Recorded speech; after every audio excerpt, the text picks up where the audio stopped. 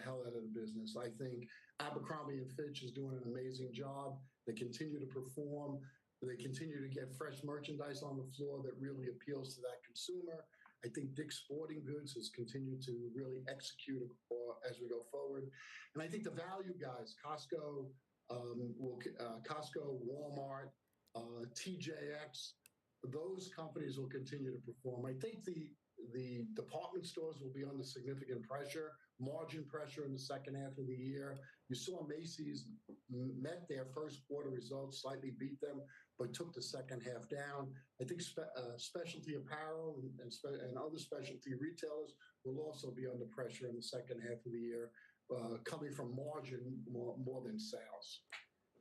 Can you, I don't know how much you can speak as a board member, but tell us about the Foot Locker deal, because I think people have looked at that. I know you're going to keep it separate.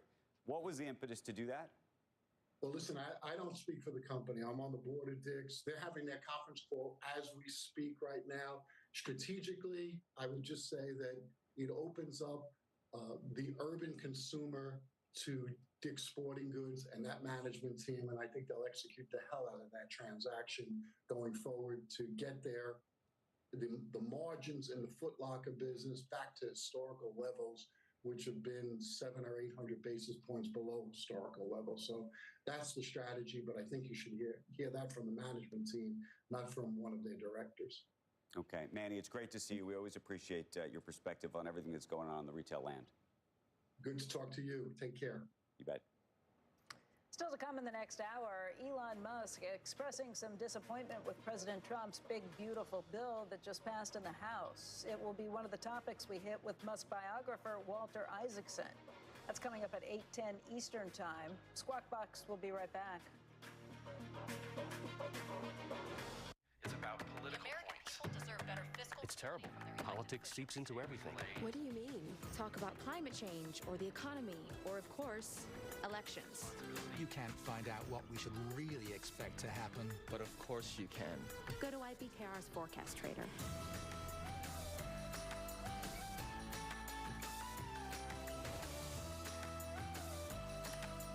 Put your money where your mouth is. It is amazing. It used to have collagen, it used to have a probiotic, a green juice. I replaced it all with this Arma colostrum. If you don't know what colostrum is, it is amazing, but it is a bioactive whole food. It has all the essential nutrients you need for your skin, your gut, energy, focus, mood, performance, your hair, like immune system. It strengthens, supports all of that. I think the first thing I noticed was the energy and recovery that it had after workout, but if you want to try it, we'll try armor.com. Down, up, right, left, inside, out. Sometimes it's hard to make sense from nonsense. Go beyond the headlines. A trusted global perspective. The Economist. Know which way is up.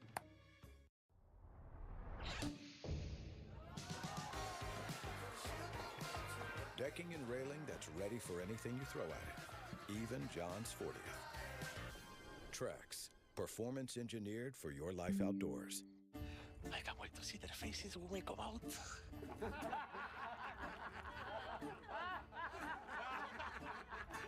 What seems to be the problem, soldier? The belly's full of Greeks. Sneaky cowards. Innovation changes everything. Send it back! With one investment, you can access the NASDAQ 100 innovators who are rethinking the world. Before investing, carefully read and consider fund investment objectives, risks, charges, expenses, and more in prospectus at invest. Just 49 keys inside a metal thing from 1958.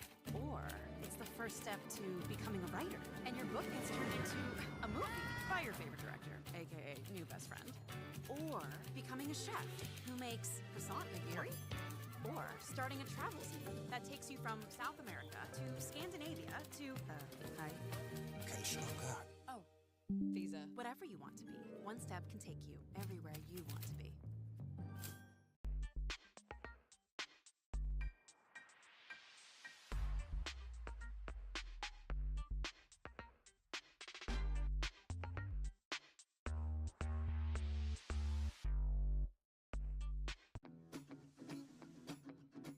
We're here for big families. Get big orders delivered with bulk pricing From your favorite club stores in as fast as 2 hours through Instacart.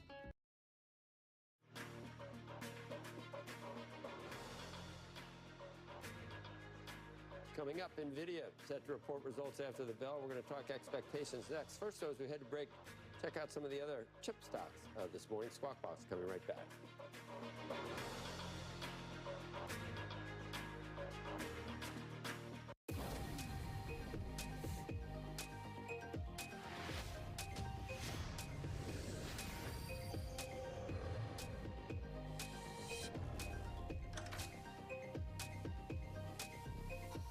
Did you know that your life insurance policy is an asset that you can sell? Hi, I'm Jay Jackson. I'm the CEO of Abacus Life, and for almost 20 years, we've been purchasing life insurance policies from seniors just like you. In fact, you can use the free policy value calculator at abacuspays.com, and in just seconds, you can learn what your policy might be worth. The premiums were getting unreasonable, so we sold ours. And for more than we expected. For many of my clients, selling their life insurance to Abacus was right for them and their estate plan. Selling your life insurance policy can be a safe, smart choice for many seniors.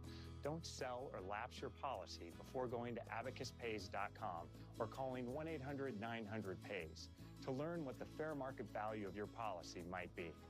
There are no fees and no obligations, just information. Get real value from your life insurance when you need it with Abacus.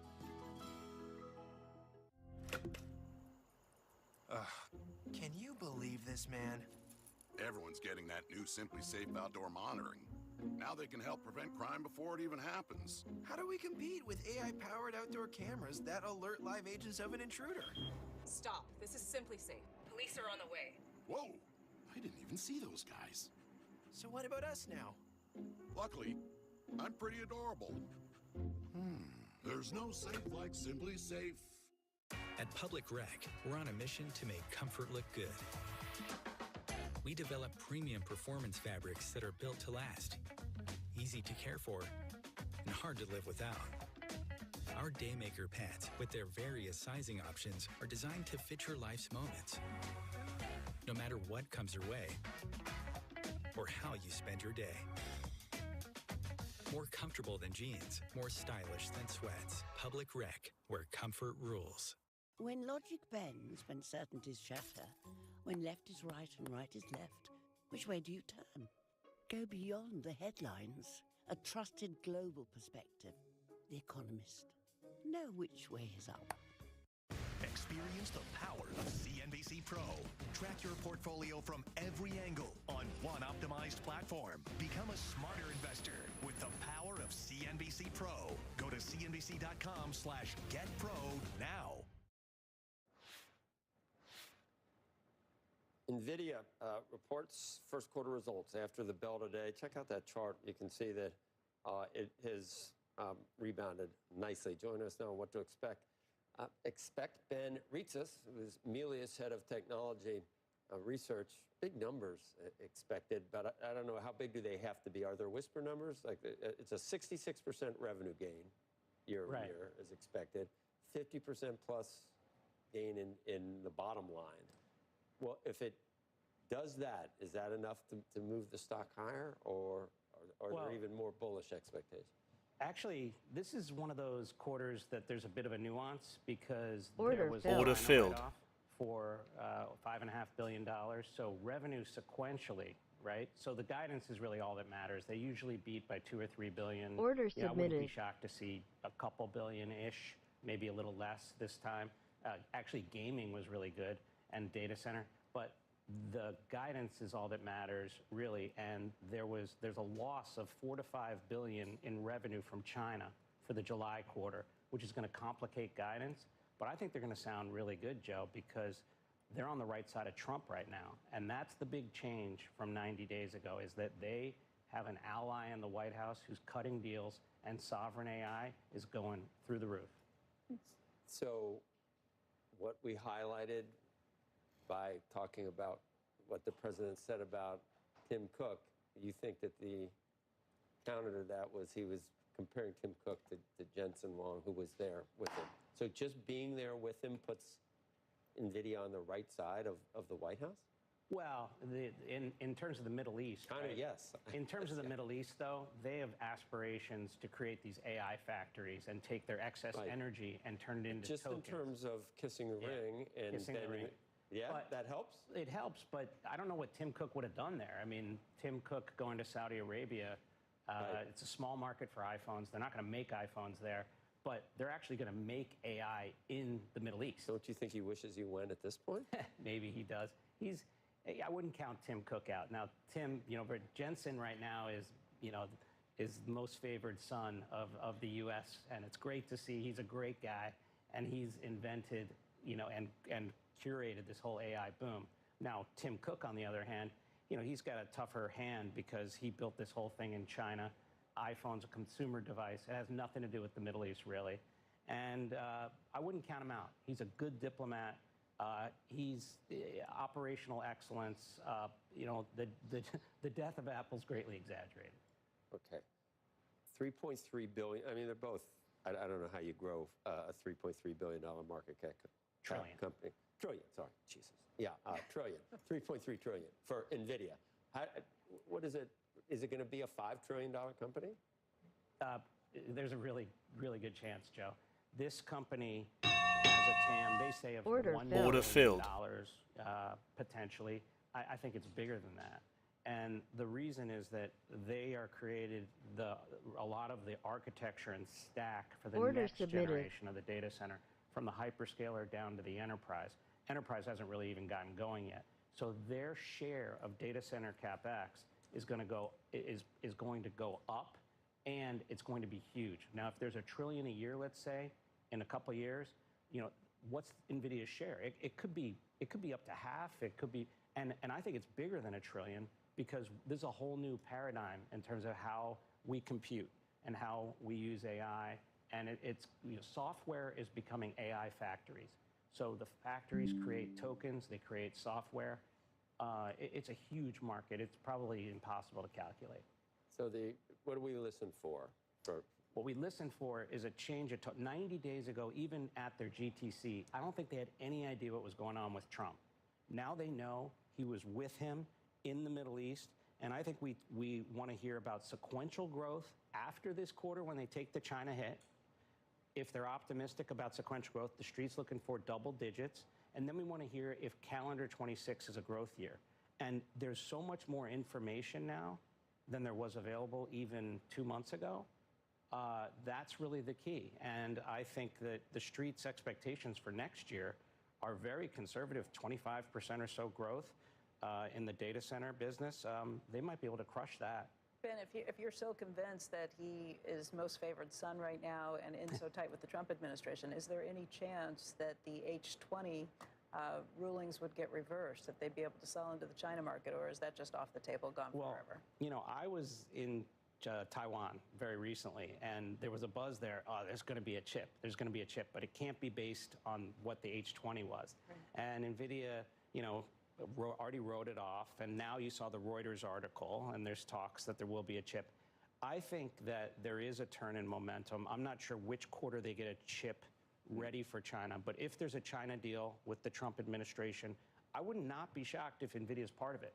And it's like, hey, you can have a lower-end chip, because I think they've gotten through to Trump and his team that the world needs to be on a U.S. stack for AI rather than a Chinese stack. And I think that's resonating with the president after spending so much time with Jensen. Really? I do. You can have it, but you just can't have what we have. I think. Well, at least you have something, and we know what's going on. And they're 50%, according to Jensen, 50% of the AI researchers are Chinese or in China. The question is, does that slow them down from trying to produce their own? Well, I mean, right? The mother of invention is a very powerful force. And I would argue that actually a lot of what Huawei has managed to do is a function of the mother of invention, right? They've been sort of forced into a corner. They got to figure it out.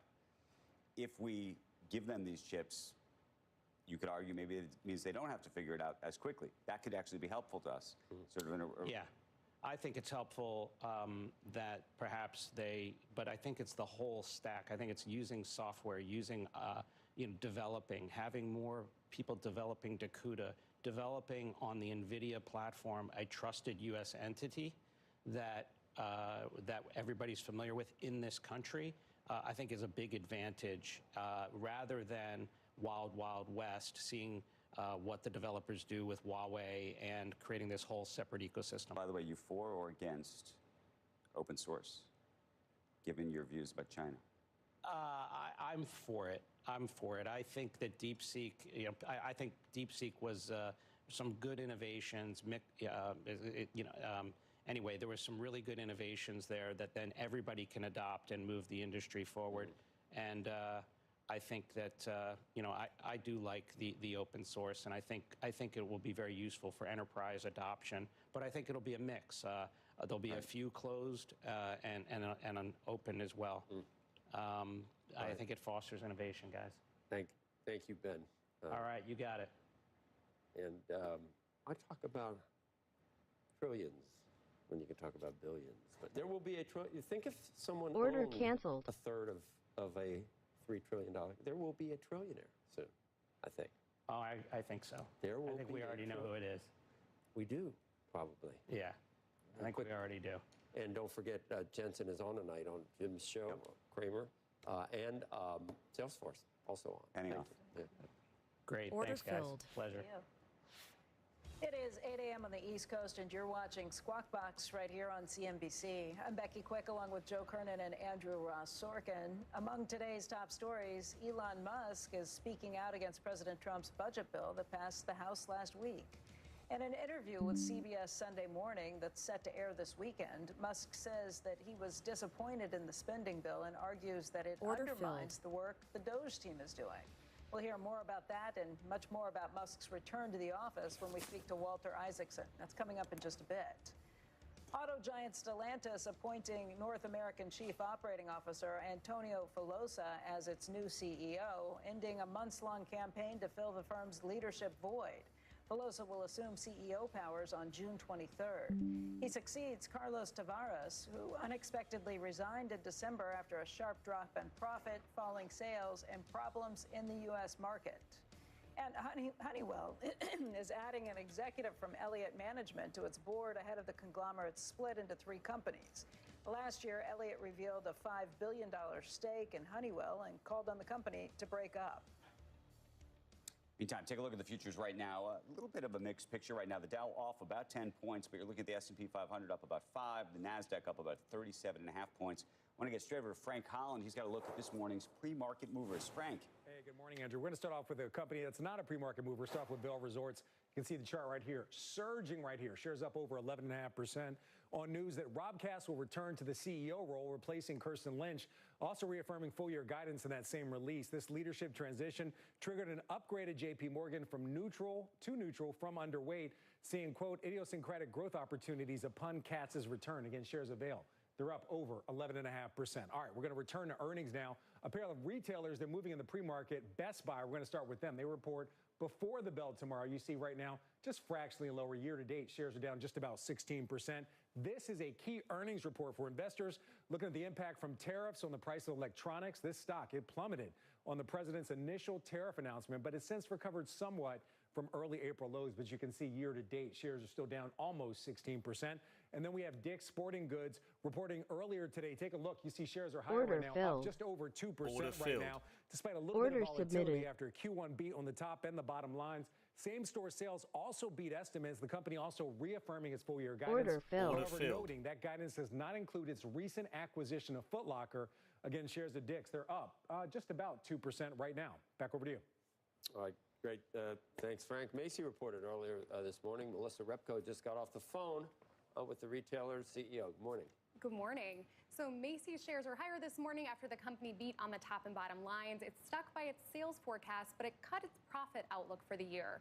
The retailer now expects adjusted earnings per share to range between $1.60 and $2 for its full year. That's down from its previous range of $2.05 to $2.25. I spoke to CEO Tony Spring, who said the department store operator now expects lower earnings because of higher tariffs and more promotions. About 20% of Macy's merchandise comes from China. He told me, you're dealing with it on both the demand side as well as the increased cost side. And so navigating that, we have a series of different scenarios to kind of figure out what will be the reality. And we want our guidance to reflect the flexibility of that uncertainty so that we can react in real time to how we serve or better serve the consumer. Spring said Macy's may have to raise prices on some items or stop carrying others. He told me, we're going to have to be surgical. I don't think there's anything that's all or everything. It's not a one-size-fits-all kind of approach. In addition to tariffs, the legacy retailer has its own challenges. It's a little more than a year into a 3-year plan to get back to growth by closing about 150 of its weaker namesake stores and investing in its better performing brands and better performing stores, Joe. Kind of feel bad for its $3 billion market cap company closing 150 Macy's. It's changing the world, isn't it? Exactly. It's a big number, and it's not a great time for a turnaround plan. Right. Still have the parade, though, right? Yes, they are still doubling down on that, and they talk about it often as a good brand building opportunity. Yeah. It is. Building a brand for something that's like a melting ice cube, though, it seems like. Worth noting, Bloomingdale's and Bluemercury are still doing well, but of course they're the smaller part of its overall business. Exactly. Melissa, thank you. Yeah, Order thank you. filled. Coming Order up, filled. Musk biographer and Perella Weinberg advisory partner Walter Isaacson on Musk's return to guiding Tesla and much more. Then later, Education Secretary Linda McMahon on the administration's battle with Harvard. Squawk Box will be right back.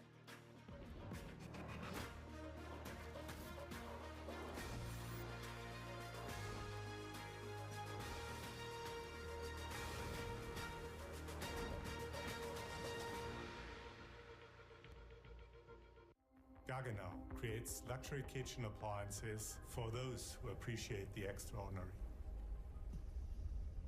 Since 1683, we have always been guided by the ideas of timelessness and perfection. Every aesthetic detail is in place to create joy. This is life as it should be. We are for those who know. The difference is Gaggenau. At Zillow, Spencer Raskoff helped change how people buy homes and created billions in value. But his only regret was not letting everyday investors in sooner. Now, Spencer and I are targeting a $1.3 trillion opportunity with Picasso. Backed by leading VCs, we're building the future of second home ownership with over $100 million in adjusted gross profits. Now you can join top investors for just $2.80 per share before our share price changes. Learn more at Picasso.com/invest. When logic bends, when certainties shatter, when left is right and right is left, which way do you turn? Go beyond the headlines. A trusted global perspective. The Economist. Know which way is up. Congratulations, Mom and Dad. Your life now revolves around sports. Well, you wouldn't trade it for anything. Welcome to Sporthood. DSG, only at Dick's. Every day, I'm checking the markets throughout the trading session, working the phones, talking to sources to share insights, information, and all of the details that you need to make money. Closing bell overtime for Easter and streaming on C. Golf, it's always bigger in Texas. A remarkable round of golf. You are kidding me. Absolutely stunning. Man, this is amazing. It's awesome. It's a party out here. Live is lit. Crushers start the party here in Dallas. Where do you go to a golf tournament and get an amazing concert? Nowhere but Live Golf. Get your tickets to Live Golf Dallas. Are you ready to take back control of your hair? Meet the #1 prestige hair serum for thinning and shedding from Vegamore. Plant-powered, clinically tested, and scientifically proven, formulated with phytoactives, peptides, and plant exosomes. Because it's not just about hair, it's about feeling like yourself again. Join millions who trust Grow Hair Serum for fuller, healthier hair.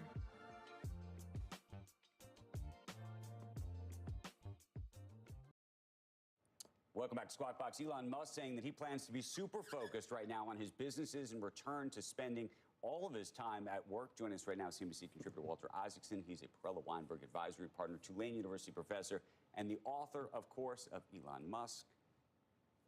Also, Steve Jobs, Benjamin Franklin. We can go on.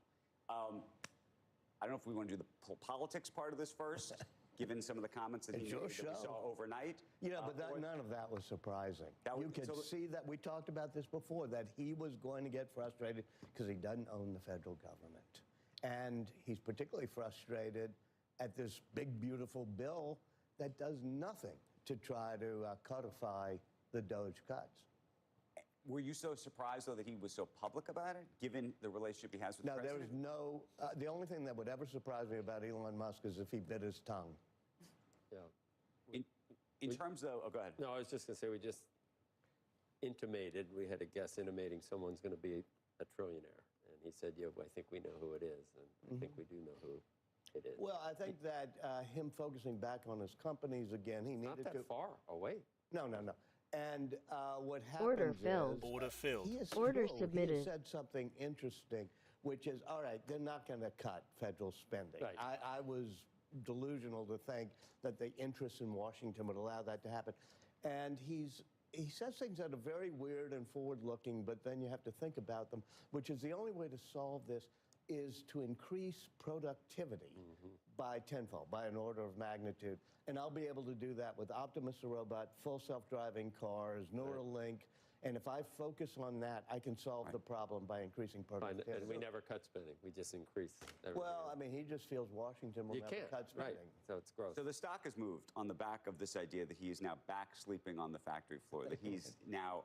And he's one of these people, and you've written about this, when he gets his back up against a wall or he feels that that's when he sort of pushes ahead even more. He's like Andrew Jackson. He's made for the storm, he said. When it's calm, things are bad. And he loves sleeping under his desk at the Tesla factory or in the Starship, the new Starship. But do you consider his back against the wall this time? Because in truth, I mean, we've talked about it, even though, you could argue that the stock wasn't performing the way it was before, it's still the best-selling car in He can gin up anxiety and gin up the fact that we have to have a maniacal intensity, and that's what he's doing now. In his recent interview, he said, someone said, what are you talking about? What was fake? And he goes, that I'm a Nazi and give, Heil Hitler. So that became, I mean, he has suffered the slings and arrows of a media backlash. Now I'm going to sound like Trump, the likes of which no one has ever seen. And by the way, he's being sued right now by attorneys general from 12 I think states. his back's up worry was late last night when the Raptor engines of the Starship second stage didn't perform perfectly, and he's sitting there obsessing about that rather than, I mean, by the way, who did he give this interview to where he's attacking this big, beautiful bill? He gives it to CBS News. It's funny, yeah, I know. That's interesting. But the slings and arrows. By the way, they're not suing the president for DOGE. They're suing him, which I mean that's got to be so frustrating. I bet you, even though he has a pretty big mind, he cannot keep up with the number of lawsuits hitting him on everything. Which more than anything, it's got to be frustrating from the loss of time if you have to go and testify. If you have to go. I know. I noticed that in a couple of them, he was supposed to testify or even give depositions, and he's been able to.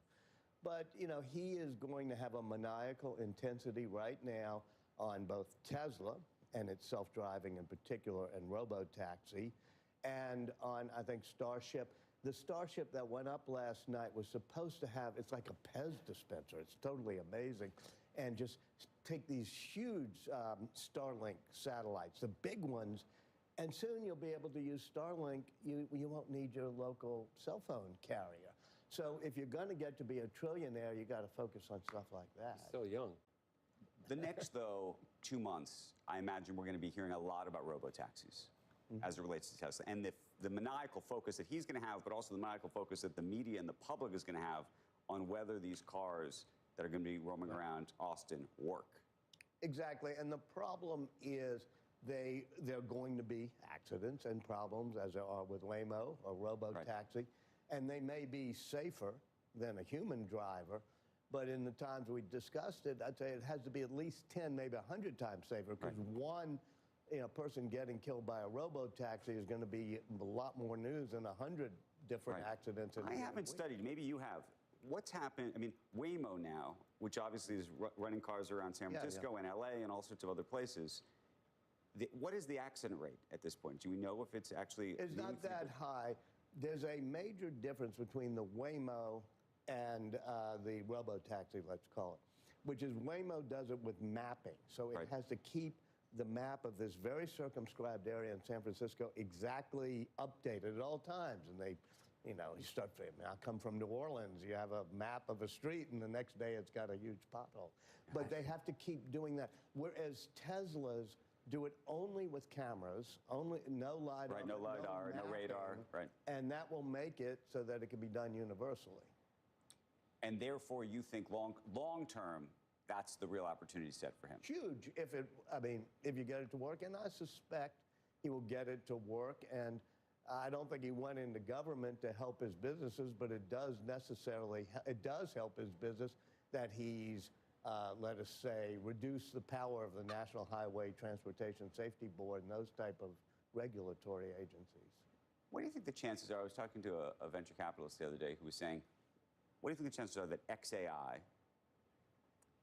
and the AI operation ultimately gets merged up with Tesla? I think it's going to happen. And I think it's going to happen because Musk, even in my book, when he's starting XAI, when he's doing it, he's talking about, okay, these chatbots are fine, but what you need is real-world AI. You need to be able to not only take all the text that's ever been written, all the tweets that have been, but all the videos from Teslas and all the Optimus robots seeing and the hearing. And you will have real-world AI, and once again, that'll be one order of magnitude increase from what we're looking at now.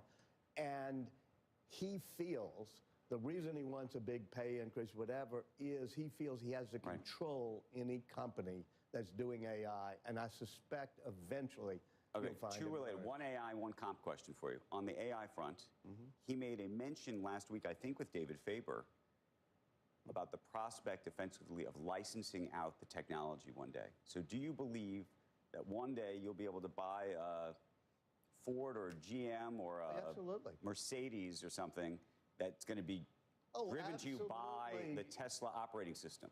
Absolutely, just like he's licensed out and succeeded in the charging stations when the Biden administration was trying to do government charges. He said do it. And if you looked at, say, the big Tesla unveil once on robotaxi, who's there? Johnny Elkin, who runs Stellantis. So, of course, companies that don't have full self-driving could easily license that of Tesla. You mentioned comp. It's still an unresolved issue for Musk. What do you think the resolution is? And one of the things that I always wonder is, you see his name on these, the wealthiest in the world list, and he's usually 1 or 2 or 3 or whatever it is. I don't know if that includes or doesn't include effectively the $50 billion that he, I think, at least in the moment, doesn't have. Oh, you mean from the Delaware Chancery? From the Delaware, yeah, right. No, that's not in there. And I think that has to go to the court in Delaware, and they're fighting it pretty strongly. And it's also some political pressure being put on because he's urging all companies to move out of Delaware. But so he doesn't have that money at all? Where's that money live now? But also, like, that money didn't go back on Tesla's balance sheet. So I don't know where. I actually was thinking about this the other day. Where is the money? I'm really sorry, Andrew. It might be on the balance. You sure it's not on the balance? It must be. I don't think so, because it would have been given to him and vested for him. It would have technically vested, so it wouldn't be living with the company anymore, except that it no longer technically is supposed to be with him. I think the main thing for him is that he wants to have pretty strong control. Not necessarily that super control that a Zuckerberg would have over Facebook. He thinks that's bad. But a 25% at least, so that somebody can't kick him out of the company. He doesn't want to blow it in Atlantic City or something. Right. That'd be like the movie, Brewster's Millions. You could never spend it. Well, I mean, he has an intensity, a maniacal intensity on both FSD and on AI, and you're going What about Neuralink? Is that a vanity project? Oh, absolutely that not. Could be If the you go biggest down thing to out of all these things.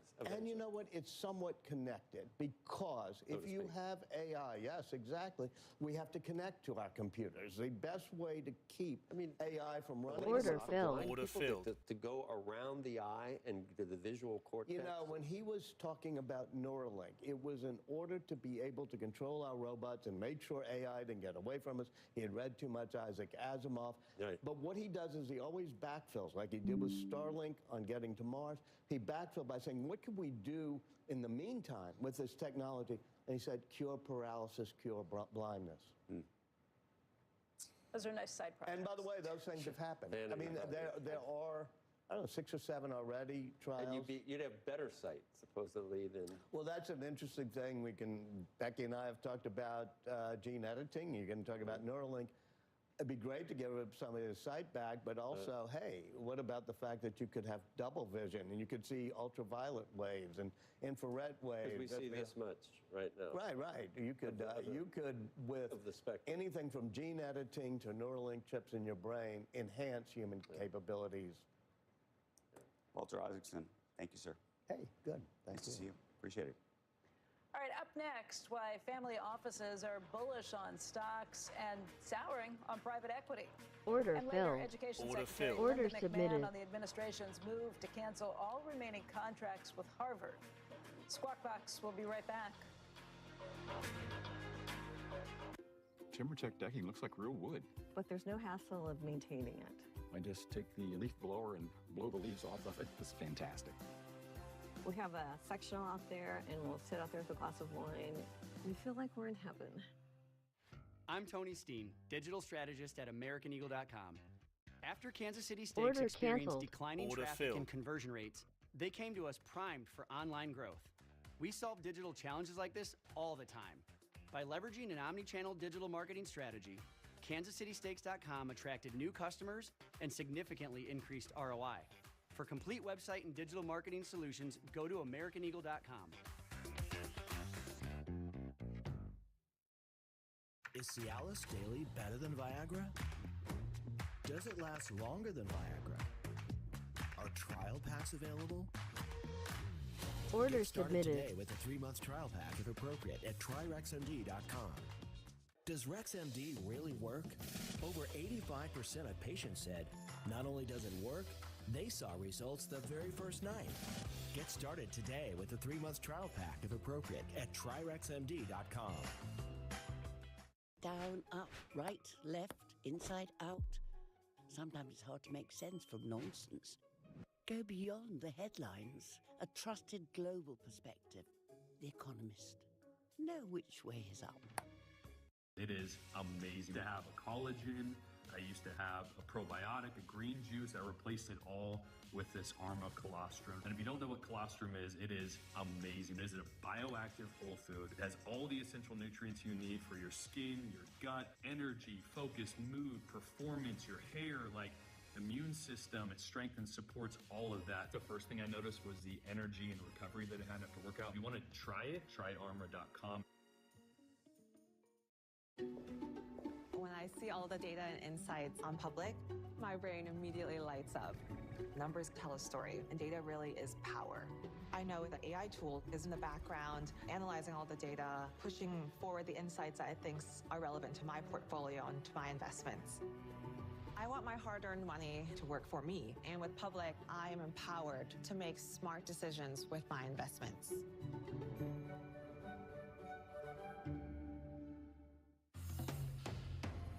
CNBC. Live ambitiously.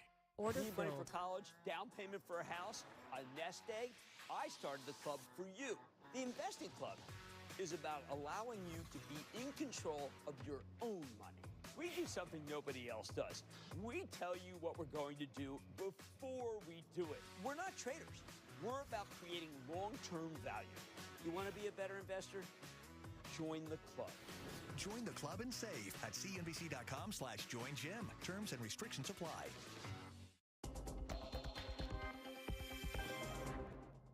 We got a market flash for you. Cantor Fitzgerald buying UBS's O'Connor platform that handles alternative investments, including hedge funds, private credit, and commodities. The deal will add about $11 billion in assets under management to Cantor's asset management platform. The deal expected to close in the fourth quarter of this year. Well, I don't know if there's crypto involved. I don't know, but in that group. Right when everybody's getting out of it. And one of the fastest... It's all the alts. It's all about alts. One of the fastest shifts in history. Family offices now loading up on stocks and souring on private equity. Robert Frank joins us with new data, coincidentally from UBS. Exactly. Well, according to UBS, family offices increasing their allocation to stocks to the highest level in years. The private investment firms for wealthy families, typically worth $100 million or more, they're planning to boost stocks to 29% of their portfolios from just 26%. Now, last year, American family offices were even more bullish, with stocks at 32%, that according to a new report from UBS. Most people were anticipating some sort of volatility, along with a lot of new technologies and new advancements in the markets as well. And so if they have the opportunity to move quickly, public markets gives them to do that. Now, at the same time, family offices trimming private equity, going to 35% from 27%. Those moves marking a sweeping reversal for family offices, which had been moving to private markets from publics. Now, family offices also staying very close to home with their portfolios. They have 86% of their investments in the U.S. That compares to a global average of 53% invested in the U.S. Now, UBS saying family offices invest in what they know, and of course, the U.S. markets have outperformed the rest of the world in recent years. Now, to see all the investments of today's family offices, you can get my Inside Wealth newsletter. That's at CNBC.com/InsideWealth, CNBC.com/InsideWealth. Think of what it means. I mean, initially there was a lot of bullishness on, we knew taxes on corporations were going to stay low, taxes we're going to know what they are, deregulation, DOGE, but then April 2nd comes along. I think there are two things. One is that private equity is less attractive because, as you guys have been talking, Andrew knows well, there are no exits. So when you're not getting money out of your investments in private equity, you're not going to put more money in. On the stock side, family offices, the #1 investment theme for family offices is AI. Now, it's very hard to get in the funding rounds for the big AI companies like OpenAI or Anthropic. So if your big theme is AI, the only way to get that exposure is in the public market. So those are the two drivers. Well, you didn't come in and say money markets, or that family offices are all buying money market funds or short-term. They're not. In fact, they're getting out of cash. They have been building up cash for years, and it's the first time we've seen in 4 years that they're actually moving cash out of their cash holdings or cash equivalents and into stocks. When is this data run through? Because markets are up a lot this past week. Very good point. And also, it was right up through the sort of beginning of the tariffs. So it was all the interviews and the surveys were up through beginning of April. Because I would guess they would deploy money in April, maybe not in May. Absolutely. Things are changing so fast, so we will give you an update on what we hear when we get the next one. Yeah.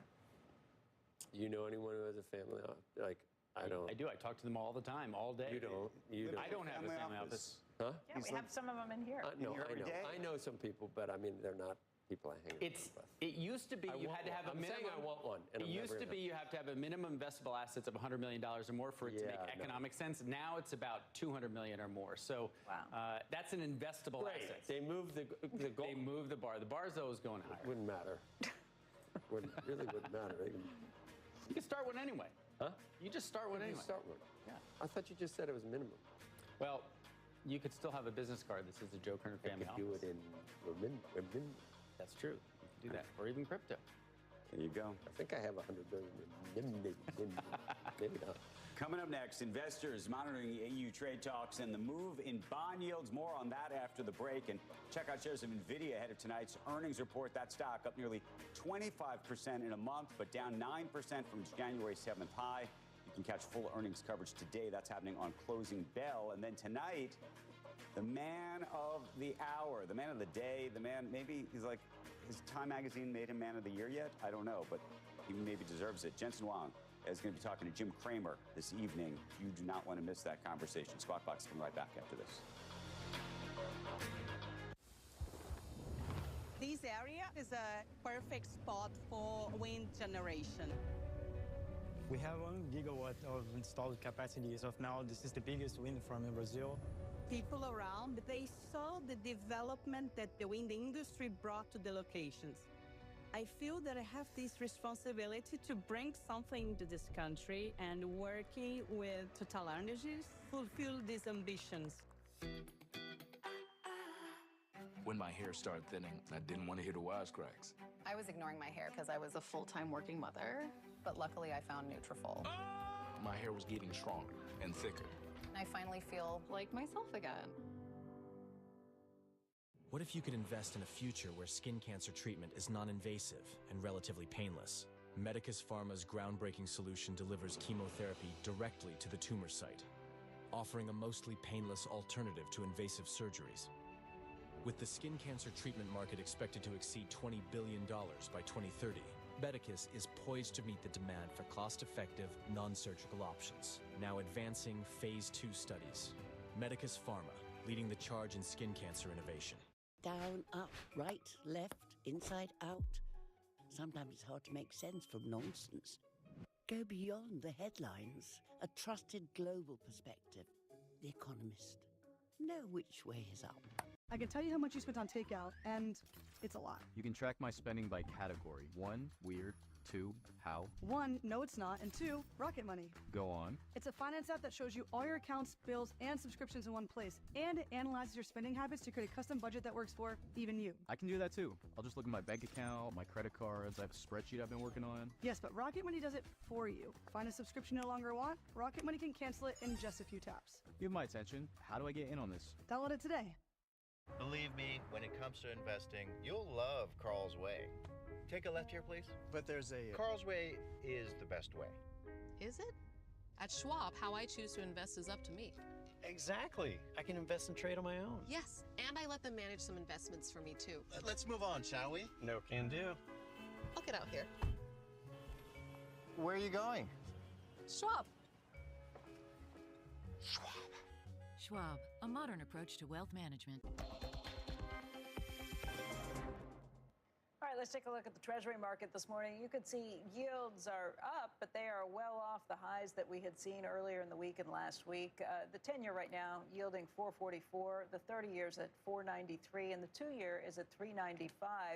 It is a bit of a relief rally for bonds yesterday after the president postponed tariffs on the Eurozone.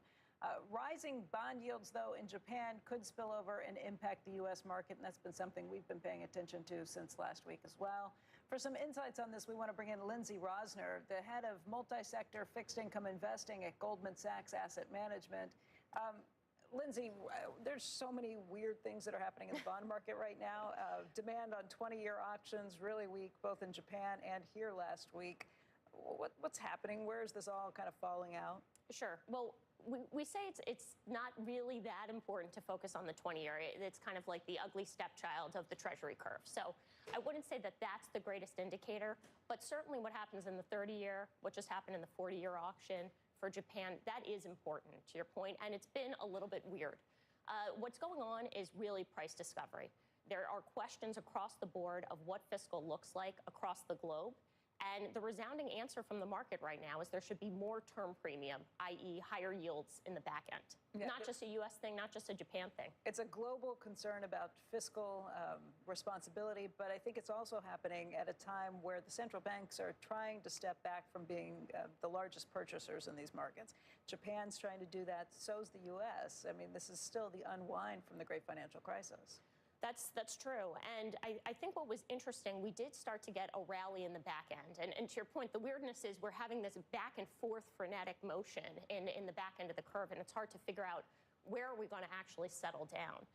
And there actually was a survey put out in Japan to say, what do you think the right issuance pattern is? Right, and that survey gave some hope that maybe there'd be less issuance in the back end, which would lead to some relief and yields could be lower. And I think until we get more certainty and clarity there, we're going to see this kind of frenetic behavior. So what's a bond investor or a potential bond investor to do at this point? Do you look at any of these government-issued bonds? Do you say, okay, as a result, here's what we're going to do with corporates?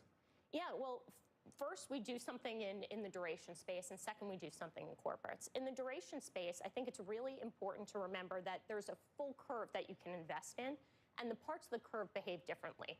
The back end of all the curves are really responding to fiscal. What would be most sensitive to central bank policy would be the front end of the curve. So we actually like duration in the front end, call it 5 years and in. So all this movement in the back end, we think not that you can ignore it, but in terms of portfolio construction, don't be exposed to it. Stay in the middle of the curve. And then elsewhere, and yes, it's all related to what happens in rates. I like to think of like the fixed income market's like a house where the foundation is actually the rates market and the levels above it are the corporates, the structured product, et cetera, exciting home.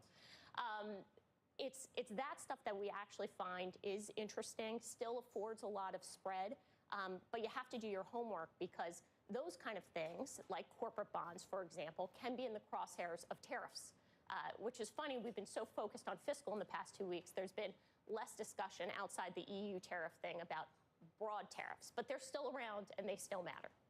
And matter how to corporates? Like, how do you factor that in, and what's safe and what's not? Yeah, it's what will have sensitivity to tariffs. So think about input costs or where a company sells products. That all is going to matter. So we're trying to stay away from the areas that are really sensitive, like retail, for example, like autos, depending on where they're produced, and finding places that have less sensitivity to tariffs. So tariffs are super important, and that's why we have a ton of research analysts that help us do that. I was surprised that that point you made in the notes, just the idea that, look, bonds have still outperformed stocks this year, even though we've seen some pretty massive rebounds over the last month. Yeah, not to say that yields haven't moved higher or they haven't moved a lot this year in both directions. I mean, the daily delivered vol of rates has been extremely high. But we need to take a step back and remember, stocks are up as of this morning, I think 0.7% on the S&P. The AG, which is just a basic proxy for public fixed income, is up 2%. Like, you are still winning, actually, in bonds. And if you want even more yield, snore? No, no. Unless you got a lot of money and you're an insurance company, there's no reason to ever... Order submitted. Or you're 100. There's no reason. I think you need to shift your focus to crypto. Say, at Goldman, say, I no longer want to cover... It's just... You know what, where we may big money and safe some money, common you ground. need... Okay. Okay, I'm going to try here, Joe. I think where we Order could find some filled. common ground is Order a filled. diversified portfolio. Maybe you could have a little bit of crypto. Order some submitted. bonds, some stocks, to try to a minimize diversified volatility. portfolio. But did you hear what you did? You said stocks are only up 0.7 and bonds are up 2%. I mean, think about what you're saying. Right. Well, that's not even a big move on a daily basis for a stock. I mean, I'd rather take my chances in, I don't know, dividend yielding stocks or something. Look, for insurance companies, and there are people that are suitable for fixed income. There's no doubt about it. But yeah, I think you're on a glide path your whole life, right? You're supposed to start off, remember the rule, I don't know what it is, 60 minus your age. Right. How much you're supposed to be in stocks, and over time, you're supposed to transition into supposedly. bonds. How about maybe tax-free? But there is often a correlation between risk assets and bonds, Definitely. and bonds can protect you. I definitely think you can use it also to make determinations about what to do in other asset classes, what's happening in the bond market. It's informative. Right. But But a pure 5-year note to put any money in that, I mean, you probably have a nightlight too and sleep with the lights on. But it goes back to, like, do you have homeowners insurance? No, nothing's going to happen. Nothing's insured with you. You're just riding. You can't have a mortgage with that. No, I don't think anything's going to happen. We're very careful. No, yeah, of course I have homeowners. Okay, so you get bonds. It's the same Life kind of thing. insurance too. Same kind of thing. Life insurance, I definitely don't like because I never want that to pay off. Obviously. Right, that's the hope, right? But you have it for that kind Except of rainy day or problem. Got to have second to dollar. Look, Joe, if you had a recession, what's going to do better, stocks or bonds? And this year we've been debating what's the probability I'm of a recession. optimistic. I hear you, and I know this is your chosen profession and everything. This is our moment too. And this is your Bonds are cool. Give me some limelight. Help. You know what's cool? 13.5 triple A tax freeze back in the day. Okay. That is exciting. Think of that. Okay. That was like early 80s? What are we talking about? That was early 80s. Early 80s. I may have been in utero, but I will take your word for it. Order filled. Okay, I didn't think we'd... Thank you. That's a word we don't use a lot. Okay, coming up next, we will have a discussion, maybe a little bit of a debate. Education Secretary Linda McMahon is going to be talking to us about the administration's push to end financial ties with Harvard. Take all that money and give it to trade schools. And the battle against anti-Semitism on campuses across the nation. You do not want to miss this. We're coming right back. Discovering innovation today helps drive growth tomorrow. As a leading global asset manager, PGIM has established a track record of helping investors capitalize on growth opportunities. PGIM Investments, shaping tomorrow today. Franklin Templeton ETFs. With over 70 ETFs, we have solutions for every market, helping advisors build the portfolios of the future today. Franklin Templeton, your trusted partner for what's ahead.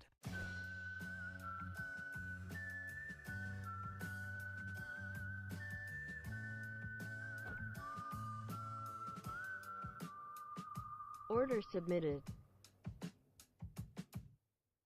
New projects means new project managers. You need to hire. I need Indeed. Order Indeed filled. you do. Order filled. Order filled. Sponsor a job on Order Indeed, submitted. It's easier for talented candidates to find it, which makes it easier for you to hire them. Visit Indeed.com/hire. When I really want the ultimate no makeup makeup, I throw on Just Enough Tinted Moisturizer. It's for the days when I'm running around doing errands and I want to look pulled together. It's called Just Enough because it has just enough coverage. Learn more at jonesroadbeauty.com. It's time to feed the dogs real food in the right amount. A healthy weight can help dogs live a longer, happier life. The Farmer's Dog makes weight management easy with fresh food pre-portioned for your dog's needs. It's an idea whose time has come. Boxes, sure, they bring you stuff, but they can't tell you which chair is good for your back pain. Simone, though, who sold you her desk chair on OfferUp, has some great advice. Discover life outside the box. At Zillow, Spencer Raskoff helped change how people buy homes and created billions in value. But his only regret was not letting everyday investors in sooner. Now, Spencer and I are targeting a $1.3 trillion opportunity with Picasso. Backed by leading VCs, we're building the future of second home ownership with over $100 million in adjusted gross profits. Now you can join top investors for just $2.80 per share before our share price changes. Learn more at Picasso.com/invest. Walt Disney Studios chose T-Mobile for Business to help bring Lilo and Stitch to theaters this summer. T-Mobile's advanced 5G solutions connected remote production hubs, powering real-time collaboration.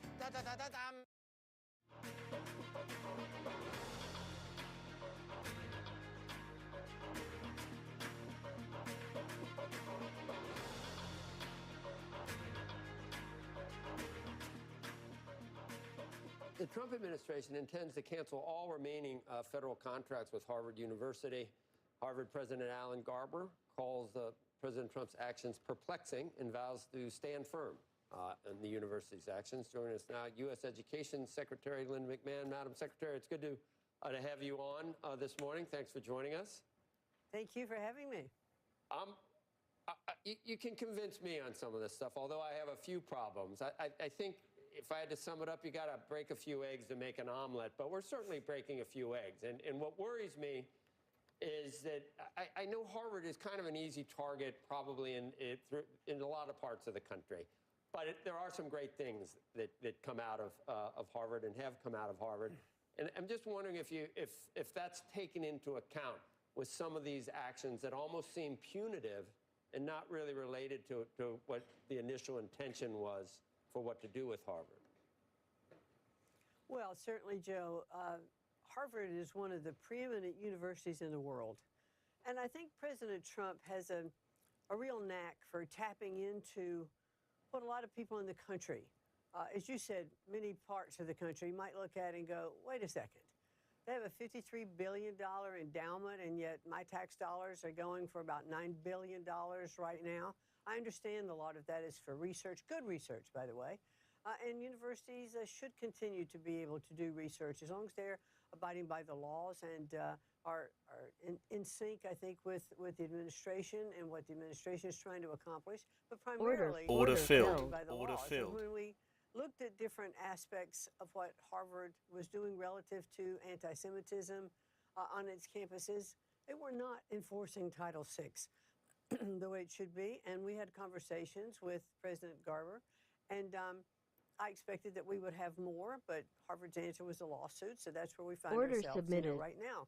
But it is, I think the president Order is submitted. looking at this as, okay, how can we really make our point? And what are the things that Harvard and other universities are doing that we have to call attention to? And when you look at these endowments, $53 billion at Harvard, that endowment Order doesn't sit canceled. still. It's invested.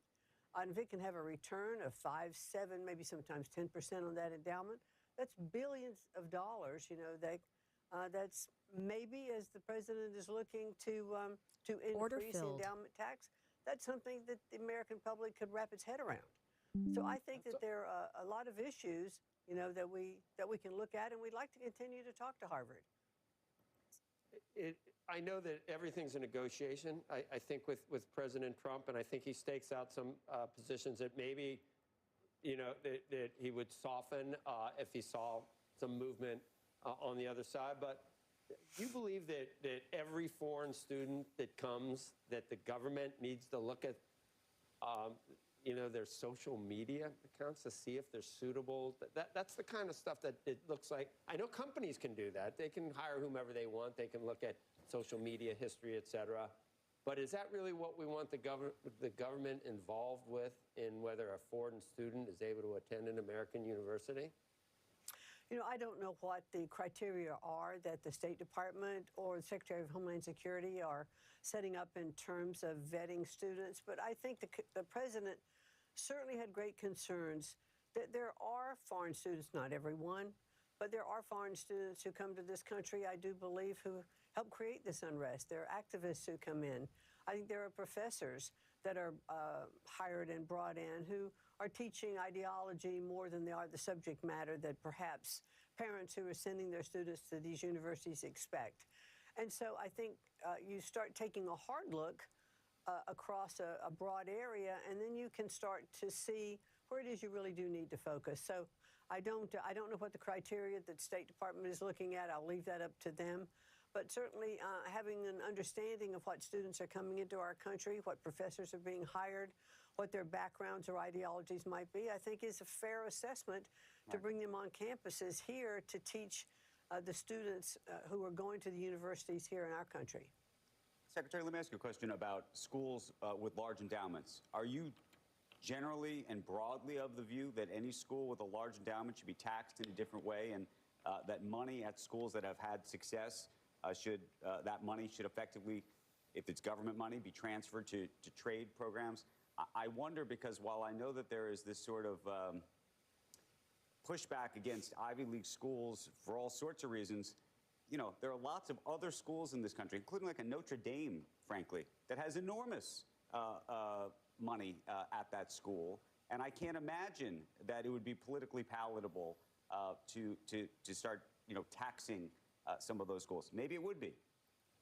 Well, I think that's one of the things that the president has talked about, and in the reconciliation package is taking a look at, should we tax the revenue on endowments at these at universities that have these substantial endowments? As I said, these endowments don't sit still; they're invested. They can often throw off big returns. And I think what the president has suggested is perhaps taxing these endowments at the top corporate tax rate of 21%. Right now, it's 1.4% on certain universities, that have a certain population, and you are taxing the delta of over $500,000, per pupil. So, there are some criteria in there that needs to be looked at. But I think taking a look at all of these issues, it's billions of dollars that could come into the government if this endowment revenue is taxed. Boy, and how could we use those billions of dollars? Could they provide other scholarships? Could they provide money in other forms? And I think the general public will look at that and say that might be a reasonable approach to take a look at. And I think if I could just continue to make this point, sure. I do believe that generally we are taking a look at how education should be different. There is not the demand as much for four-year universities in terms of, now, if we're looking at doctors or lawyers or engineers or those kind of things, yes. But more and more parents and more students, more adults who are looking to upskill are looking at different programs, two-year or short-term programs. And one of the things that we've talked about at the Department of Education suggesting are short-term Pell Grants, and we've seen that's a bipartisan effort that's coming out of Congress, because we believe there are other ways to train people to make a good living for their families in this country and maybe not go into the debt of four-year universities. So I think the paradigm looking at education is shifting. I guess that makes sense, looking at trying to figure out what is going to be most beneficial to the American population. But is this something that is just targeted at Ivy League schools, or is this something more broadly at four-year institutions overall? And I guess you could look at some of the schools with major sports programs. Should they be targeted more to pay more taxes because they're more of a business than they are an educational onset at some of those issues? Well, I haven't looked at or had any conversations with the president about that. But, you know, what really, I think, triggered a focus for the larger elite universities, especially in the Northeast, was the lack of attention that was being paid in the enforcement relative to anti-Semitism. And one of the things that President Trump did campaign on was he said he was going to put a stop to it. It was illegal on campuses. It was clearly in violation of Title VI. These are civil rights issues on campuses, and parents who are sending their children to these schools and those students that are on campuses have a right to study in a safe environment and not be afraid to be on campus. And that's what we were starting to see, and it called our attention to that. And then we started, as in the general movement of changes in education thought, as I mentioned earlier, I do think that we started to delve a little deeper and to make sure that we were trying to encompass how should we be looking at education all across the country. But there was a focus in the Northeast to start with these elite universities, because that's where we saw most of the issues happening. Secretary, real quick, what do you make of the judge effectively stopping some of what this administration is doing? I mean, when you talk to lawyers in this country, most ultimately actually think that the administration is going to lose this case. Well, we'll see what happens with the case, but certainly I think, you know, there was a liberal judge that was found to interpret, you know, this case. We'll see what happens with it, but I think we're on solid ground. If the president of Harvard were to either overtly or behind the scenes come to the table and say, look, let's just cool all this down a bit and arrive at something where both sides are happy, is there an off-ramp, Madam Secretary, where, I mean, that's what a lot of people have been hoping for, because it just seems like both sides are dug in, and we know who usually wins things like that. If it's the government, do you see any signs that there will be some conciliatory moves from Harvard? Well, I would certainly hope so, just as we've had really good negotiations with Columbia, and we are in talks with other universities. I've said all along I would like to see Harvard come back to the table, but when the response out of the box is a lawsuit, then you've got to answer that. Secretary, fair or unfair to characterize the requests or demands, rather, that the administration made of Harvard were different and more aggressive than those made to Columbia, for example? Well, on balance, I think they were pretty much the same. I mean, we were looking at things like protesters who couldn't wear masks except for, you know, religious or health reasons, because, you know, when they were totally covering their face, or you couldn't identify protesters on campus, that was unfair. And protests, right. You know, no one is saying that there shouldn't be, you know, social justice, peaceful protests on campus. My apologies, but my understanding was the demand that I saw, the letter that was written to Harvard, I don't know if a similar letter was written to Columbia, required, you know, all sorts of data being provided about hiring of teachers, the background of those teachers, those that were admitted to the school, how that would work, who those individuals would actually be, that there was going to be a significant hand of government engaged in that in a way that I don't think was necessarily prescribed to these other universities, but you can tell us otherwise. Well, the letter was intended to, was to prompt Harvard coming back to the table and for us to continue with our negotiations, and we were exacting in the letter. And I think that those are things that would be worthy to discuss and have answers to. Well, I think really maybe democracy it is helped to shed light on all these things, Madam Secretary. When you're on, we have a much better feel for what's going on. We hope you come back. Thank you. I appreciate it. Thank you so much. We'll be right back. Oh, so you corporate types are rock stars? Well, that's as ridiculous as rock stars being corporate types. Workday's AI agents are making you all rock stars. Sorry, habit. Proceed. So that's a slide. Any questions? And now with Workday, we can manage our people and AI agents. I'm sorry. Who are they? Oh, interns. We're interns. Good night! I'll see you tomorrow. Introducing AG1 Next Gen. The daily health drink backed by 4 rigorously designed clinical trials. Next Gen is clinically shown to increase healthy gut bacteria by over 10 times and to close common nutrient gaps. It's one drink for whole body health. The next generation of AG1 is here. Opportunities can be hard to find, like catching lightning in a bottle. In uncertain times, it's tempting to retreat or simply wait and see. At CME Group, we empower those who act. We deliver tools to help manage risk and capture opportunities in every market climate, across every major asset class, to seize each possibility at precisely the right moment. CME Group, opportunity is everywhere. I started the club for you. The Investing Club is about allowing you to be in control of your own money. You want to be a better investor? Join the club. Join the club and save at cnbc.com/joinjim. Terms and restrictions apply. Fire it up. The all-new Dragon Flame Grilled Whopper is here at BK. Bold, juicy, flame grilled, and ready for adventure. Experience a new kind of flame at Burger King.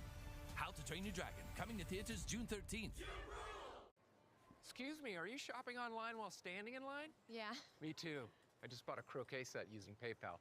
Cool. And PayPal lets me choose how I pay. Oh no, you're not gonna sing again, are you? You can pay your own way. Here we go again.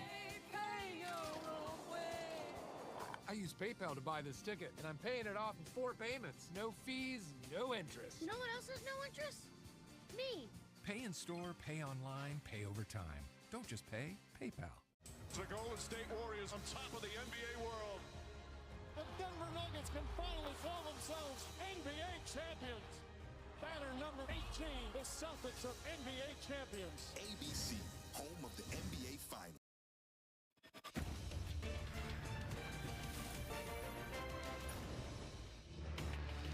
Good Wednesday morning. Welcome to Squawk on the Street. I'm Carl Quintanilla with Jim Cramer, David Faber at Post 9 of the New York Stock Exchange. Pre-market adding to some gains after the best day in more than 2 weeks. Big day for earnings with some retailers this morning. Of course, NVIDIA, Salesforce tonight. Yields are a bit higher after a soft 40-year auction in Japan. Weakest demand in almost a year. A roadmap begins with the countdown to NVIDIA. The chip giant set to report after the bell. Investors squarely focused on the impact of these export restrictions in China. President Trump is looking to take Freddie Mac and Fannie Mae back to the public markets. He does say the government would retain guarantees and an oversight role of both of those mortgage lenders. And a number of big retail names were out with earnings. What the guidance is saying about the impact of tariffs and the impact on the consumer. Let's begin with the markets gearing up for NVIDIA tonight, followed by Jim's big interviews with CEO Jensen Huang. You got a very busy day today. Yeah, Jim. And this is Fulcrum. I mean, these are the people, enterprise software is Mark Benioff, semiconductors, but also some software is Jensen. Politics is Jensen. We're going to cover China, obviously, but remember, there's the rest of the world that apparently the president's really helping him get orders. We got to figure out whether, David, this is all data center, which is way people want to contain the thinking, and China shut down, or whether there's something bigger going on here. Whether the next generation chips are really going to make it so that the robots are real. What does video mean if you can ingest? I thought it was very interesting. Joanna Stern from the Journal talking about everyone can make a movie. How much of that is... Well, I was talking about it yesterday with you guys, and you remember VO3? I mentioned it about 10 times because it freaked me out when I was watching all that stuff over the weekend.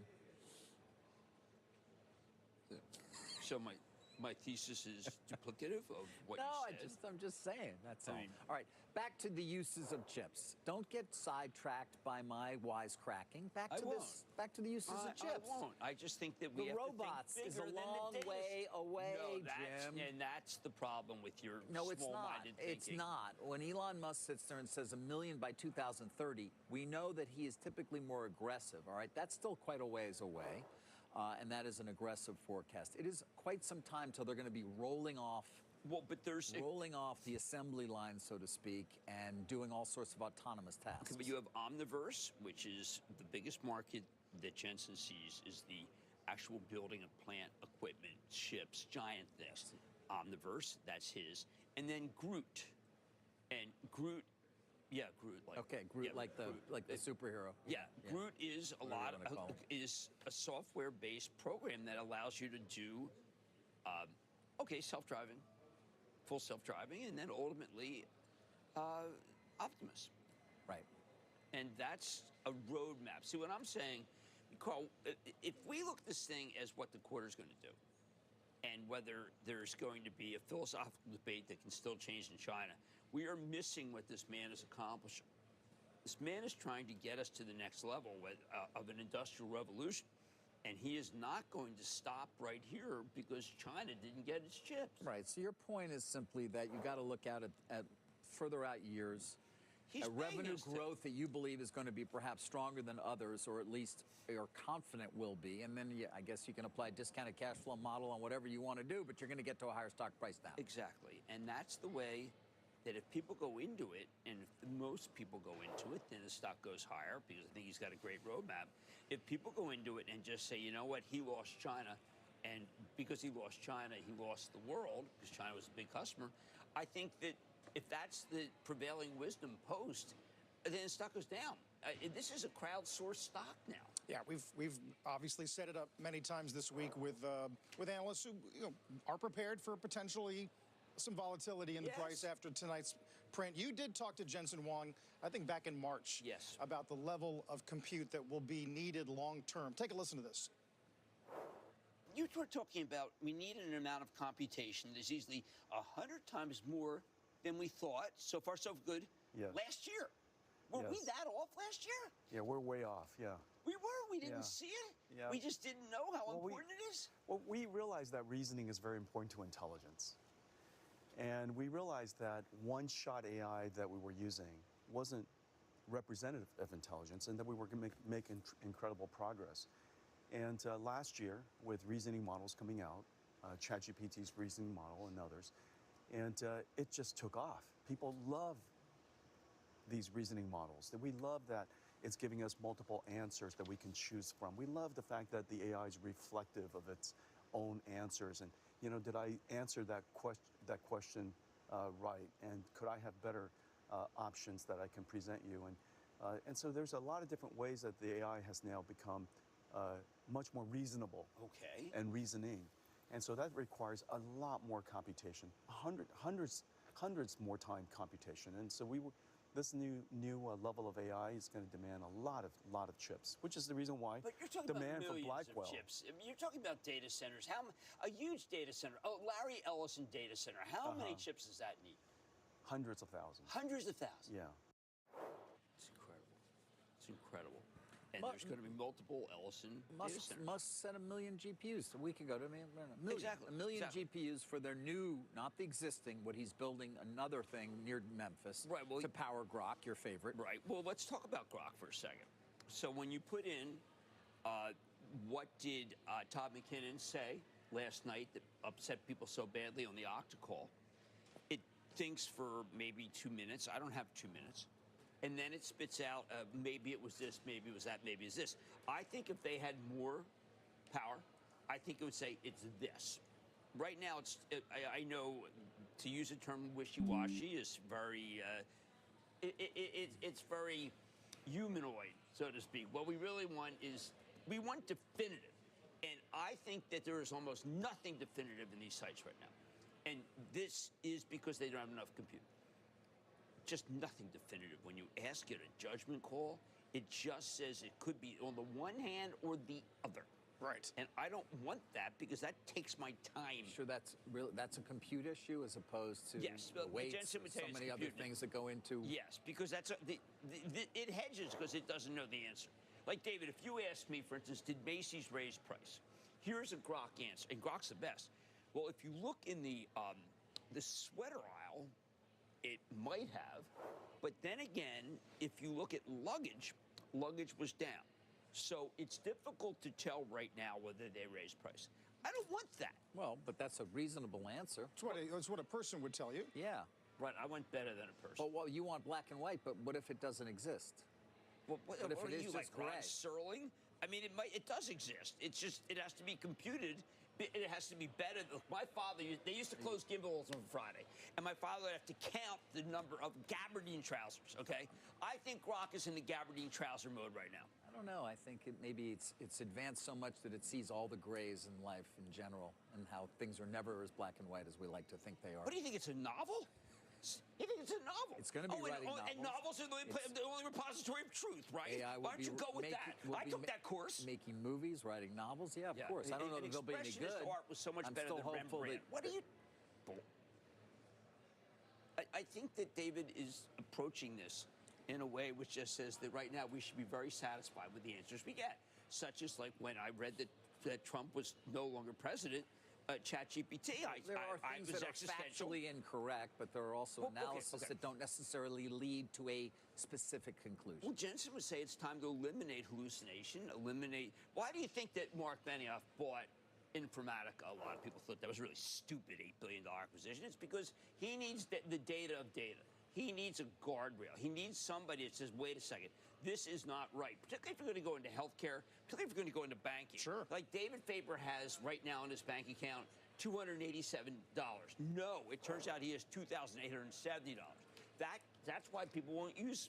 Right. You need to make sure the data is correct that you're using when you're using an agent to help the company and analyze their own data. If you're using healthcare and the what do you want to call them, the pseudo doctor says, David, the problem in your left elbow is this, and you're there really because you have a kidney problem? That's not what we want. No. But that's what currently it might happen, because that's how inexact. People keep thinking they're exact. Now, there was a great piece this morning I read about how people go to school and they don't bother. You're paying $90,000 a year, and all they do is put it through. Yes, there's a lot of use of the LLMs Perplexity to write essays, to answer everything, and there is a question in terms of whether the people who are conceivably getting educated really are, because they're not using their brain as much. It's very typical to think that this is about as far as it's going to get. What is? As far as human, the chatbots. Oh no, I don't think that's. I don't think people think that at all. Okay, well, I mean, I think that in order to get to where you want to go, you have to keep giving this man money.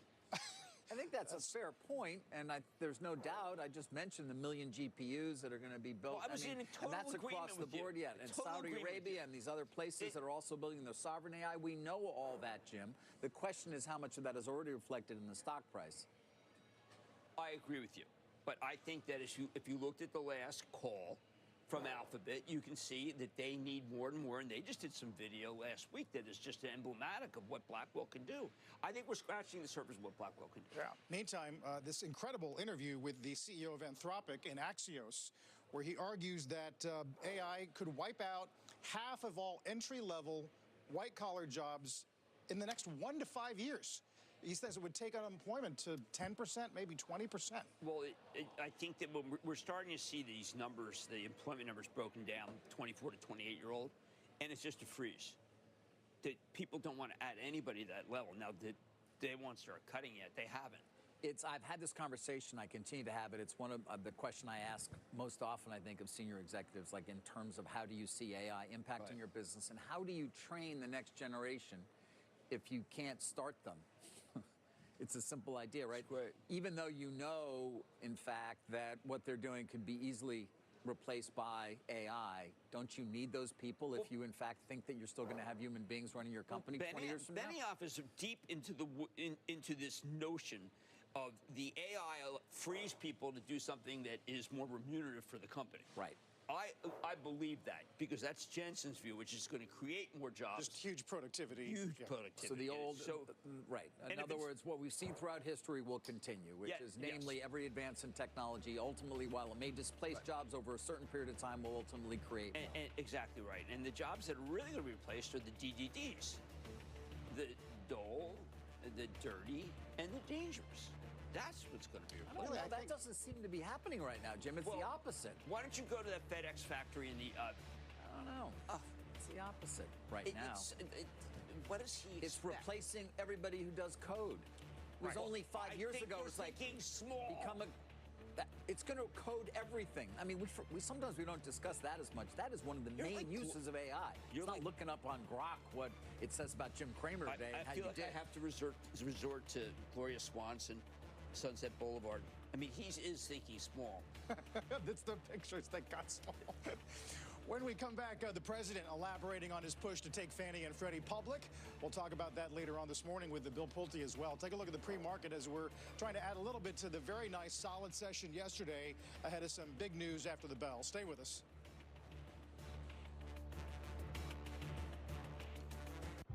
Comcast Business doesn't just power businesses. We help turn them into logistics mastering, supply chain transforming, seamlessly restocking, frictionless paying, poke bowl ordering, cyber securing, mobile access granting, data managing. Welcome to the worlding modern businesses. Powering the engine of modern business, Comcast Business. At Morgan Stanley, old school hard work meets bold new thinking.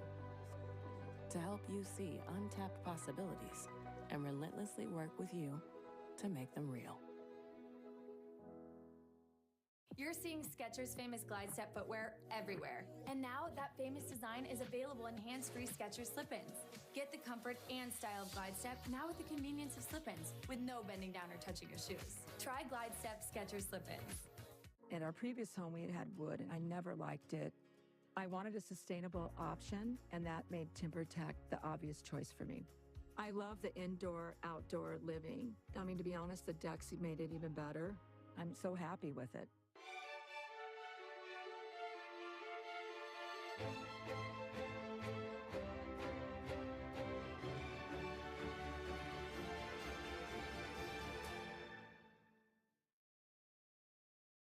Overtime's about understanding what just happened in the markets that day and preparing for tomorrow. I'm looking to talk to sophisticated investors, beginning investors. I'm always learning. Closing Bell Overtime, weekdays 4 Eastern and streaming on CNBC+. Experience the power of CNBC Pro. Never miss a moment with exclusive access to market-moving interviews and stock picks. Become a smarter investor with the power of CNBC Pro. Go to cnbc.com/getpro. Discover your new Hyundai right now at Hiley Hyundai of Burleson. Come lease a 2025 Hyundai Tucson for $168 per month for 36 months.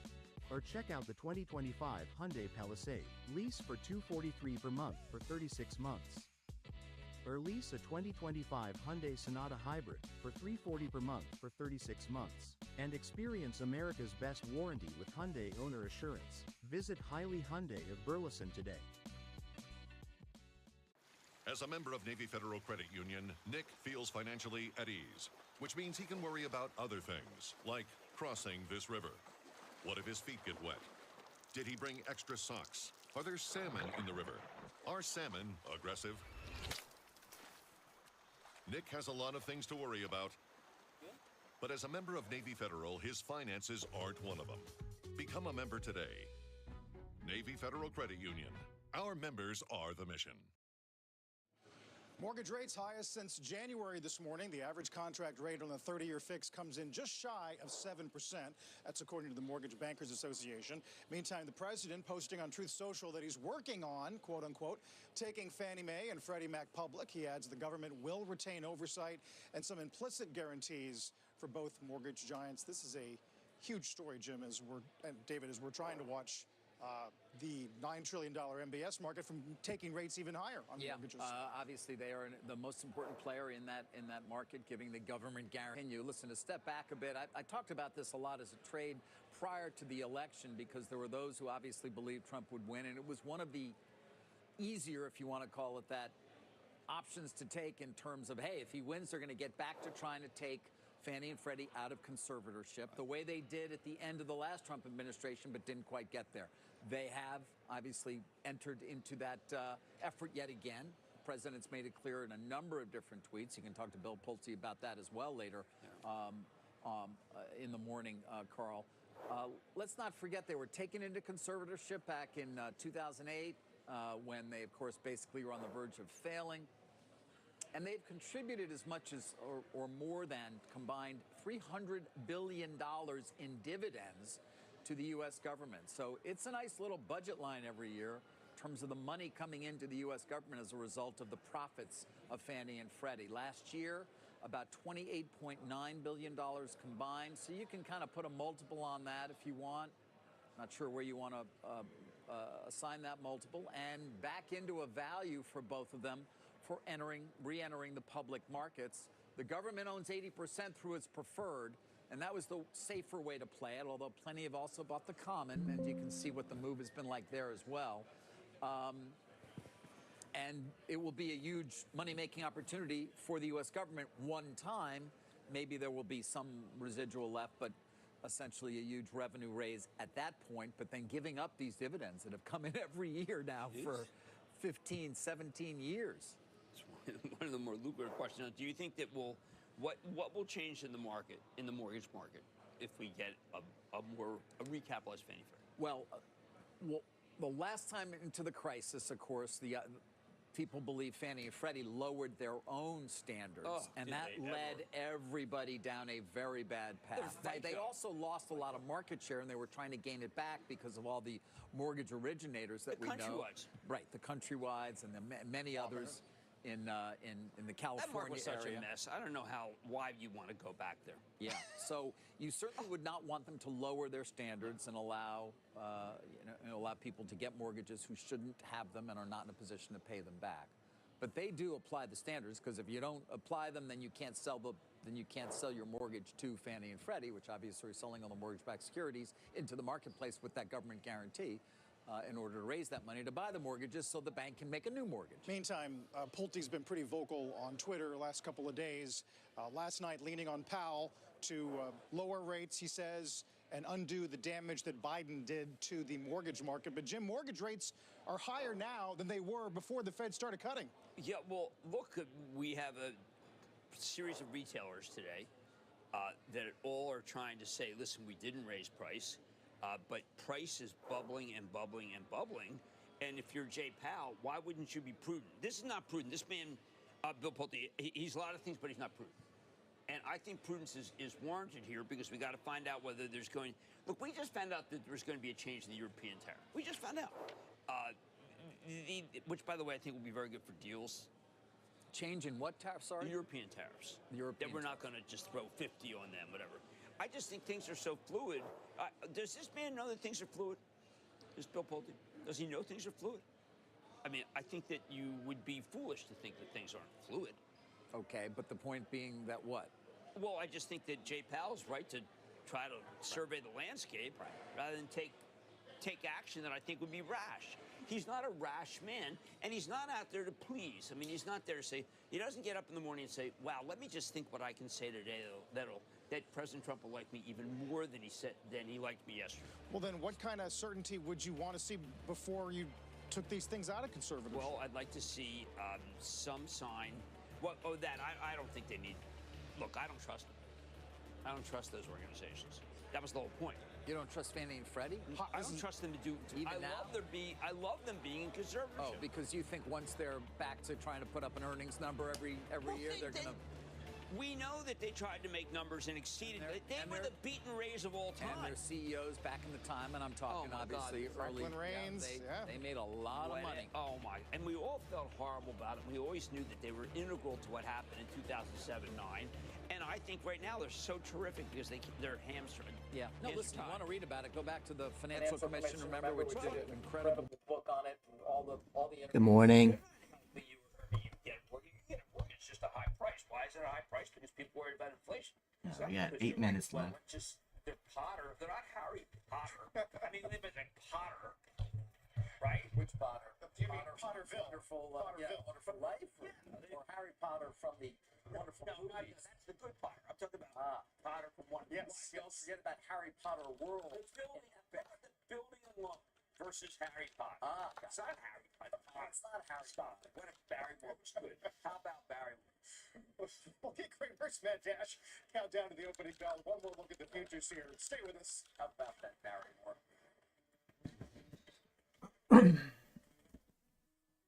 This is Mia. She dreams of taking her boutique swimwear brand nationwide. With her business growing so fast, she needs fast funding to keep making waves. That's why Mia has U.S. Bank Business Essentials, a combination of checking and card payment processing, giving her access to funds typically in 24 hours. Because we love watching her make a splash. That's the power of Mia. And this is the power of us. Is this your dream of retirement? How about this week, Dean? I like fishing. Or is this a little more your style? Retiring well isn't a guarantee, it's a goal. It's easy when markets are Buddy. But what about when they're not? That's why you need Gold for Fisher's Retirement Survival Kit, featuring your guide to surviving market volatility, our stock market outlook, plus Can you hear me? Fisher Investments Difference. 3 indispensable guides, yours free for Yeah, I can hear you. 1-800-213-5317. Fisher Investments' disciplined approach will help 7 minutes. markets ups and downs and give you the confidence you need to reach a comfortable retirement. And our fees are structured so we do better when our clients do better. Call now for your free retirement survival kit. 1-800-213-5317. See if your dream retirement is on track. If your portfolio is $1 million or more, call Fisher today. Call 1-800-213-5317. Without cancer research funding, my child. 3 minutes looks like it's gonna go down, but 15 minutes still looks good. I want to be here. Simple as that. Don't want to short at open, so I'm just gonna wait. Nonprofit funder of cancer research outside the federal government, and we need your help now more than ever. For just $25 a month, you can be the reason someone survives. Whatever you're able to donate, the impact will be everlasting. Become a monthly donor Nvidia is just barely green. It's been set with his shaft. When left is right and right is left. Which way do Oh you wow, take? that's a drop. Go beyond the headlines. That's some news. It's moving. Let me cancel these. Order canceled. I don't want to get caught. Order canceled. Actually reduce risk. Learn how in our new book. Get a free copy today at itsnotanoption.com. Itsnotanoption.com. I started the club for you. The Investing Club is about allowing you to be in control of your Oh, you shorted? You want to be a better investor? Nice. Join the club. Join the club and save at cnbc.com/join-gym. Terms and restrictions apply. Obviously an important day for the chips with NVIDIA tonight. They are among the NASDAQ 100 gainers before the bell. Philly Sox Index not quite back to even for the year to date and slightly underperforming the S&P overall. We'll get the opening bell in just under 5 minutes. And don't forget, you can catch us anytime, anywhere. Just listen to 5 minutes. Walk on the Street Opening Bell Podcast. Earnings news. NVIDIA, Salesforce, Macy's, Best Buy, market reaction, expert analysis, strategies for your portfolio. This week on CNBC and streaming on Yeah, CNBC. 3 a.m. I was like, I had my phone Another on. report ranks car brands on more than 50 road tests, reliability surveys, owner satisfaction surveys, and safety ratings from IIHS. So we're gonna get some freebies from Lucid for the Consumer Reports most giveaway. reliable automotive automotive brand. So now I'm just waiting on GTT and They Phyllis. also named Subaru the best overall automotive brand. I think that should be it. Safe, reliable, Oh no, trusted, and then my funded and traded Subaru. plan. Whatever I put on, whatever I wear, I just want to be confident in it. It's important to be authentically yourself and just be who you want to be. People are going to like you, people are going to hate you regardless of what you do. So don't be fake, just be real.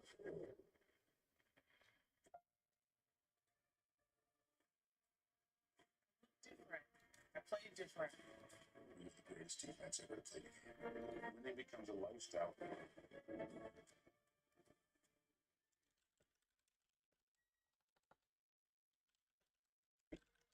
Through security so fast. The agents of law. Your travel itineraries are so well written. They're on I the think we best. might drop that open. You have access to Yeah, it looks like it. Let's see. vehicle on it's travel is the competition. Kite still spamming those hearts. He's stupid.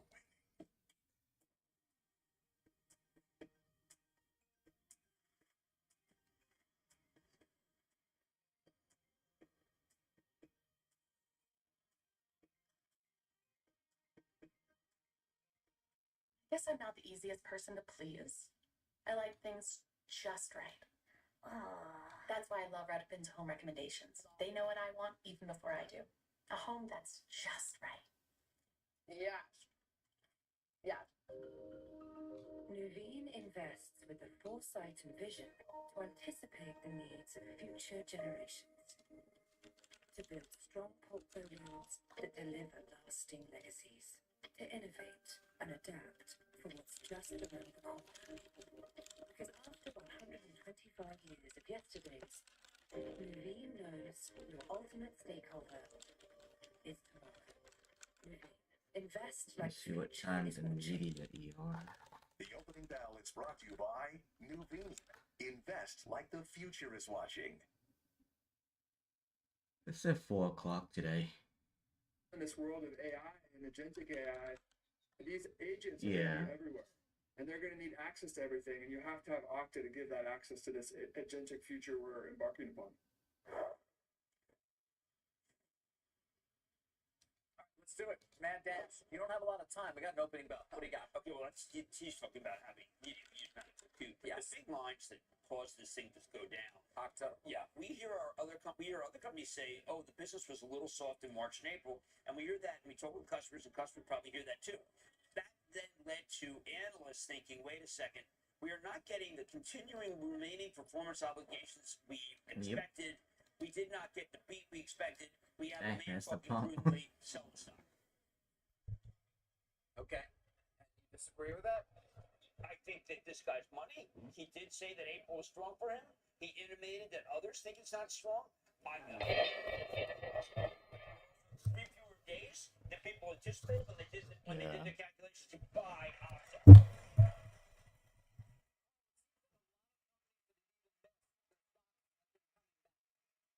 Always pump that open.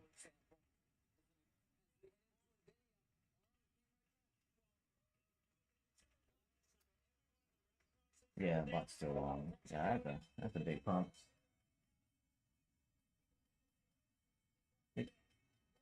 We have news too, right? No, at 9. No. Yeah, we have news in 30 minutes. Yeah.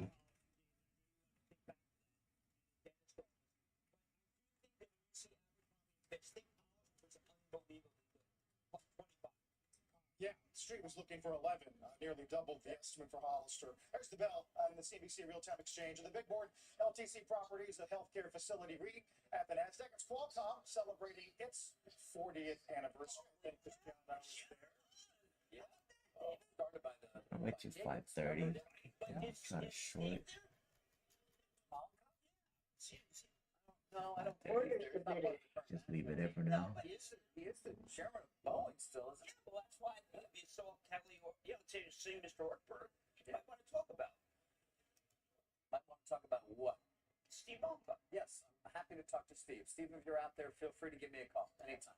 Very smart guy. By this point, at 9, 31, David has not brought up Honeywell, which I thought he would. No, I haven't. I thought that might be kind of a truncated favorite.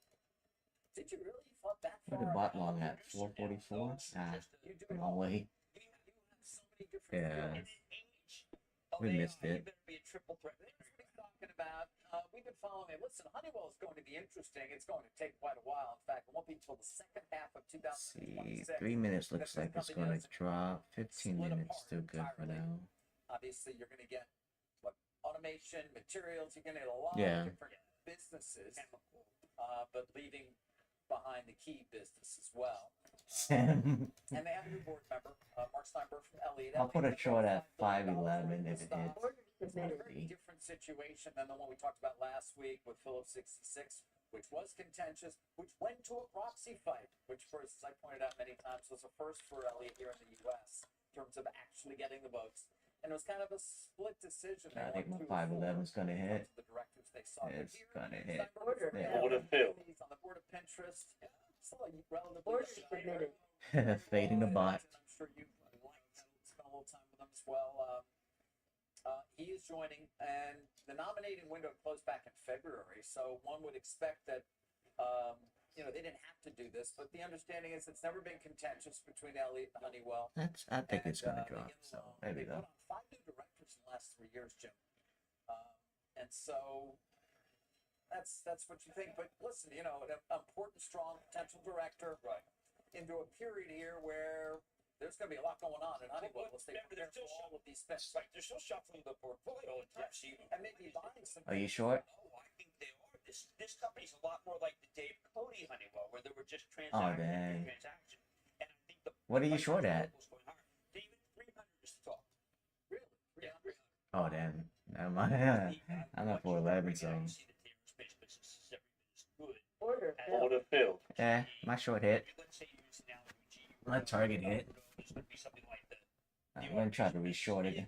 Yeah, I just hit. Yeah, I'm gonna short at 516.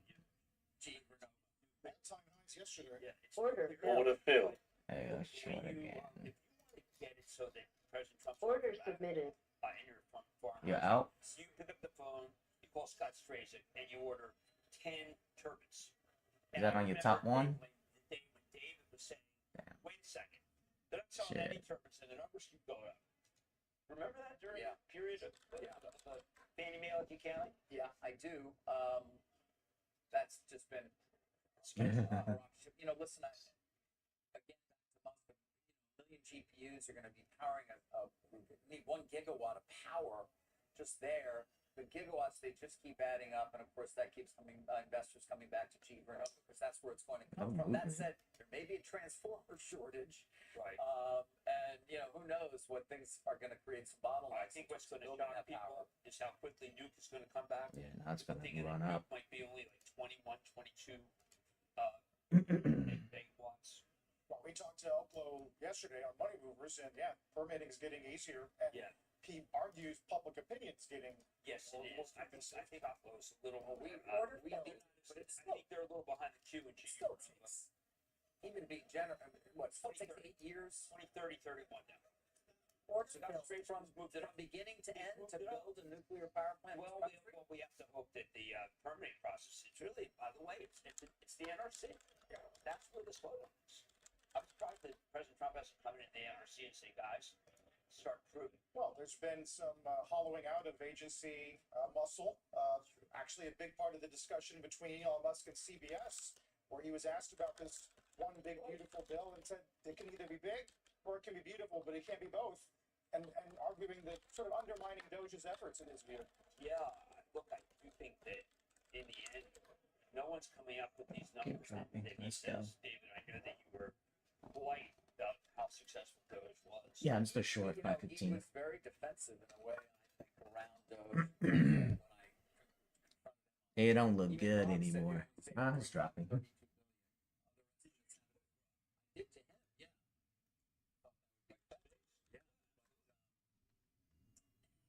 It's very much unclear what the savings will be from Doge. When we look at this budget, we look at the concern in the bond market about the deficits conceivably that will be run up over the next 10 years if, in fact, the big, beautiful bill does pass. What's it's clear Nvidia that those, doing? whatever savings and efficiencies Nvidia's red. were achieved, and you see it's percentage-wise incredibly small. Yeah, Nvidia a little bit red. Have I seen them? Yeah. Yes, I have. Are you long? Carried interest still lives on. Isn't that incredible?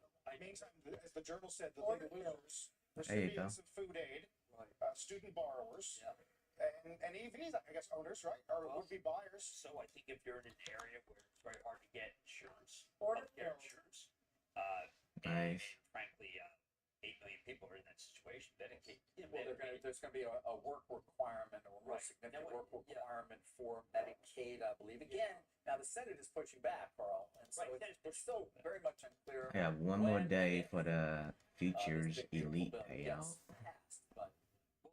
Yeah. Keep shorting them. Order filled. Uh-oh. Really? Apex Order shorting. submitted. It's a tailwind for the economy. What about if you're what if you're in a triple down? What if you're in a big blue state and paying huge state and local income taxes? Just ain't got nothing for you. No, nothing. Well, the last I heard, you lived in one of those blue states, my friend. Yeah, but you see, or two of them. There we go. Come on, baby. Absolutely, and I'm in a 50% Order filled. of And the bracket, which is the highest in America. There was a piece written about me as being the person who pays the highest bracket. Yes. And because I Order get submitted. all I do is have income from company. Yeah, and I'm not complaining because this is one damn great country. One great country, yes. Okay. There's my thinking. No complaints here. I am proud and happy, and I'm welcome to get a tax cut because I've got, opportunity to do things, but the tax cut is not talked about. It's almost as if like people in the media are afraid to talk about it because they're going to get it. It's definitely, yeah. I mean, that's one reason why bonds have acted as they have. And certainly, it's more of a tailwind for growth than we thought. No rich person's going to fight this thing. Order filled. Big gainer this morning, Jim, is FICO, which we've talked about a couple times over the last few days. After some of the difficulties. Just reshorting at 530 level. I mean, look, FICO is one of these companies. I've had them on a bunch of times, and they're the originator of everything. Yeah. Will Lansing has come on the show multiple times to say that the banks welcome what he Yeah, it looks like 3 minutes gonna go up more. that it's been the way for years because no one's come up with a better service. He even talks about how some of the artificial intelligence ones that are Wow. use his service. So to see that that Will was attacked like this, I found to be odd. Why does every bank use it? They don't have to. There's other services. All right, it's the most accurate. Dang. Oh, good. Bill's gonna. But you come caught that? Nice. He's got wide-ranging views. I could say that. Oh. Nice. Listen, My Apex is down. Wow. People in the administration who are great copy. Yeah. 607 is next. Newspaper guy. And someone said, well, just go get something from Bill Pulte. You know, you can just, I'll be right back. You know, hey, I got something from Bill. Because these guys, they're fantastic for a cover report.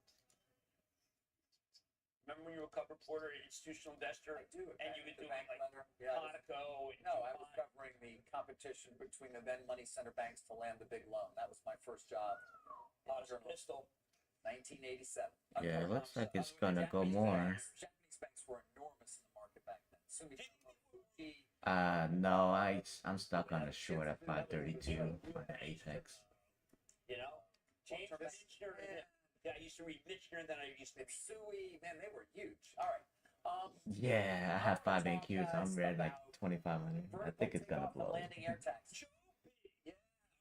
Back to that. Remember a few years ago during the SPAC craze, 2 of them went public. Archer, that was Moa SPAC. It's above 10, by the way, Archer. Yeah. And Joby, which is still not above 10.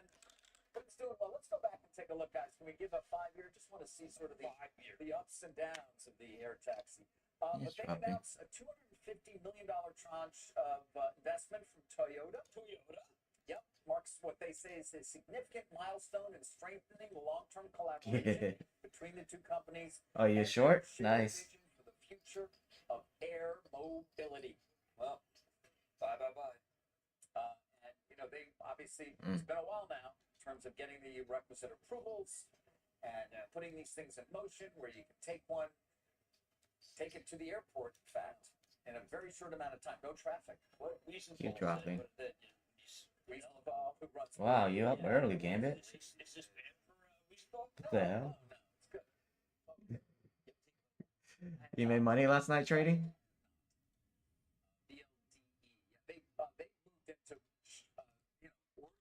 It's actually a majority of the revenue. Nice. I'm stuck on a short. Short 532, 5 AQ. But Joby and Archer are the two names in that air taxi area. Yeah, that 300. Yeah, it's a 300K Apex. Yeah. We did do a little bit of joking about it. Well, I joked a lot when Morgan Stanley. If it hits 565, I'm gonna short PA. We'll find it. I mean, this is the problem with robots. I mean, I say robot. Orders submitted. I mean, I'm thinking a million robots by 2030. And you know, Elon's thinking a million Optimus robots by 2030. Yeah, well, I'm with it. I'm not saying that I think Elon's right on this. That's still. I know he's got 4.5 years away. Yeah. Well, I mean, that's so. If you look, when we talk to Jensen tonight, this is what we're going to have to drill down. Because if they're ready, going to need a lot of magnets and a lot of rare earths. That's the big problem. We saw that. That was a nice little mention in Morgan Stanley about that. Need that. They're still going to need to be trained, all the robots. But we had a conversation around that. It's not like they come off and they know they can do anything. They have to be trained to do specific. I'll tell you something. Tasks. Anything you can do, a robot can do better. At some point, that will certainly be the case. Yes. Anything I can do, I can do better.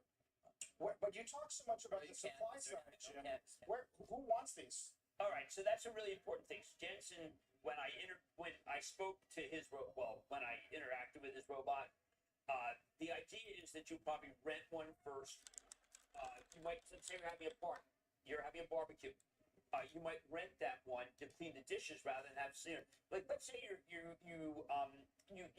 figure out how much someone is short now. Costs as much like a chef or something. Yes, and then instead you get a robot. Orders submitted. Robot clean, and you just be able to sit back and talk about the issues of that instead of hiring a human to clean and cook. Right, because I think we're beyond that. It's going to do it at a much lower rate. See now, okay, right now. There we go. That is going to buy the robots, right? Or maybe I'll even lease the robots from Tesla, and then I will then get me out of here for specific tasks. That's the model, and there's a model there, right? But what am I charging? Like, what am I charging? Well, right now, initially, it's whatever the freight will bear, and it's going to have to be half what a person charges. You know this Friends and Neighbors show with John Hamm? I'm aware of it. I haven't watched it. I'll wait a little bit. And they're in West, whatever they are. And everything goes fine. Everything goes fine. But they need a robot because why do they need a robot? It would go even more fine.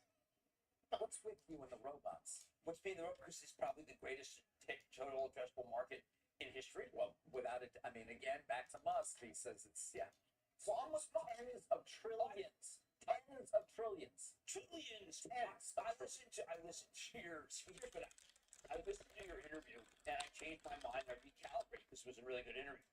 That doesn't necessarily mean we have to watch it for the umpteenth time, but we're done. We're done. It's the week. It's been a week. There we go, baby. Get me out of here. And you never know. It might make an appearance here. Like, it comes back. Get out. I don't want to short anymore. Order canceled. Order. I'm out. There we go. Woo. Got saved. Got saved. Yeah, I'm gonna wait. I'm too scared to fade a bot. Maybe it's gonna be like. Yeah, that's a nice drop. When's the robot gonna be a walking dead? Damn, I should have held. I knew my short was good. Oh. I think that you want a robot that can see. I don't think you want a robot that's got a racetrack of your car that goes where your bedroom is, goes where your living room is. No, I don't want that. I want it to see. Order canceled. Order submitted. We're gonna beat this horse forward. Order I'm all out. It's trying to solve.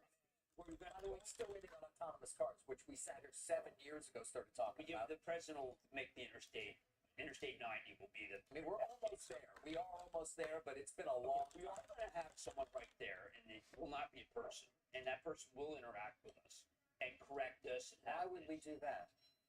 Because that's the new world. Nobody wants to watch. Is there any part of society you want to just keep to ourselves as human beings? You just want to give it all away.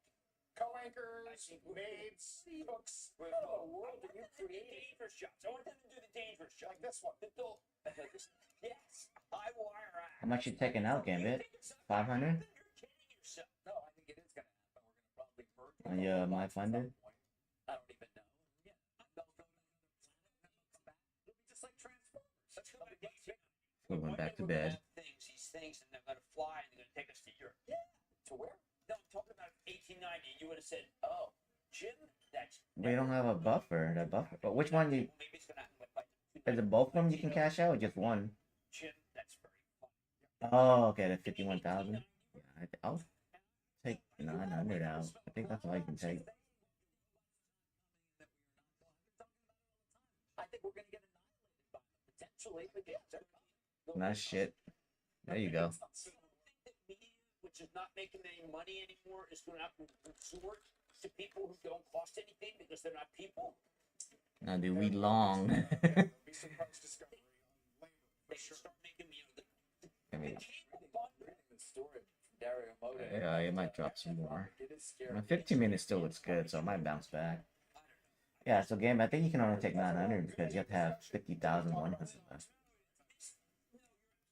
Yeah, and then you're gonna pretty much gonna blow that account, but that's fine. The other one's better, so build up the second one because that's the starter plus.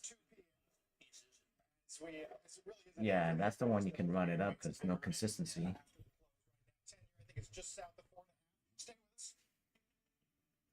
No, get the money, dude. You need a payout. It's been a while. Break that, the losing streak. Yeah. Yeah, you need that. So, yeah, take that money and then work on the second one next week. Finally, good shit, dude.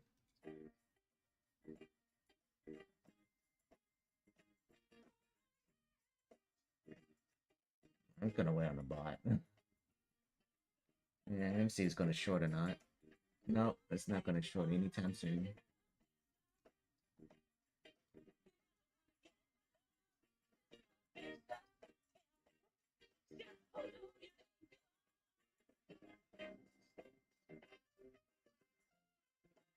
Ooh, someone stepped down? Hold on.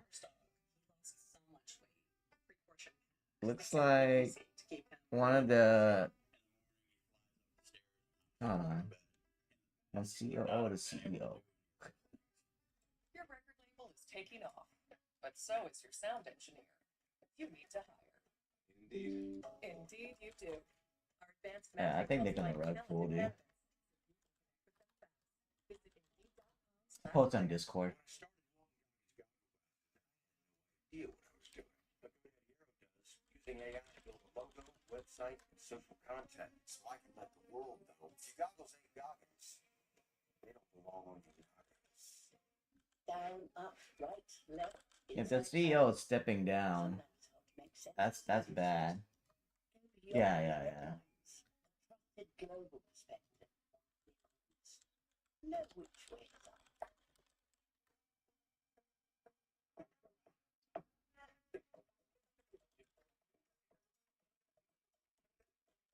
Man, that drop, man, that short would have been good.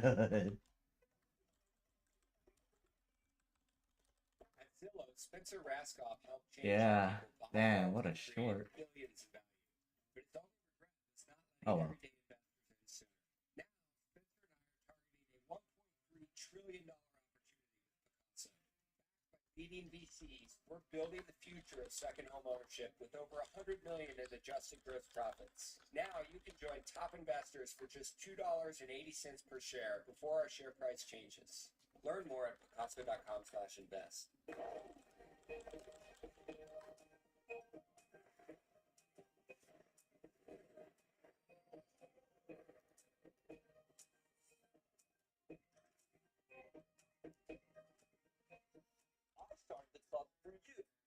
Investing Club is about allowing you to be in control of your own.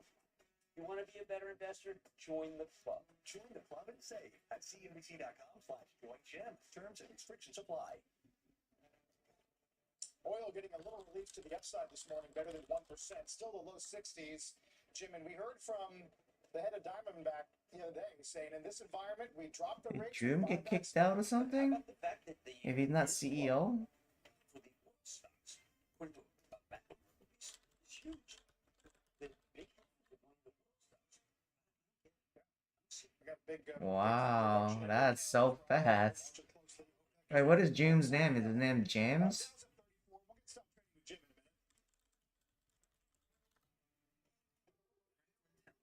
custom tax management.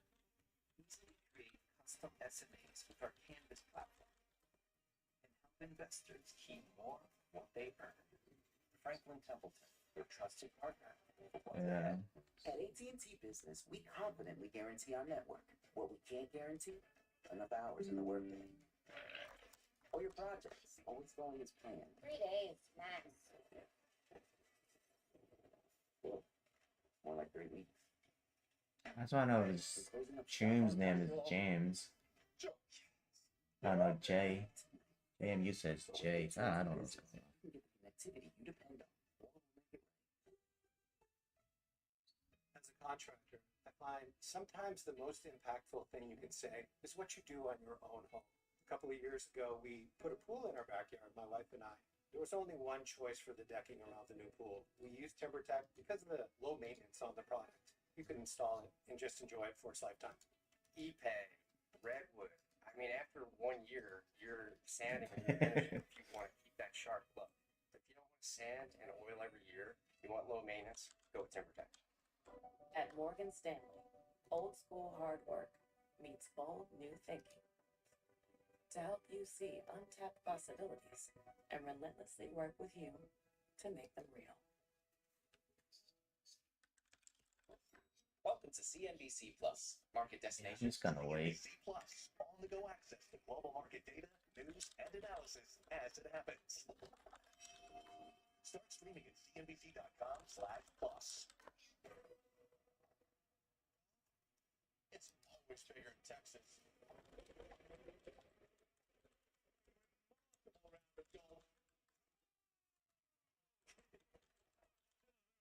Stomach. This is amazing.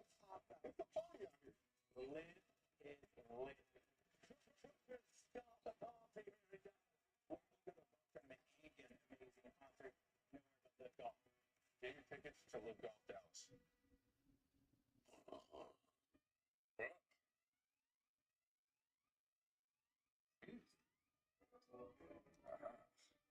Sounds like a mission for me. You sure? Empty. So empty.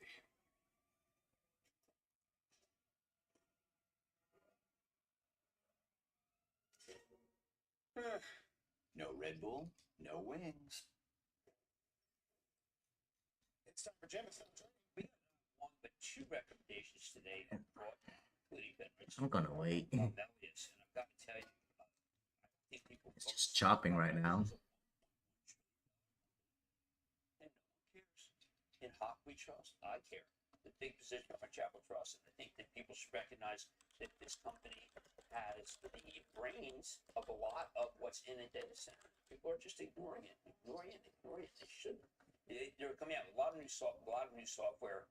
The margins are expanding, and people just don't understand that Hawk Tan gets this man at all times. Great chart out of Apollo this morning, arguing that data center construction added a point to GDP in Q1. It is incredible. And you're talking about Cummins, you're talking about Caterpillar, you're talking about Eaton, you're talking about Dover. Nice. Good shit, dude. They're all there. And they have to be. I mean, So I'm just reading all this shit. It's not the 8-wonder, it's just kind of boring. But the amount of just infrastructure you need to get that stuff from one place to another, and the cooling that you need because they run so hot, is just extraordinary. I was at a data center, I was mesmerized by how much power, raw power. But it's not gonna short yet. Tonight's show. Yeah, I'm gonna have something late last night working on this thing. Yeah, I got Jensen and I got Benioff. One's the last name and one's the first name. Yeah, that's exciting. Right. And I'll tell you, it's an exciting time because these guys are big thinkers. It does sound better than Mark and No, Ron. no one knows, but it's because that's, what's Scher's last name? I mean, it's like Jensen. But Benioff is Benioff. Benioff is Benioff. Benioff is Benioff. He's big Benioff. He is big man. So anyway, it's going to be exciting. I think that Mark's acquisition was questionable. I like it because I know Informatica. The people who don't know Informatica think it's stupid. There you go. Can't miss it tonight. Mad Money, 6 p.m. Eastern Time. Huge show. See it tonight, if not before. You're still shorting? Nice. Reagan likes spin. Yes. Back to the flat line. S&P's up almost 2 points. Don't go anywhere. Is this how you're hoping to retire? Well, hope isn't a good retirement strategy. You've worked for a comfortable retirement for years. Now you need to plan for retirement income. Learn ways to avoid common mistakes, like being too conservative or not setting retirement goals. Have someone on your side to keep you on track. Call for Fisher's Comfortable Retirement Kit with the help you need to make your retirement a success, including the Investor's Guide to a Comfortable Retirement. That's a big drop. Oh, wow. Maximize your Social Security. Call 1-800-759-4477. Fisher tailors a plan to keep you on track for a retirement you want. And as a fiduciary, we do better when our clients do better. Call now for your comfortable retirement kit. Call 1-800-759-4477. Call us today. You don't have it coming to you unless you plan for it. If your portfolio is $1 million or more, call 1-800-759-4477. Your shipping manager left to find himself, leaving you lost. You need to hire. I need Indeed. Indeed, you do. Sponsored jobs on Indeed are 2.5 times faster to first hire. Visit Indeed.com/hire. Hi, I'm Tony Hawk, and like many of you, I take a statin to reduce cholesterol. But statins can also deplete CoQ10 levels. That's why my doctor recommended Qunol CoQ10. Qunol has the #1 cardiologist-recommended form of CoQ10. Qunol, the brand I trust. I just made a huge energy discovery out in the remote corner of Utah. It's so big, I've come down to DC to break this story and reveal how you could be a part of it. Hands down, it's one of the best stock market buying opportunities of 2025, whether you have $1,000 or $1 million to invest. It's unfolding thousands of miles from Wall Street in the Wawa Mountains. And soon, it's going to be all anyone wants to talk about or invest in. It's not AI, it's not crypto, nuclear, robotics, driverless cars, or anything you've likely heard about until now. But that's all going to change in a big way thanks to a record-breaking level of land auctions that I've been investigating for the last couple of months. The auctions involve a new energy source, one that has the backing of some of the biggest names in the financial world.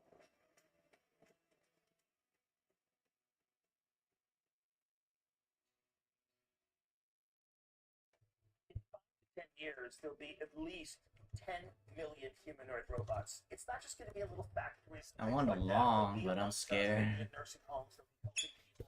Oh, I think bot went short. 467, yeah, just now. You know what? Fuck it, I'm gonna join in. Trust the bot. Order filled. Order submitted. Yeah.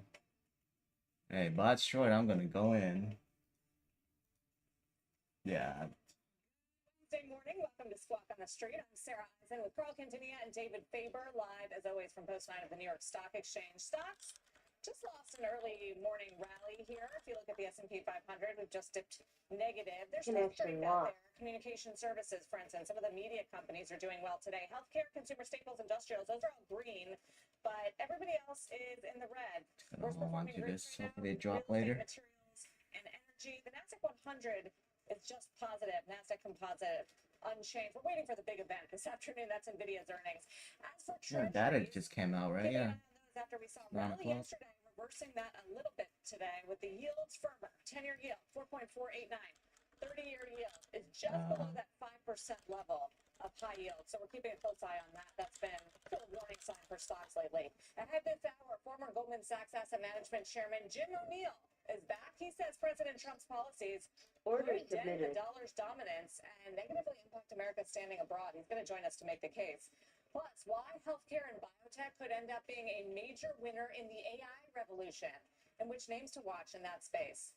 We are 30 minutes here into the trading session. Here are three big movers we're watching right now. GameStop shares on the move after the company announced it purchased nearly 5,000 Bitcoins, worth more than $500 million. Not helping today. Some results from the cloud names. Okta shares plunging after the company maintained the guide. Order filled. Macroeconomic uncertainty. Order submitted. Box shares pop higher on strong billings growth tied to AI, almost 14%. And it's a big day for retail. New Order numbers out. canceled. Capri, Macy's, Dick's Sporting Goods, Abercrombie and Fitch. Shares of Abercrombie surging this morning. That's the big Order showstopper, up submitted. 25.5%. And guys, you know I mine through some of these retail releases to find out what they're saying about the consumer. Abercrombie's really a brand story, and it's a Hollister story. You have teenage girls, Carl. Hollister is really making a move higher right now. Here's from the CEO. Order Rand filled. Just There we go. overall on what Out of he's my seeing. short. May month-to-date trends all incorporate the outlook of 3 Order to 5% for submitted. the quarter. Volume will build from here, she says, particularly for Hollister, as we move to the back-to-school season. It's those vintage tees and jeans of Hollister, which is a big comeback story. Comp store sales there jumped 23% in the quarter from 13% seen a year ago. So on top of double-digit growth, that's really, David, a standout story among retail. You have to be a standout now. So what if are you're they dealing doing with right? tariffs. What's working? They have the right trends. You know, jeans are people are still buying baggy jeans and looking for new jeans, and that's been a big trend for Abercrombie. And the Hollister turnaround is sort of the new part of it. They've also been really good on social media, reaching influencers and those marketing campaigns, which you know drives a lot of the business. There's just also, you know, people say a lot of room for growth here still in this company, which is still, you know, Order Order $1 filled. billion. Yeah, it looks like And as June far is as out what else because we're on getting from Discord, retail, you JD can is the see CEO Capri, tag for now. instance. They own Michael Kors. They own Jimmy Choo. Softness in the luxury space on the Choo side. We were impacted by the continued softening yeah, demand right. for fashion luxury goods globally. They actually raised the outlook on Kors, lowered it on Jimmy Choo. For Capri overall. That's a bad thing. I mean, if a CEO steps down, something's wrong. Order filled. Order filled. Well, the investors were initially excited that the deal. Order submitted. Stocks almost cut in half over last year. Yeah, I mean Capri. Well, yeah, on the Tapestry side, they were I excited. mean, Yes, on Capri, it's been. yeah, it was the ugly into the deal. It was ugly out of the deal. Nobody knows what the FTT future of Michael stuff. Kors is going I to don't be. know. So that's Looks like a hot over there. mess. On Macy's, you know, which is still negative, but I guess less negative. Is Yeah, the story on I posted a Macy's. thing to stay away from Consumers them. continuing to react differently than sentiment, which we've seen, right? We say every day. The consumer remains under pressure, but is responding to newness, is responding to good value. Again, nothing falling apart here I'm when in a it short. comes to Let's consumer go. spending. And then on Dick's, which continues to execute really, really well. We 470. actually I saw got no trade down 482. from best to better. We saw got growth this. across all Trust income the bot, right? demographics. We saw growth in ticket and transaction. I Yeah. think the bottom line, Carl, is that if you are a good merchant in this environment, if you Oh, have brands damn. that speak to the consumer, I'd start you have small and I pricing average power, down you're if I doing have to. okay. Order And canceled. There you go. guidance Got is my money. maintained. It's earnings guidance that is often lowered or more Order conservative. We canceled. saw that with Ralph Lauren last week. Saw that with Abercrombie Order today because submitted. they all have to deal with Order tariffs. filled. Order filled. There we Mitigation go. of Took tariffs and profit. paying. I'm just you know, they shorting lose that every margin. pump. And so Order the submitted. earnings, I think that investors are giving a pass for that as long as the sales sort of Order guidance and submitted. trends look okay. Order And we filled. Order filled. Order filled. today. It's true. We've heard from a lot of macro strategists. Okay, so corporates absorb some of the hit. Eventually, where does that? Where do you get payback from that? Is that less capex or less innovation? That's a longer term story. Let's go. Order filled. Order Order filled. filled. The immediate term impact, but I think importantly, it hasn't influenced consumer behavior yet. I mean, what Macy's said is that there's a gap between sentiment and spending. You know, there was a worry going into tariffs Order that consumers submitted. would just get depressed. They'd be worried about high prices, and then they would pull back Order on spending. We submitted. just haven't seen that yet. I haven't seen of any of these retailers yet say, you know, we're seeing a lot of pressure on the consumer. They're really pulling back. Have we seen an appreciable increase in prices? It's dropping for you. Not really yet. And I guess that's part of the. It's still to be determined. Right. And how long that will take, because a lot of these retailers built up inventory before tariffs, so they don't have to pass it on. A lot of them are eating it, right? And they're taking that in the margin. So we haven't He's short. seen it yet. Tomorrow or Friday we'll get PCE. Yeah, we which just is the followed the good read bot. on spending for April and on inflation for April. But if CPI is At least we any can guide, blame somebody. it's not being passed on in any There you go. You're way green yet. now. Right. Most dramatic downside commentary from the quarter has Let's come from the go. airlines. You know, that's been. And that's a real time, indicator I and a think big I'm ticket up purchase. 7,000 now. So I Changing their need travel plans. But 8 look, a more lot of it also thousand has to been tied to pass. the market, and the market has come back strongly, and that could lead to an inflection. We saw better consumer confidence numbers out yesterday on the back of the de-escalation instead of the escalation. So can we get by this without sort of a big dent? Well, we'll see. Not too far away from those mid-May highs. Meantime, NVIDIA tonight, a few hours away from the company's first quarter results coming after the close. Stock is near the break-even point for the year and up more than 40% from those lows. You got the payout, dog. Here at Post 9 talk about what he expects for the quarter. He's got a buy rating and a target of 175. Dan, good morning. Good to see you. What do you think is going to be the story tonight? I think it's all going to be about what demand looks like. Obviously, China will be the headwind in terms of H20, but what they see from sovereign Yeah, I'm already out. and I'm just gonna ultimately whip more and another more pump. enterprise. And we think in terms of big tech capex, Nice. it's actually going to exceed 325 billion. So I think the net, this is going to be one. When you hear from the Godfather of AI, Jensen, it's going to be bullish. Good job, man. I view it as a bright green light for tech. Cancel your orders. All right. Demand still outstripping supply, 8-1, even when you X out China. What do you think? What is his calculus on China? He's got so many different constituencies to please on that one, right? Look, I think it's a $3 billion headwind basically going into this quarter. But I think that's I'm already gonna short again soon. factored in. I think the way the street's going to look at the quarter, it's less focused on the quarter. It's more on what does the Middle East be? What is sovereigns? What does that bring in? And I think for him, it's a balancing act because he needs to play nice in the sandbox when it comes to 2-2 area code, but also doesn't want to give away that China business. Right now is that sort of balancing act for Jensen. Do you think their product Orders rollout submitted. schedule is back to being smooth? Fewer hiccups like we saw in Orders 24? submitted. We saw much less hiccups in terms of supply chain, everything we saw in Asia. And I think it just comes down to, Carl, like there's one chip in the world fueling the AI revolution, and it's led by Jensen and NVIDIA. And I think even though others are trying to narrow the gap, that's the reality. And I think that's just the Trump administration knows their big poker chip Orders in all submitted. this negotiation. It's NVIDIA as well as Apple. So that's the cancellation of the canceled. Middle East. This was like There a we big deal go. on the Middle East trip that they went on. Is that going to be Orders reflected in submitted. guidance? So I think it's still Orders too early there, submitted. but based on our estimate, I mean, we think this ultimately opens up another $1 trillion of market opportunity, not just for NVIDIA, but for AI revolution in the Middle East, all the data center build outs, what this ultimately means.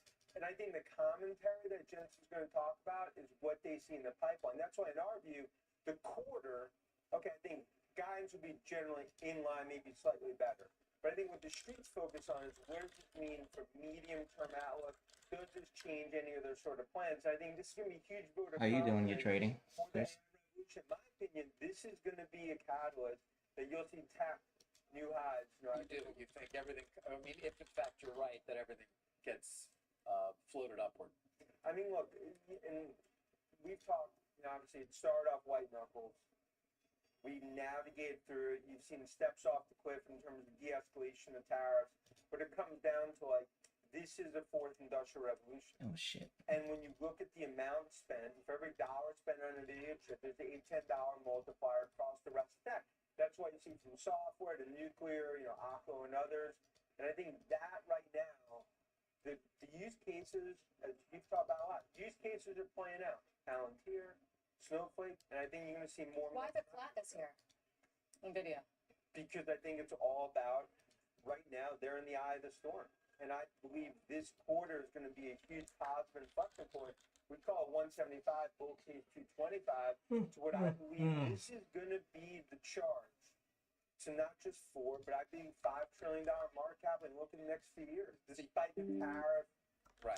So you think, after the call today, and when tomorrow we're sitting here, you might be on with us again. We're going to say, oh, now we've got what? We've got more visibility to 27 and 28 in terms of earnings, and you feel comfortable with the target price in the 200s? And I think maybe even conservative relative to Hey, Dan. like physical AI, we're only 2% through in terms of AI penetration. Really 0 Europe, 0 in terms of Asia ex China.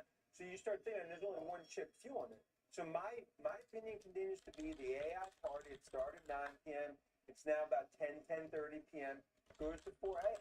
And it's led ultimately by, you look at Jensen, you look at the chip. You can't go anywhere without that. That's why Middle East, everyone's focused on, can I get up in line ahead of China? That continues to be the focus. It's fair to say that in the month of April, tariffs and policy darkened your view significantly, right? There was an Armageddon. Yeah. Yes, I know. So I guess my question is, how confident are you there won't be a repeat of that? Yeah, I mean, my view is just the de-escalation that we've seen from DC. They recognize that some of what they were talking about was basically impossible, so they've had to de-escalate. Now you start to see more and more negotiations. Look, will there be, some sort of tariff? Is it going to complicate supply chain? Of course. Apple clearly needs to navigate its own situation relative to India. But my view is that now you're starting to get to a level set where if it's 10, 15% tariff, That's a nice you can drop. navigate that, but that is not changing in terms of tech, in terms of AI spending, in terms of enterprise. And that's our view that this is still, we're in the second inning of a 9-inning game relative to where AI plays. And that's why I think this is going to be an inflection point when you hear from Godfather of AI, Jensen.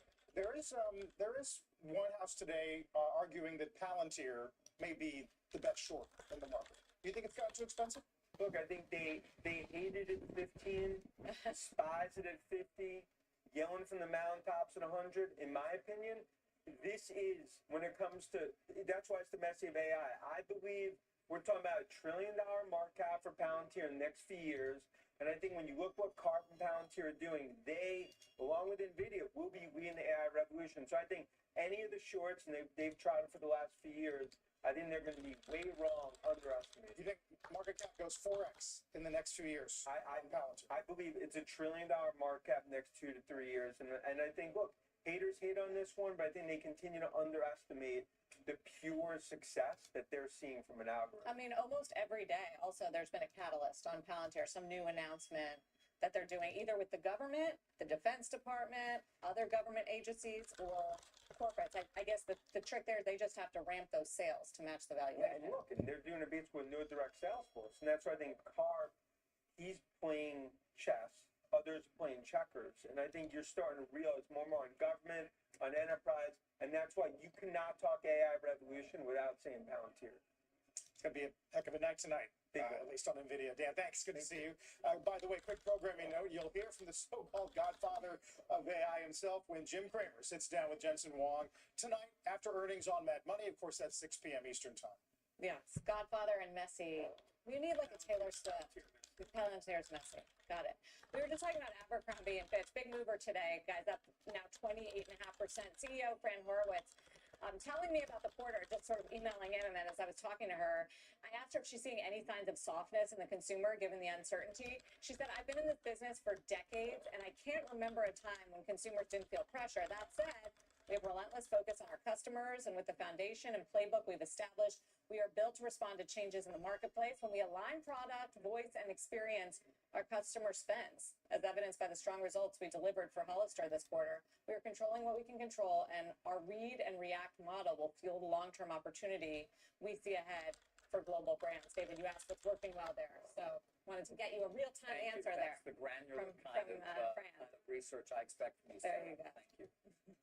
Let's get a roadmap for the rest of the hour. Is the dollar's dominance now in doubt? We're going to talk to former Goldman Sachs Asset Management Chair Jim O'Neill about why he says some of the president's policies could undermine the currency strength.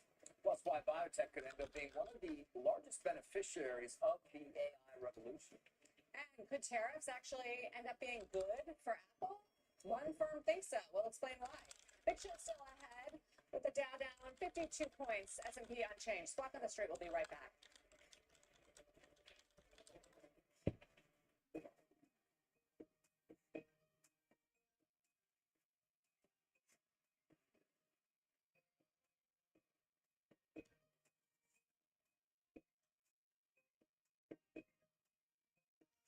In the age of AI, smarter threats need even smarter protection. CrowdStrike Charlotte AI is delivering the future of cybersecurity for what's now and what's next. Built on the intelligence of every breach we stop and refined by human expertise, Charlotte AI gets smarter so your business stays safer. So you can build for tomorrow with confidence and efficiency and protect what matters most. That's why the businesses you trust CrowdStrike. CrowdStrike. We stop breaches. Goldilocks needs a place of her own, and fast. Thankfully, she's on Redfin. They update their listings every 2 minutes. And with so many options, she's bound to find exactly what she wants. This one's just right. Is she leaving? Yes.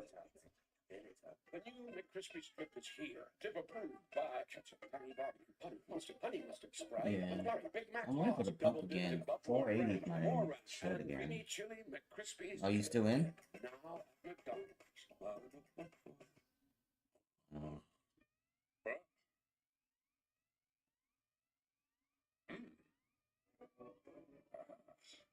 Sounds like a mission for me.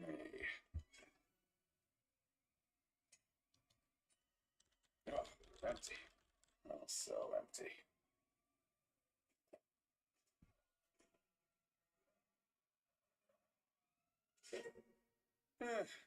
No Red Bull, no wings. I guess I'm not the easiest person to please. I like things just right. That's why I love Redfin. They show me homes that are perfect for me. Not too big, not too small. Yeah. It's like they know me. I mean, the Bears love having me here. We're like family. I know it sucks, but it's time for me to spread my wings and find a place of my own. Ooh. Just need one more pump. I know Baby Bear will miss me. Yeah, big time. You need 9,000, right? Yeah. That's doable, but yeah. Yeah. Let me see. Let's check Tradeify, because I think it is. Treasury yields ticking higher right now as the market awaits the Fed minutes later and a 5-year auction later today. The dollar holding steady despite a tumultuous May and concerns over its stability in the wake of some of the recent policies. Our next guest is out with a new op-ed asking, does Trump really want to sacrifice dollar dominance? Joining us When you now get funded, I think it's less to get a payout, right? Jim O'Neill also What? served as Treasury Oh, I don't know Minister the of the companies. I UK, don't Chairman know. of Chatham House. It's great to have you back, Jim. I personally feel that a lot of this dollar dominance coming in question is a little overblown. Why do you not? Well, I thought what I wrote in that piece to some degree back in November when the mood was so bullish about what Trump would mean for the dollar. But you could be right. One of the few things I've learned in nearly 40 years of looking at foreign exchange is that these things go up and down unless they go down and up. It's very easy to be wrong. So you're right that a lot of people are talking about What's up? Myself thought about 2 weeks ago the dollar was trading a bit better. It might trade a bit stronger. But Oh, damn. What account you trading on? this president is chipping away at many of the fundamental things that have underpinned a lot of the things that you might argue are the exceptional strengths of the US, whether it be Asian, I don't take a the screenshot. position of Harvard University in itself, or its representation of many other leading US universities. No, I'm looking at Whether Cajun. it's focus on fiscal stability, or whether it's, of course, the tariffs. Remind me of Abe. Remarkable game is seemingly embarked on with Europe. And if tariffs end up... I don't think we're gonna dump today though. I think it's gonna chop into Nvidia. Less than a week ago. ER. I'm not sure the optimism that your previous guest, I'm sorry I didn't catch his name, talking about the incredible things going on in AI. I think that Dan's optimism could be severely battered with how the EU responded to the US imposing such high level tariffs. The US is not going to sit there and just take whatever the US wants at it, and it's the service sector where obviously the US benefited the most from many decades of globalization. Well, we could pick apart every single one of those arguments, Jim, but overall, I mean, the overarching theme is what is the alternative? I mean, Christine Lagarde of the ECB gave a speech this weekend saying, okay, it's Europe's turn to get the global euro. Nobody really thinks that that's going to be the next reserve currency, do they? And China is not open and freely traded in the way that the U.S. is. And you cannot compare policy stability in China to the United States. So I guess it just comes back to the age-old question of what could replace it. Yeah. I've written thoughts over the decades many a time about alternatives to the dollar, and I've often been wrong on it. So you're right to raise those questions. However, what I reply back to that, what is also a very common view, because it's not obvious what is the alternative. I don't think the real alternative will actually only appear until after everybody knows it's become it. Like any of these other things, you know, the pound was the dominant currency in the world until it wasn't. But more substantively, in translating it into now, it won't stop some very conservative holders of global assets thinking, well, I don't know whether the euro is going to be the alternative, but I'm going to put some of my money there just in case this guy carries on chipping away at all these issues that have made the US so strong. And that means, in a way, that might explain, sorry about that. if you look at where the dollar trades against many currencies now compared to the equity market with the pre and post tariff madness, obviously the dollar's hardly recovered at all, whereas the stock market has. And, you know, that would imply some kind of risk premium, or that the equilibrium long-term value of the dollar is implicitly being harmed because it's chipping away at US productivity strength, in my view. Yeah, I was curious, Jim, what you thought of Me, the palms Philippines acting is an interesting example. One of the central bank governors there on Friday was asked about the Moody's downgrade here. We're looking at it, meaning trimming treasuries. It's one thing when other countries' debt is downgraded, but the U.S. treasuries, now that's a big thing. Do you think that's a commonly held view right now? I mean, I'm going to contradict myself. I would agree with Scott Besson. Generally speaking, I always used to think Moody's was a lagging indicator. They have to be, really, because they're so careful and conservative. But nonetheless, it is a confirmation of what anybody that looks at the US fiscal situation in any kind of vague detail is thinking. And for those that don't, it's like a pretty clear sign of saying, this place might not be quite as stable as you wanted or hoped. And so I haven't seen those Philippine comments, but I'm not surprised. I'm sure there are many such reserve holders thinking along those lines. Whether they are actually moving money or not is another matter, of course, and they're probably not. But again, as I said to Sarah earlier, that, you know, these things we only know after they've happened. Right. We haven't seen real evidence of foreigners. And I've raised this as an issue, especially during the height of the tariff concerns when treasuries were acting. What did Trump call them? Yippee. But we haven't seen real evidence of that, Jim. And you know, I think what the administration would argue on Harvard, on tariffs, is that they're trying to strengthen the U.S. position in the world. They're trying to strengthen our universities and how we're respected globally and how money comes into this country. And they've attracted a ton of investment from places like Saudi and the UAE. I saw it firsthand, and are continuing to do so with foreign companies and foreign countries. And that goes in direct opposition to what you're saying about whether people don't want to be in the U.S. and in the U.S. I mean, you know, I'm heavily involved in my days since I left Gilno about 10, 12 years ago. I'm heavily involved in regional economic issues in the UK. And part of the motivation for thinking of things to be done is based on what happened to the northeast of the US the past 50 years. You know, when I was first studying economic geography, the northeast of the US, particularly around that Boston area, was written off in the same way people write off many parts of the north of England and the Midlands of the UK. And MIT and Harvard have been at the heart of turning that area into one of the most prosperous in the United States, and it attracts all sorts of brilliant people from all over the world. And so the idea that undertaking the steps that the president and his team seem to be embarking on towards Harvard. I'm sure that there's others that are thinking similarly about. I just don't get how that could vaguely be conceived as strengthening the US's relative position. We have endless problems and challenges in the UK, but every other day there are more and more reports of a lot of US academics and others wanting to consider moving to British universities or living here. So I'm not surprised to see that.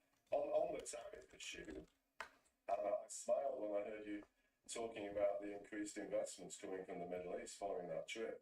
You know, basic accounting of balance payments means you can't have both. I mean, if the US really, really wants to improve its trade and current account deficit by having less imports from the rest of the world, that means by definition it will get less foreign capital from the rest of the world.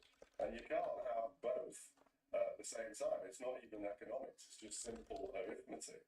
And so there's a lot of hype about all these things that are supposedly going to benefit from what Trump's approaches, but none of them translate into much reality, in my opinion.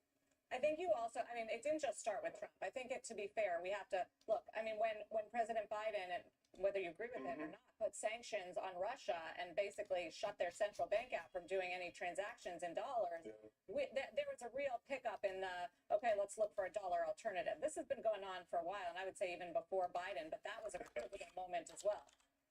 Listen, people talking about an alternative to the dollar has been going on since I first started in this business in the early 80s. So that is the constant, but I do not recall a time where the US was taking such amazing degree of risk on so many different aspects as to what has made the US dollar such a never-ending leader and representative of so many other things as to why the US is so exceptional. So it could well be that because so many other parts of the world is in such a mess, that it again ends up meaning nothing. But one of these times, and we'll only know with hindsight, it will be, well, it was There's your obvious drop. because we were pursuing a lot of really inconsistent and crazy policies. And I've never seen so many at the same time as the US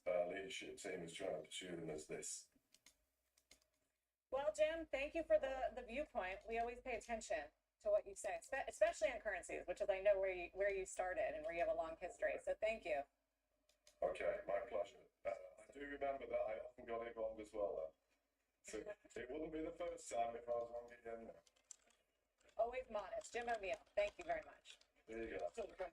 Still to come this morning, crypto's front and center in Las Vegas this week as senators, regulators, CEOs, even the vice president convening for Bitcoin 2025. We'll get a live read from the ground after this. Even a life that's rich with meaning can take an unexpected turn. And when life brings you change, we have over 100 years of navigating market ups and downs to help guide you with confidence. At Zillow, Spencer Raskoff helped change how people buy homes and created billions in value. But his only regret was not letting everyday investors in sooner.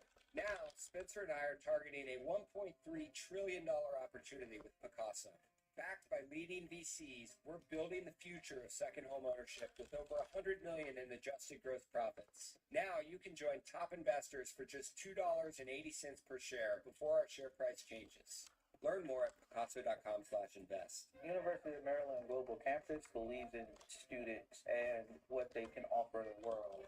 You get credit for experience. I didn't have to start at the bottom. I had life experience and I had actual job experience that translated to coursework and helped cut down the cost of school. The UMGC honored the level of effort that I put into myself and helped me become a highly attractive candidate in the job market. Being able to buy a home is part of the American dream, and I couldn't be prouder. When logic bends, when certainties shatter, when left is right and right is left, which way do you turn? Go beyond the headlines. A trusted global perspective. The economist. Know which way is up. When I started Walton Goggins Goggle Glasses, I didn't know how to turn all this fancy prettiness into a classy-looking logo. But GoDaddy Aero does, with its magical AI powers. It not only creates it, it slaps that sweet thing everywhere.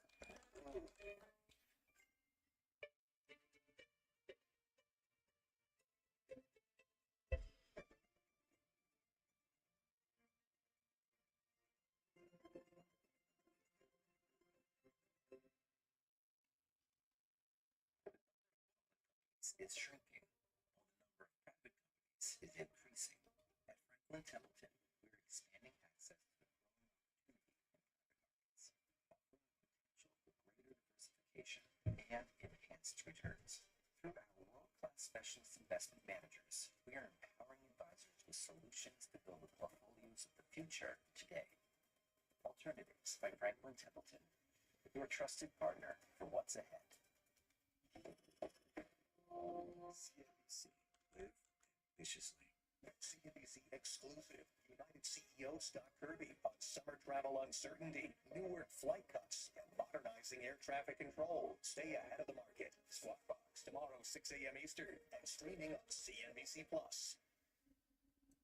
Over 30,000 crypto fans, along with some key DC figures, including the vice president, hitting Las Vegas this week for the world's largest Bitcoin event, Bitcoin 2025. Mackenzie Sagalos is live on the scene with some highlights so far. Morning, Mackenzie.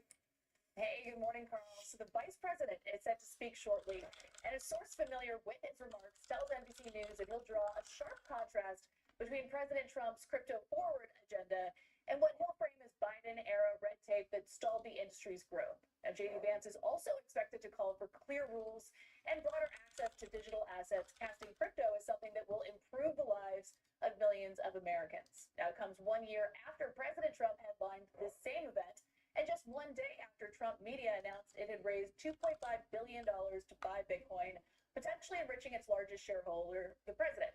Now, Bitcoin is up 59% since his keynote last year. And on the policy front, momentum is building around stablecoins. Senator Cynthia Lummis says that she expects a Senate cloture vote on the Genius Act on Monday. And while Congress pushes forward, Robinhood CEO Vlad Tenev says crypto modernization may not require lawmakers at all. We've actually been engaging with the SEC Crypto Task Force as well as the administration. And it's our belief, actually, that we don't even need congressional action to make tokenization real. The SEC just do it. House and Senate leaders here in Las Vegas say they've got the votes to get both stablecoin and market structure bills on Trump's desk before the August recess. David? Mackenzie, thank you. Let's get a news update now. For that, we go to Silvana and now. Silvana. Hi, David. Good morning. Israeli Prime Minister Benjamin Netanyahu claimed today that Israel killed another high-profile Hamas leader. Netanyahu says Hamas Gaza chief Mohammed Sinwar has been confirmed dead. He is the younger brother of the group's deceased leader, Yahya Sinwar, who masterminded the October 2023 attack on Israel that triggered Israel's war in Gaza. A Los Angeles police officer is on the stand this morning to testify about Sean Diddy Combs' alleged involvement in a break-in and Molotov cocktail attack at fellow musician Kid Cudi's home.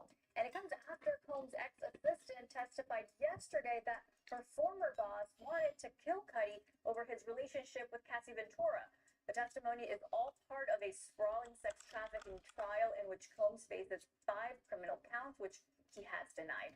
And United Airlines is narrowing its window to check in for U.S. flights effective June 3rd. The airline will change its cutoff for most domestic flights to 45 minutes before departure. That's the same deadline for passengers checking luggage, but 15 minutes earlier than the current one for people without bags to check. Sarah, send it back to you. Get there for early. That is directly aimed at me and a disaster. All right, for me. Get there early. Yeah, thank you, Silvana. Never with a bag to check. Dude, this is boring. Well, that's what the airlines ask. What does it mean for Sarah? Yeah. Exactly. I need a phone before I short again. All right, some big moves in the housing and mortgage space today to tell you about. Fannie Mae and Freddie Mac are surging again this morning after President Trump shared a post on Truth Social last night saying, quote, "Our great mortgage agencies, Fannie Mae and Freddie Mac, provide vital service to our nation by helping hardworking Americans reach the American dream, home ownership. I am working on taking these amazing companies public, but I want to be clear, the U.S. government will keep its implicit guarantees, and I will stay strong in my position on overseeing them as president." Meantime, we've also been following shares of FICO down sharply in recent days as FHFA Director Bill Pulte calls out the company for high credit check fees, climbing today as a number of firms say the pullback might be overdone. Baird, for instance, upgrading the stock to outperform today. Wolf Research says it's a buying opportunity. The FHFA Director Bill Pulte is going to join us next hour on Money Movers to talk about all this. The FICO, what he wants to see from them, but also Fannie and Freddie, and whether this time around the Trump administration will be able to do it. Remember, they've been under conservatorship.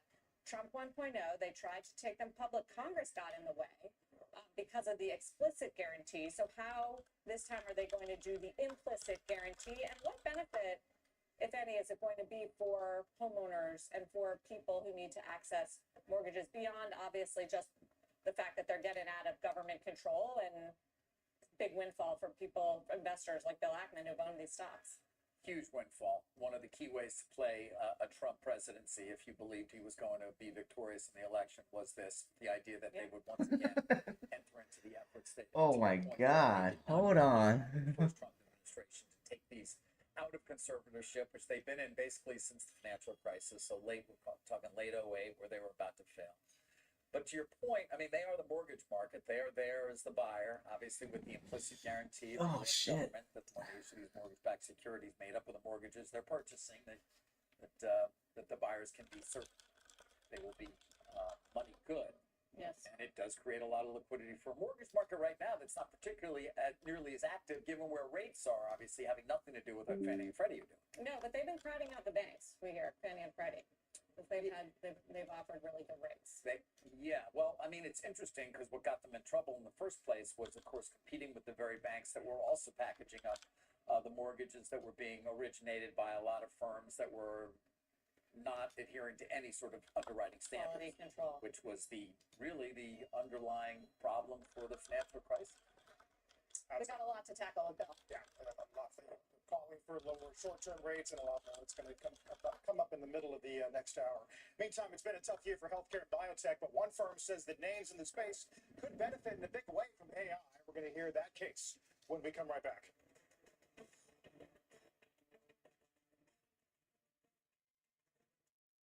CNBC Crypto World is sponsored by Crypto.com, trusted by over 100 million users worldwide. For so long, I felt stuck. Zepbound means change. Zepbound is for adults with obesity to help lose weight and keep it off. It's changing what I believe is possible when it comes to weight loss. Don't take if allergic to it, or if you or someone in your family had medullary thyroid cancer or multiple endocrine neoplasia syndrome type 2. Tell your doctor if you get a Yo, I think Diddy is gonna give us a good deal for the freebies for the game. Serious allergic reaction. Severe side effects may include Like, inflamed pain or huge. gallbladder problems. Tell your I gotta get doctor Doc to read for me because, you know, reading not my thing. procedures with anesthesia. If you're nursing, pregnant, plan to be, or taking birth control pills, taking Zepbound with a sulfonylurea or insulin. Hold on. I'm asking Doc to see what he thinks. Which can cause dehydration and worsen kidney problems. Doctor's on my contracts and stuff. I guess I'm not the easiest person to please. I like things just right. That's why I love Redfin's home recommendations. They know what I want even before I do. A home that's just right. Yeah. Look at how option traders scored big on Crocs with little capital at risk. Stock shares were trading $98, while the option prices were just $3. In 1 week, Crocs price shot up, giving stock investors a 12% return, while option traders enjoyed a 98% return. Learning to trade options is not an option. It's a necessity, and our new book will show you how. Get you a free copy at itsnotanoption.com. That's itsnotanoption.com.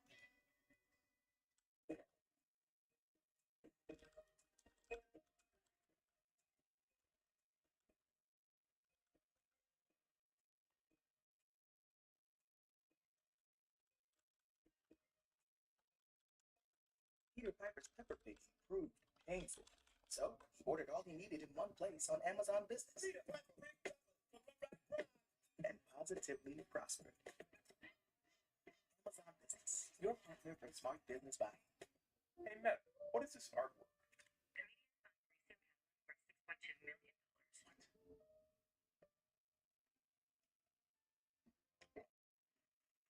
That's a $6.2 million banana. Are you kidding? We need to find another banana. What advice you have? Who eats art? I think you're supposed to say, hey, Meta, who eats art? And then Meta would say, quick project. Hey, Meta, call my lawyer.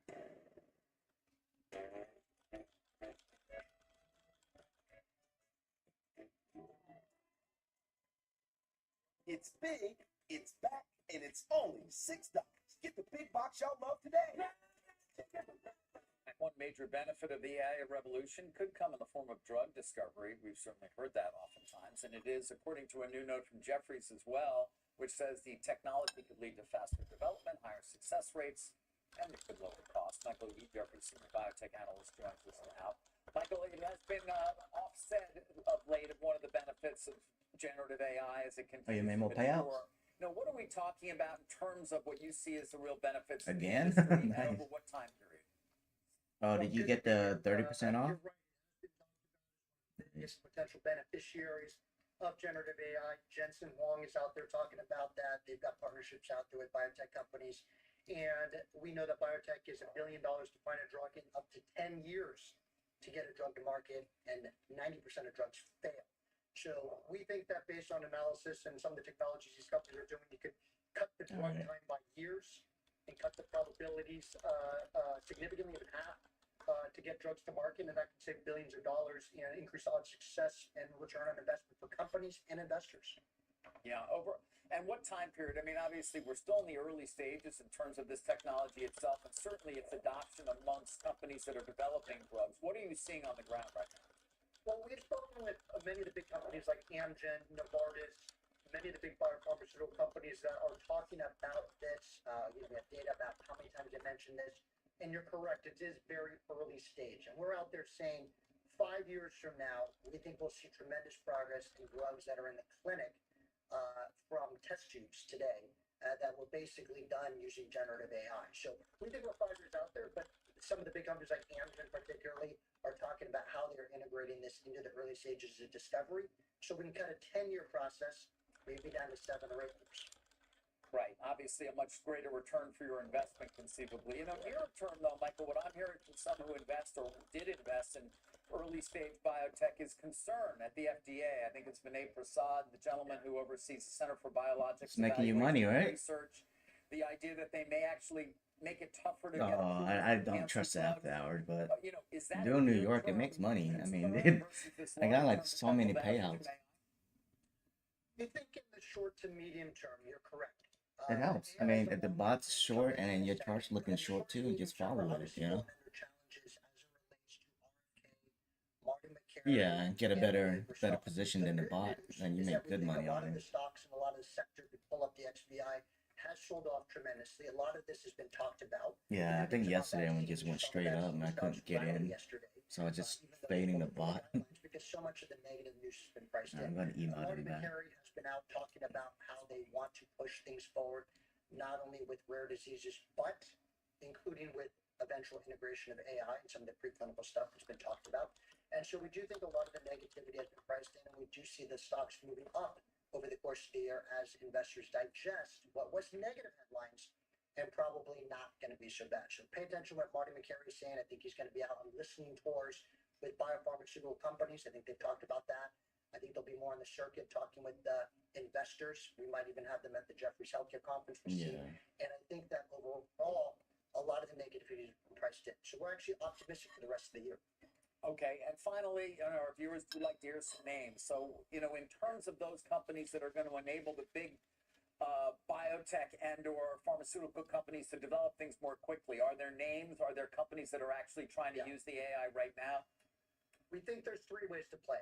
In the big pharmaceutical area, we think Amgen is a player that has been specifically talking about the integration of it. We think Schrodinger is a software company that we think is going to benefit from increased spending on the R&D side. And then on the picks and the tools and the shovel side, Illumina and Danaher are also mentioned in the report as some of the areas where they're trying to integrate that into precision medicine and human diagnostic testing. So 3 ways to play that angle. Again, a long-term angle, but this is something that's definitely a tailwind. And again, I repeat, the FDA has been commenting more about trying to get more involved in this, and so at least they're acknowledging this, and I think there is a tailwind there to be had. All right, well, we'll be checking in along the way as well, Michael. Thank you. Good stuff. Thank you, guys. Coming up after the break, could President Trump's tariffs be a good thing for Apple? Analysts at one firm making that case this morning. We'll talk about why in just 2 minutes. Sponsored by CME Group.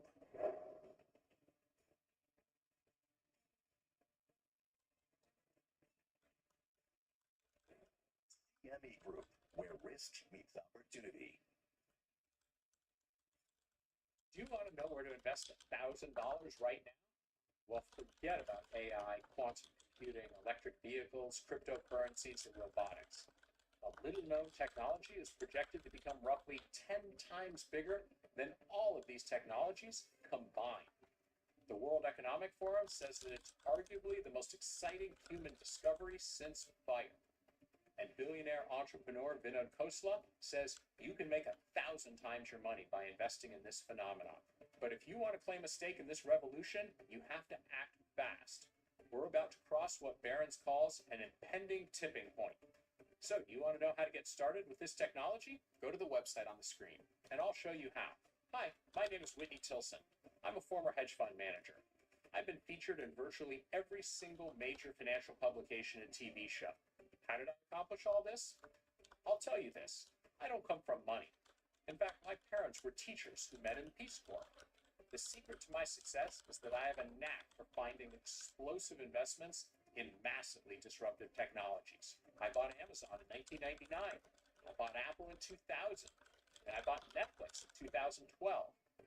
Investments like that helped me grow my hedge fund from $1 million to $200 million and nearly triple my clients' money. The technology that just landed on my radar might be the most disruptive and lucrative one I've ever seen. One market insider predicted that it could be even more important than the Industrial Revolution. And I want to give you, free of charge, the name and ticker symbol of the company at the center of this disruption. You don't have to give me your email address, your credit card, or anything like that. Just go to the website on the screen now.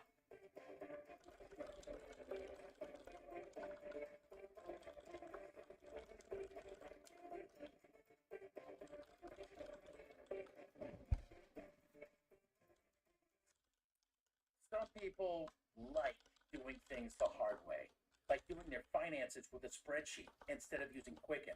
Quicken pulls all your financial info together in one place and updates it automatically. How easy is that? Oh, they actually haven't hit me with a copyright yet, Doc. I just need to leave blower and blow the leaves off of it. It's fantastic. We have a section out there, and we'll sit up here at the possibility. We feel like we're in heaven. Anybody for college, down payment for a house, a nest egg? I started the club for you. The Investing Club is about allowing you to be in control of your own money. We do something nobody else does. We tell you what we're going to do before we do it. We're not traders. We're about creating long-term value. You want to be a better investor? Join the club. Join the club and save at cnbc.com/join-gym. Terms and restrictions apply. As you know, Apple's been lagging this quarter as tariff fears hit the stock, but analysts out from Loop Capital with some surprisingly positive commentary this morning, arguing that tariffs could actually help pull forward demand, acting as a bridge to the iPhone 17 launch. Steve Kovac here with more on how investors should be thinking about Apple and demand around tariffs. Morning, Steve.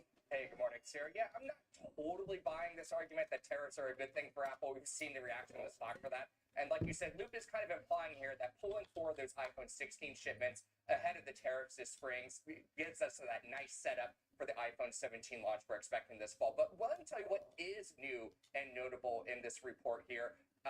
Loop is saying they're increasing their expectations for the iPhone Air. Now, this is that super thin model of the iPhone that's rumored to be coming this fall. Loop actually nearly doubled iPhone Air build estimates from 16 million to 33 million by the end of the year. That'd be about 30% of all iPhone 17 models expected Oh wow, to look be at that produced drop. this year. And we're going to be talking a lot about this after Apple whiffed on artificial intelligence here and missed out on a super cycle surge in iPhone sales. The real question is, can Apple make cool smartphones again? We haven't really seen any major design changes since 2020 super cycle from AI, of course, never happened, but design changes are actually proven to spur super cycles. We have a proven track record here, like in 2014 with the bigger screens on the iPhone 6 to better compete with Samsung devices. Then you go to 2017, the iPhone 10, the anniversary edition with that new design, or 2020 with the iPhone 12, still sticking with that design 5 years later. Now, Luke,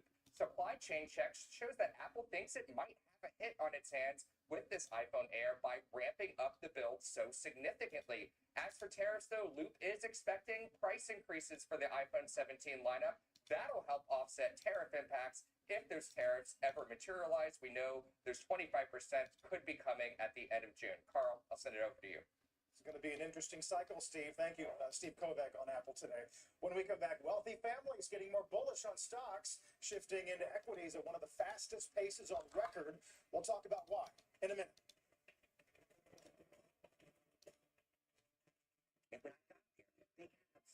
This is Clem.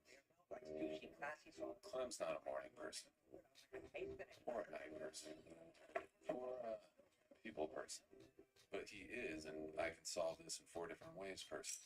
And that person is impossible to replace. You need Clem, and Clem needs benefits. Work with Principal so we can help you help Clem with a retirement benefits plan that's right for him. But I'm confident, you know? Let our expertise round out yours. For plant-based, healthy blood pressure support, there's one brand that stands above the rest. It's Superbeats by Human, the #1 doctor, pharmacist, and cardiologist recommended B brand for heart health support. Find out how to get a free month with your first order at livehuman.com. In the age of AI, smarter threats need even smarter protection. CrowdStrike Charlotte AI is delivering the future of cybersecurity for what's now and what's next. Built on the intelligence of every breach we stop and refined by human expertise, Charlotte AI gets smarter so your business stays safer, so you can build for tomorrow with confidence and efficiency and protect what matters most. That's why the businesses you trust CrowdStrike. CrowdStrike. We stop breaches. Goldilocks needs a place of her own, and fast. Thankfully, she's on Redfin. They update their listings every 2 minutes. And with so many options, she's bound to find exactly what she wants. This one's just right. Is she leaving? Yes. Oh, it's happening. It is happening. Oh, yeah, it is FMC today. In terms of confidence, Steph Curry, there's brand value there. The business is Stephen Curry. It's June 4th, 9 Eastern and Pacific. Only on CNN. It's always bigger in Texas.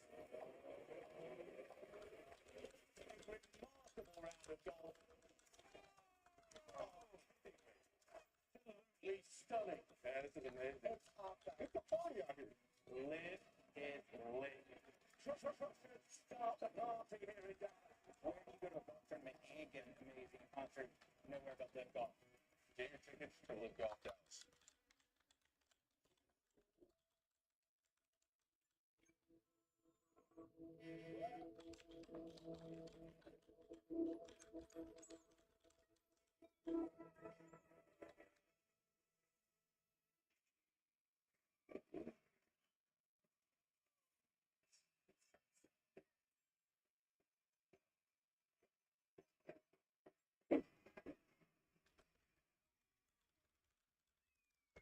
In one of the fastest shifts in history, family offices are loading up on stocks and they're souring on private equity. Robert Frank is here. He's got some new data for us as well. Robert. Good morning, Dave. Good to see you guys. Well, family offices increasing their allocation to stocks to the highest level in years. The private investment firms for wealthy families, typically worth $100 billion or more, planning to boost their stocks to 29% of their portfolios, up from 26%. Now, that was last year. American family offices even more bullish with their stocks at 32%. All that according to a new report from UBS. Now, at the same time, they are trimming their private equity holdings, going to 35% from 27%. This marks a sweeping reversal for family offices, which, of course, have been moving to private markets away from public markets before this. Now, family offices also staying very close to home. They have 86% of their investments in the U.S. That compares to a global average of 53% of overseas investors invested in the U.S. I think the U.S. markets have performed quite a bit better than other markets around the world. I'm sure that's part of the reason here. But I think really it's the family offices are they're staying close to what they understand, what they know.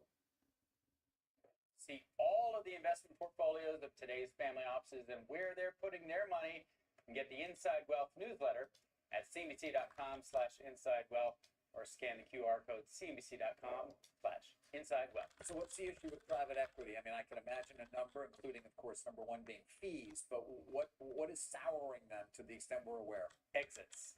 David, as you've reported well, there's no IPOs, there's no M&A, so you can't get money out of your private equity fund. So all that money that typically got recycled or added during fundraises is not going back in. Coupled with the fact that in public markets, the number one investment theme for family offices right now is AI. Now, unless you're lucky enough to get into OpenAI or these fundraising rounds for these big AI companies, it's all about scale. So to play AI, you really have to do it through the public market. So it's that private equity is less attractive and public markets are more attractive because that's where they can get into the AI trade. Makes sense. That's a good point. And at a later date, we'll talk about how higher ed is changing some of their allocations too. Absolutely. And they're selling a lot of their private equity because they need cash. Yeah, these secondary funds. That's right. As a result of providing that liquidity. That's right. Robert, thanks. Thank you, guys. Coming up in the next hour, FHFA Director Bill Pulte's with us. We'll talk some housing, some fresh headlines around Fannie and Freddie. You don't want to miss that as Money Movers begins in a minute. The number of public companies is shrinking, while the number of private companies is increasing. At Franklin Templeton, we're expanding access to the growing opportunity in private markets, offering the potential for greater diversification and enhanced returns. Through our world-class specialist investment managers, we are empowering advisors with solutions to build the portfolios of the future today. Alternatives by Franklin Templeton, your trusted partner for what's ahead. At Zillow, Spencer Raskoff helped change how people buy homes and created billions in value.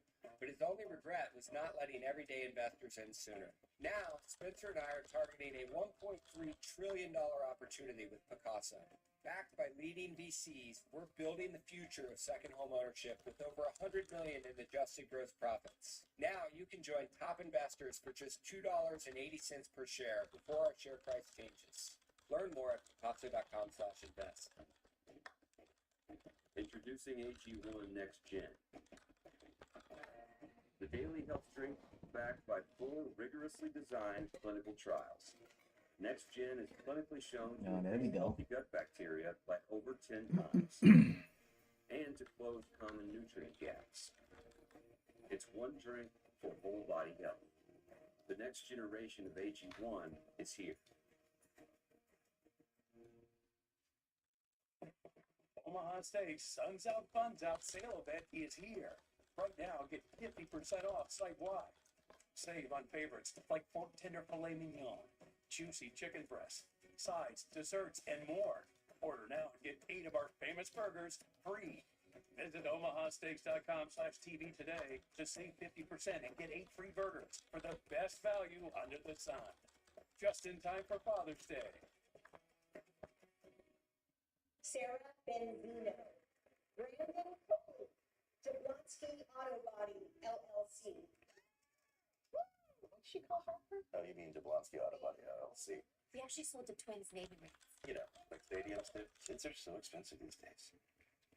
Oasis Breeze and Spa. Peter Turn, I'm your man to do business with you. Or we can look at some investment options for you. Works for us. The right money moves aren't as absurd as you think. A huge day of tech earnings, NVIDIA breaking numbers, instant analysis, plus results from Salesforce, HP, and C3 AI. John Ford, Morgan Brennan, closing bell overtime. Today for Eastern and streaming on CNBC+.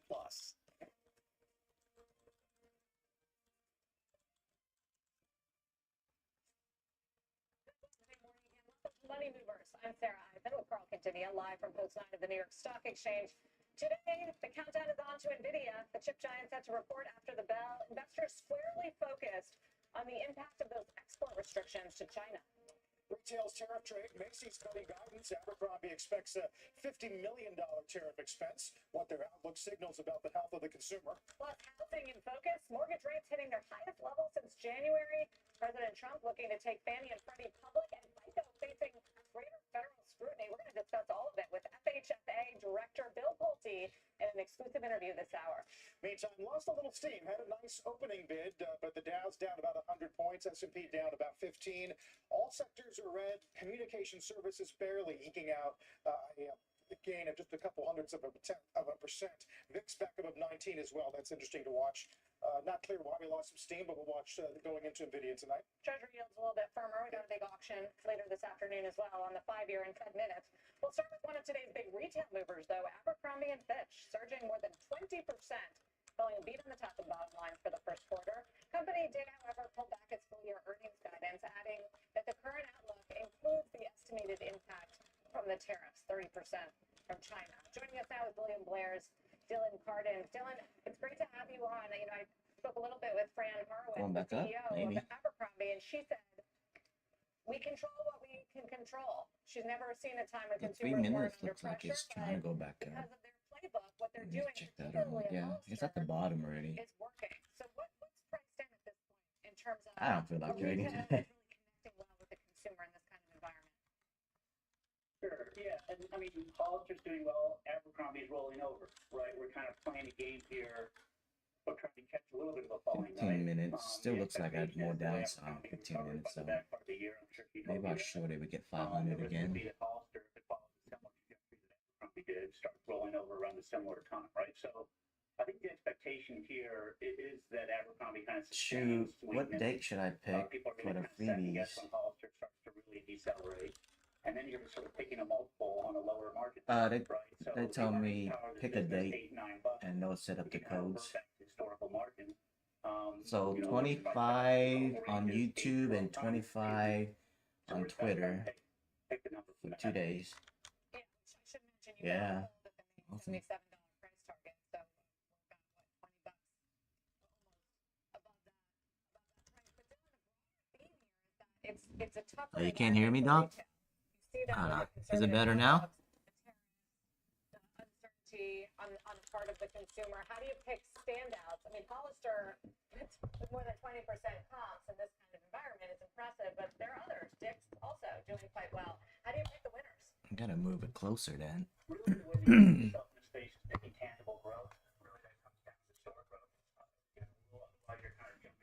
What about now, Doc? Is it better?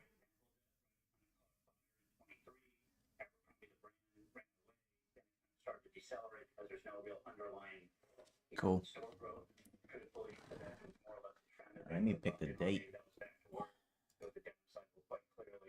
So we want at least a week after June, so everybody get their points in before we do the giveaway. So June. Let's do. It's gonna go up. I'm not gonna long. It's gonna short later. Nice.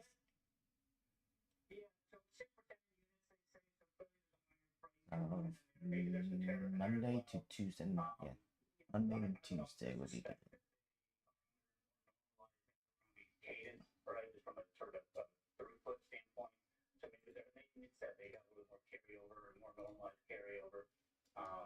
So, you know, I think what good companies coming kind of through April didn't adjust their supply chains too dramatic, right? There was some expectations that tariffs would ease.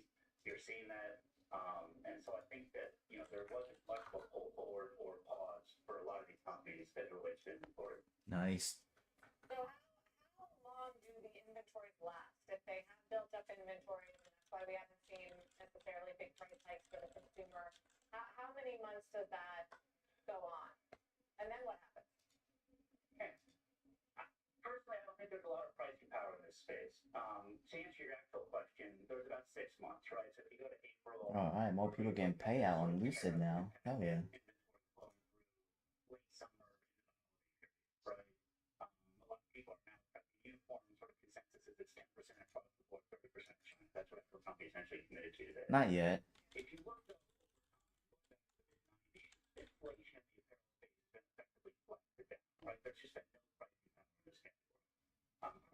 Not yet. They're working on it. So you can't trade them. Yeah, you can't view videos.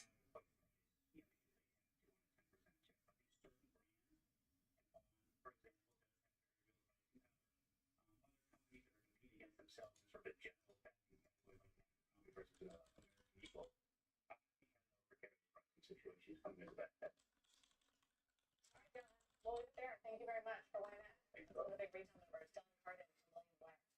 Turning to the broader market this morning, our next guest says we're currently in a wait-and-see territory when it comes to the economy. Joining us this morning, Citi Research U.S. Equity Strategist Drew Pettit. Drew, good to have you. Thanks for joining us today. Morning, Carl. I did notice there's a Reuters poll looking at year-end S&P targets. It's right at 5,900. It does seem like we're sort of frozen in place. Question is, what are we waiting to see, I guess? Look, it's the wait and see is kind of twofold here. Number one, rates. I think that's adding a lot of pressure on growth to deliver, and just the trailing multiples that you're paying for the index. So that's one. And then number two, it's the macro conditions here. Is the consumer going to be able to handle this? And then what is the ultimate end game on tariffs and the budget bill? So wait and see on the policy front, wait and see on the macro front, and then wait and see on the rates front as well. Do you think it's a matter of waiting for July 4th or whenever we get this bill done in the Senate, or an X date, or the expiration of this pause? When do you think we can start to make some decisions up or down? Yes, you do. Part of it, but honestly, I think earnings is really what's driving this market. We always like to tie it back to the equity market fundamentals. And yeah, valuations being high, rates being high, it's a concern, but growth is the way to alleviate that concern. So yeah, let's get TTT? That's Tick Tick Trader.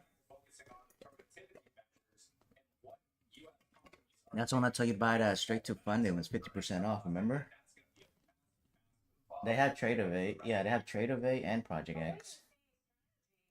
Yeah, that's what she's posting is TTTD. That's Tick Tick. Oh shit. That's not good. That's blown. And for us, while you're in wait and see mode, you own growth. We really like the NASDAQ here. We think that's a really good place to go get beta in this type of messy market. We don't like small cap for its beta. I think SF? I think higher beta small cap stocks. Why not do TTT? It's cheaper. And it's Project X. No, it's not. About the same. You just gotta hit the what else? You gotta hit just the. Let me see the channel. And I'll post it for you.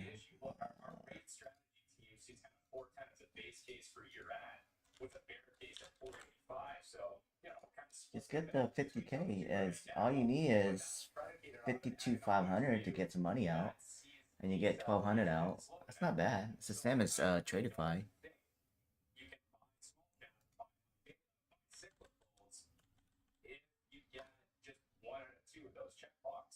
So that's where I think growth becomes defensive in this market. Growth is what we do. Right, and that does afford the Fed some room to cut. What are you penciling in the first cut? I haven't checked on that. I wouldn't do 5NQ on a straight to funding. I mean, you only get 20% consistency, so you can't make more than I think 700.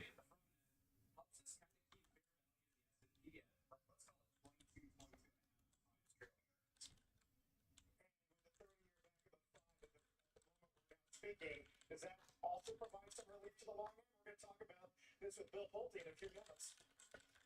Yeah, look, and for us, like the longer end of the curve, at least kind of thinking through an equity lens, we think more about the 10-year, Yeah, about 30 years. if they don't deny your payout. Peculiarities there, but look, I think you need some stability there. For now, yeah, it should work. Just take it slow. Expect that for the back half of the year. To us, both of those things Yeah. probably themselves for markets. Look, even if stability, and we grow the A, if we want these equity markets to really break out of this range we've been stuck in as of late. Right. Yeah, it's definitely familiar territory that we're mining. Drew, appreciate it. Good seeing you again. Drew, Yeah, thanks for having me. When we come back, investors paying some close attention to the impact of these chip restrictions on NVIDIA results tonight. Former head of the Defense Department's AI strategy will join us with more on. I haven't taken a trade in almost an hour.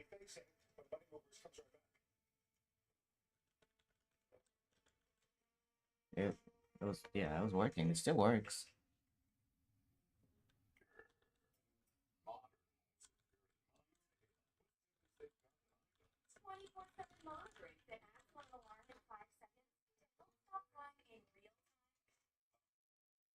Stop.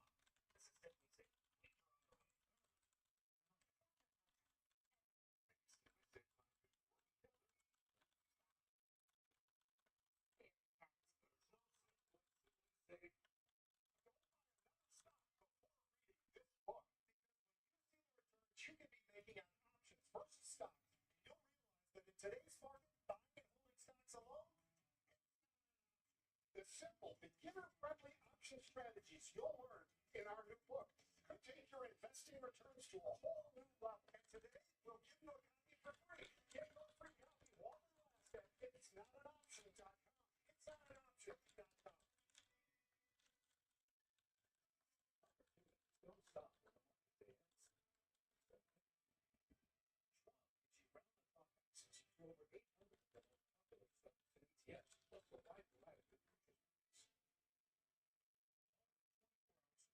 Trading specialists who understand ins and outs of 24 hours.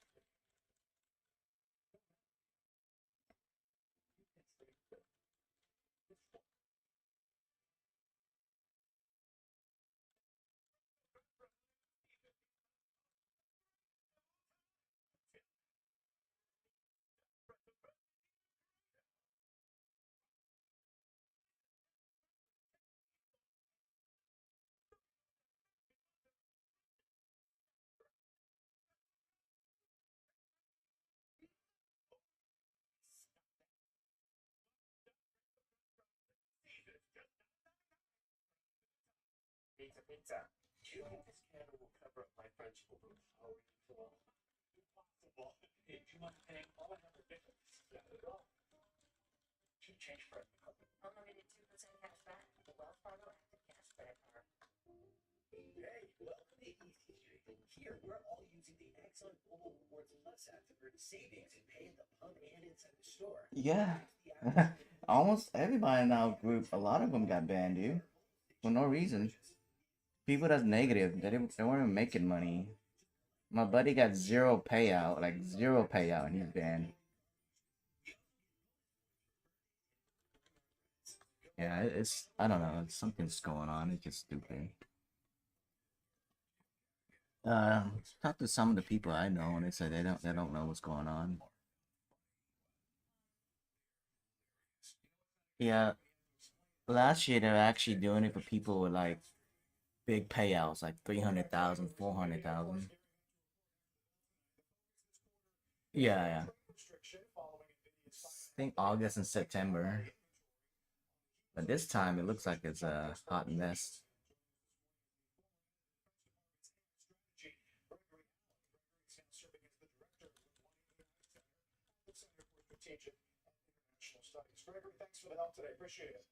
Yeah, but why ban the people that's not making money? You know what I mean? You want to milk those traders. That doesn't make any sense. Yeah, I don't care to ban like people making 300,000, 400,000. Yeah, that's how you protect the company, but not the people that's paying, you know? It's weird.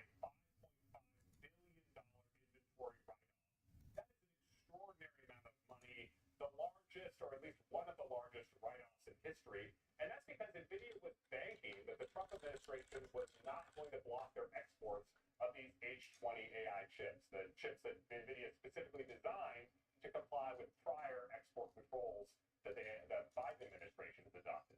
But the Trump administration has gotten tougher on China. Same time.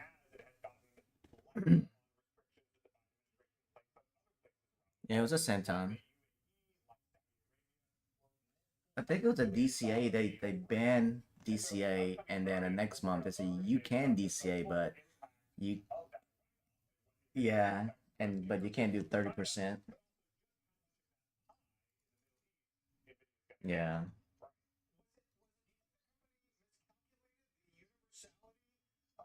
Yeah, I think that backfired too. So hopefully they'll change it up on this one.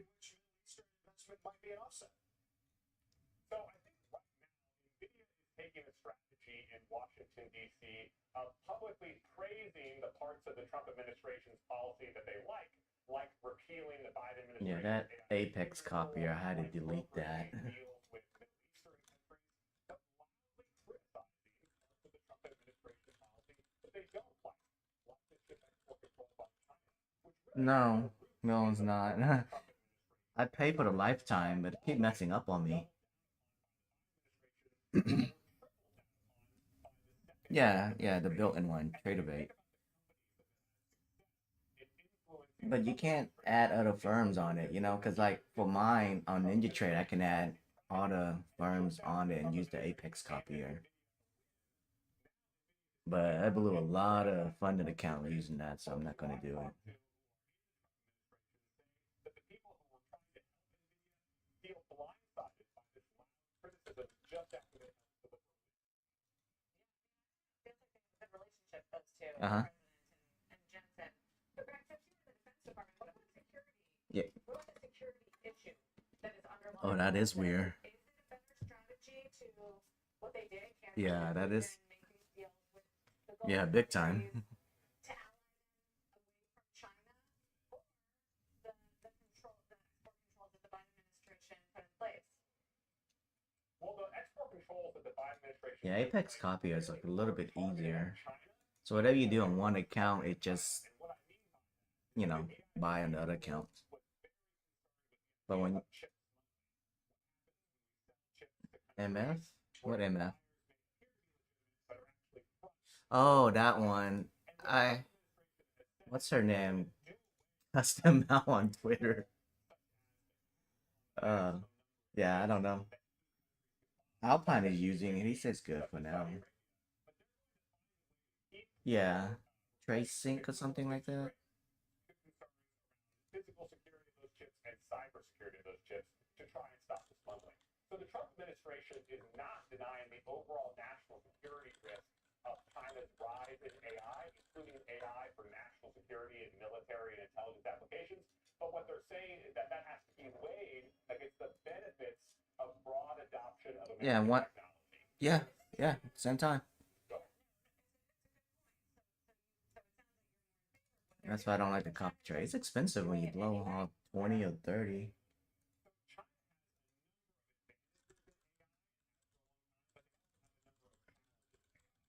Yeah, big time. China is world-class and has been world-class for more than 5 years at this point. But when you talk about specifically competing with NVIDIA, coming up with AI chips, it adds up. Yeah. Yeah. Oh, he's banking on Tesla. In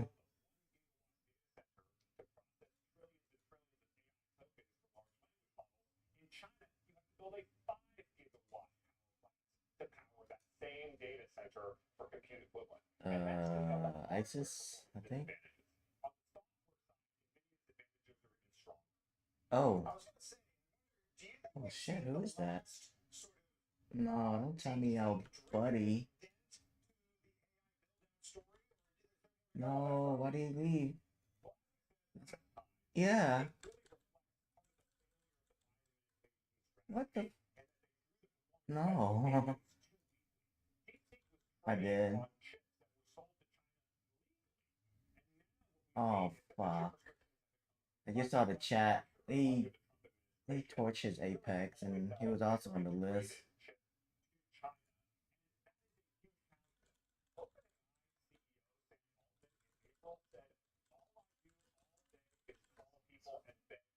Ah, yeah.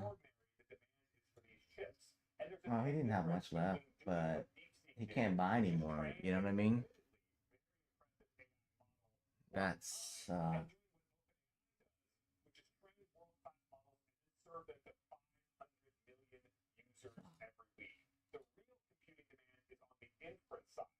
serving these models to massive user bases, and that's where those compute restrictions are really Yeah, I biting think he China blew his right account. now. In fact, the head of Tencent, one of the Chinese tech giants, the head of their cloud computing unit, said just last month Yeah, that the number you see, one it's challenge a facing his Torch company my Armor is compute Apex. restrictions. They're Lucid absolutely next.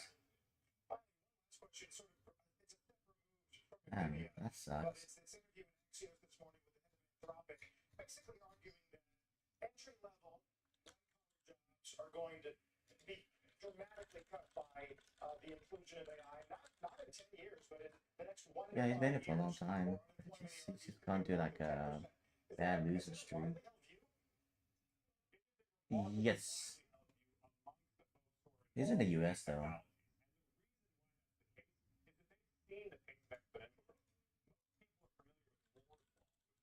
Yeah. He's Indian too.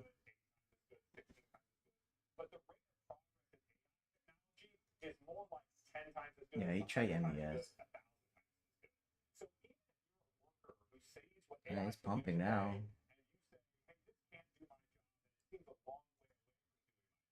I'm just waiting. Just too choppy for me to play. I don't want to mess up my payout. You went long? I think long is good. I might join you. Let me check the 3 minutes. Yeah, that long looks good, so I'm gonna go in.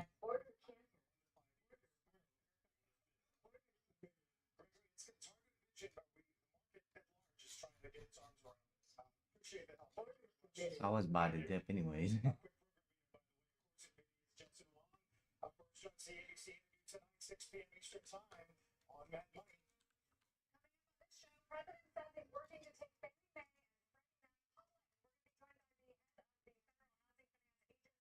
In charge of all of that, Bill Pulte, who oversees those mortgage giants. Plus, we'll get comments, I should say, about FICO, which caused those shares to plummet over the past week. So rebounding this morning. We're back in a moment on Money Movers.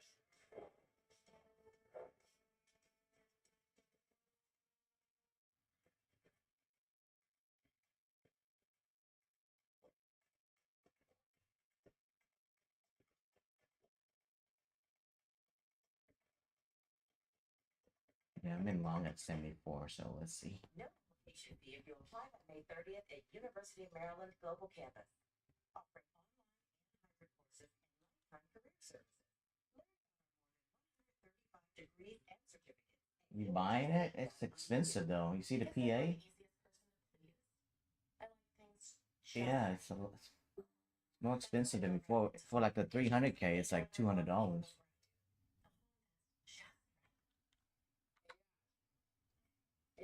And I post on the admin chat, damn it.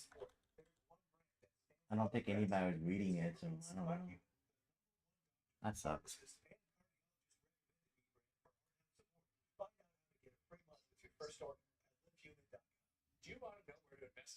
I'm long at 74.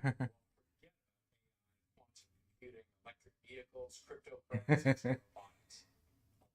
Technology is projected to become roughly 10 times bigger. No, All of these technologies he doesn't. combined. I might long on this Bonox.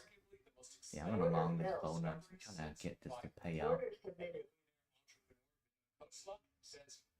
Don't dump on me. But if you want to play the stake of this revolution,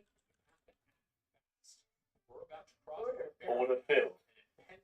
We're going against the bot again. So you want to know how to get started with this technology? Go to the website on the screen. I'll show you how. Hi, my name is Whitney Tilson. I'm a former hedge fund manager. I've been featured in virtually every single major financial publication and TV show. All this? I'll tell you this. I don't come from money. In fact, my parents were teachers who met in the Peace Corps. The secret to my success is that I have a knack for finding explosive investments in massively disruptive technology. Oh no, it's like TUAN. Or TAWN, how you pronounce it.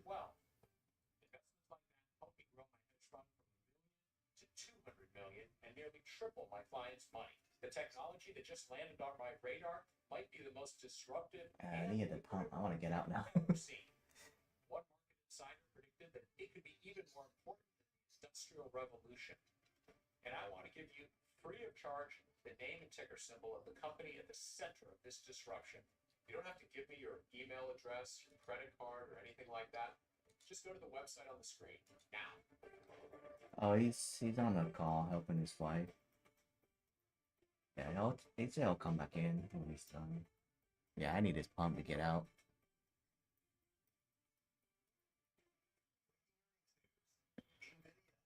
Yeah.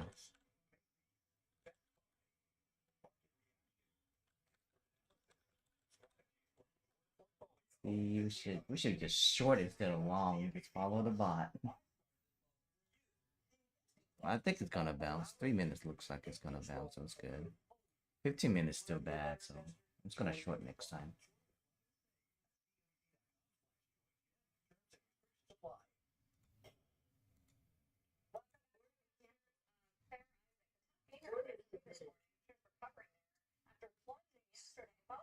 Yeah. Come on, get up there. We reached out to FICO for comment, and they directed us to a blog post saying, quote, the royalty FICO collects for the FICO score is the lowest among all other components commonly Need a cartel. in mortgage closing costs, depending on what's out there. Also now, the president says he's looking to take Fannie and Freddie public again. And just moments ago, Fannie Mae unveiling a new initiative with Palantir to use AI to help combat mortgage fraud. Got a lot to talk about with our next guest. Joining us in an exclusive interview from Fannie Mae's headquarters, FHFA Director Bill Pulte. He's also the chairman of Fannie Mae and Freddie Mac. It's great to have you, Mr. Chairman. Certain places, though. I think the biggest one is the president saying that Yeah, that's true. But I heard the cartel is actually good people, right? In Mexico, that give back to the town, or no? Yeah, gotcha. Well, these are the two largest companies in the world, as far as I'm concerned, in terms of asset size. At Fannie Mae, we have Yeah, that's what I heard. $4 trillion, if you can believe that, on our balance sheet. At Freddie Mac, we have over $3 trillion. It's almost criminal that no president until President Trump became really interested and drove these companies. So, first of all, we're very grateful that the president is interested in these companies. You know, he essentially leads it because he's actually the only one who can hire and fire this position that I'm in. So, we're very happy that the president is focused on this. I would point you to his tweet. He very explicitly says that he wants to take them public. He did not say that he wants. What are you long at, 71? 63, 68, 74. Looks like we have the bag hole. We'll see what the president ultimately decides. What is the why? Why you would want to take these companies public? How does it help It might drop more. Well, first of all, think about it this way. In some ways, there is one security that is publicly Come on. traded. Just bounce so I can get out.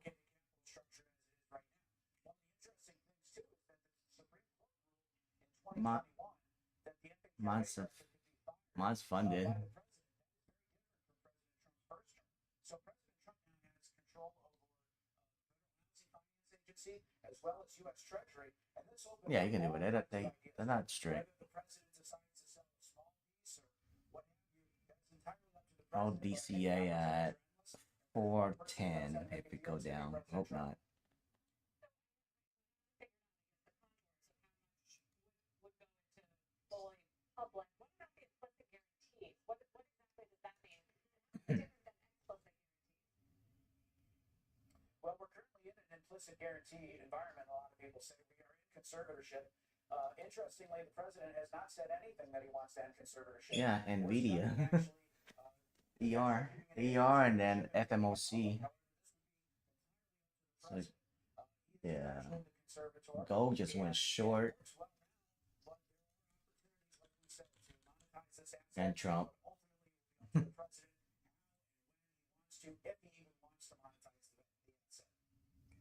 Put your stop loss in. Well, I really would say what I'm specifically recommending, but I do believe that the president, is doing a great job with inflation. I think he's doing a great job with home ownership, and I think these are two businesses, frankly, that could benefit from him continuing to be in control of it.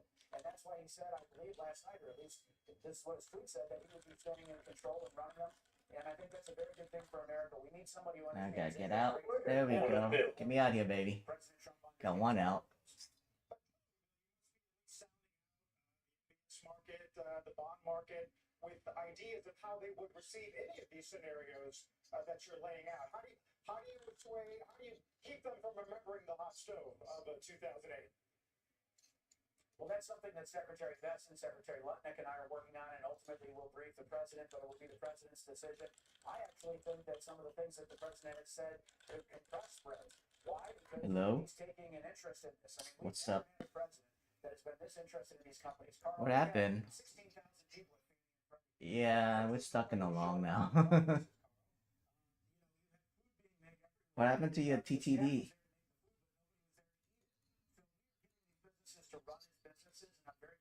Oh, oh, you average down? You play NQ or the smaller one? Ouch. But you made money out of those accounts, right? Like positive? Okay. Cool, that's good. I'm waiting on them to reply back to me. Hopefully we get the... What's up?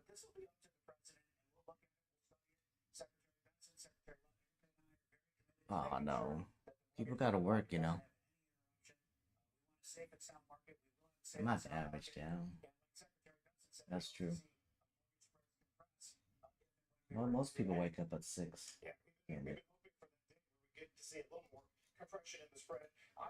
Yeah.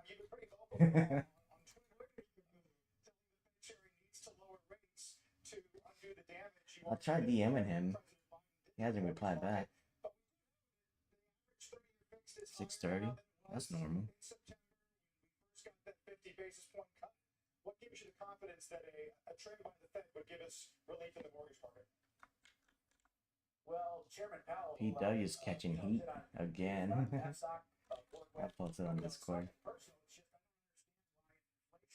It's where it is right now, which is lower than the last 2 or 3 times he cut it. Why isn't he cutting it right now? It doesn't make sense. I mean, you tell me, why did he cut it right before the election? But now when inflation is lower, he's not cutting. I think that's how he is, though. why. What are I'm talking about? He talks shit to females and then old people. Yeah. He was too late last time. You know, people got locked into these rates in these homes. And now you have basically existing home sales, which are in the tank for the last 4 years. Nobody was buying existing homes for the most part for the last 4 years. We need to get that inventory going, Carl, to get this housing supply churning. Me, I'm stuck. 68. 468 is my long. I need to get out. And that's my Bonox status close to payout. Yeah, I thought it's gonna pump, but it's... Yeah. So just follow the bot. He's got a great gut instinct, but in addition to the instinct is, you look at Powell, he was cutting rates when inflation was higher. President Trump was coming to office. I only got one though, so it's not too bad. I can average down. Yeah, I don't play NQ on those small count. 34.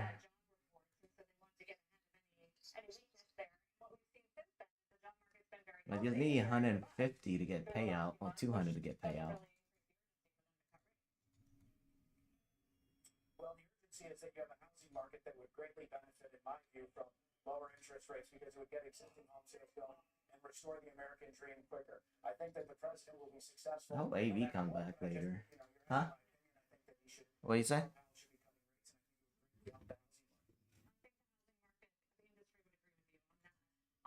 I just leave it there. I tried once. I don't know. Apex, that's last to trade for me now. Now I'm working on MFU and then Bonox and then Tradeify. I don't know why. I do have it there. I got back up. I was at 200 DD, now it's at 1,000. So it's going back up. I just don't know why I'm not touching it though. Yeah, I'll work on it next week or June. I need to stop dropping. I need to get out. I'll add another one at 2420. So many people being upset as I have with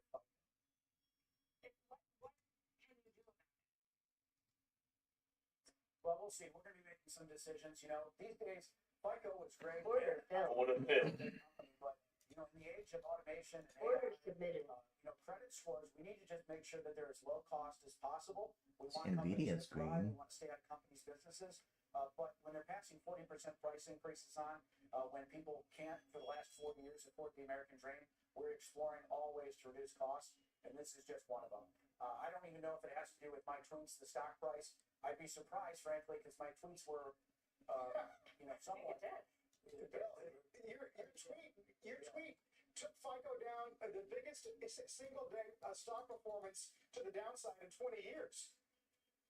But that may say more about FICO than it does about my tweets, respectfully, right? It's not normal for somebody to be able to tweet and have it affect the stock price like that. So it also begs the question, you know, what is FICO doing? What are they doing to innovate?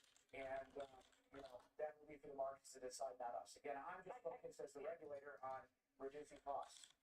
But does the FHFA, what I'm trying to understand, have the authority to change the pricing model of FICO?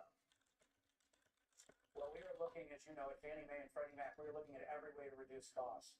And that includes the credit pulls, that includes which companies we have doing things. A lot of people say that FICO has a quasi or natural monopoly. So we're talking with all the different companies. Again, I have nothing against FICO, but I'm just saying that they need to be careful with the costs because they've attracted a lot of attention and people in our industry are very upset, Sarah.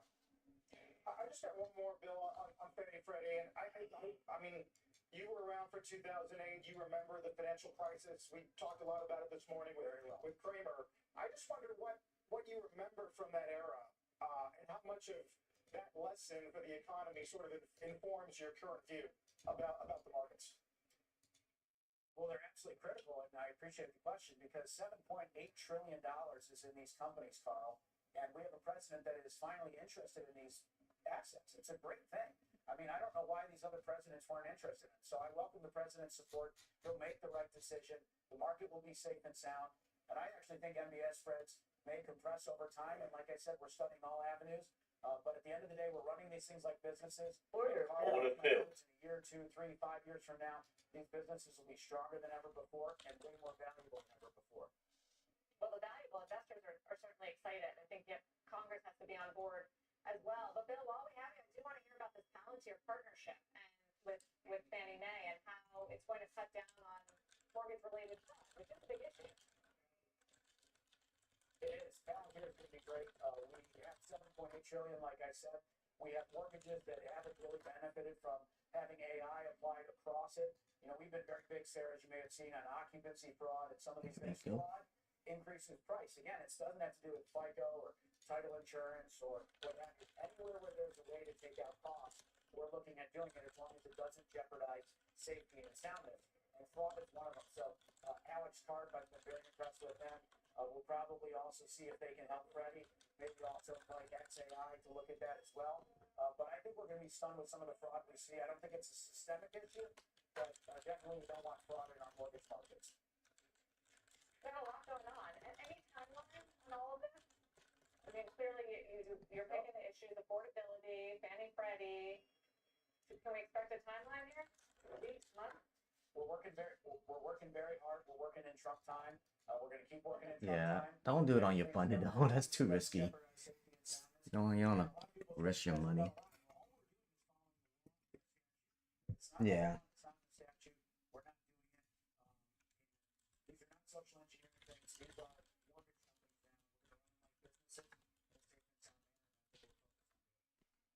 Well, Bill, thank you for joining us to talk through it all. Very easy. Thank you. We appreciate it. Bill Pulte. Still ahead this morning, there's a growing disconnect in AI that could test investor patience. What it all means ahead of NVIDIA results tonight. I need to update my list.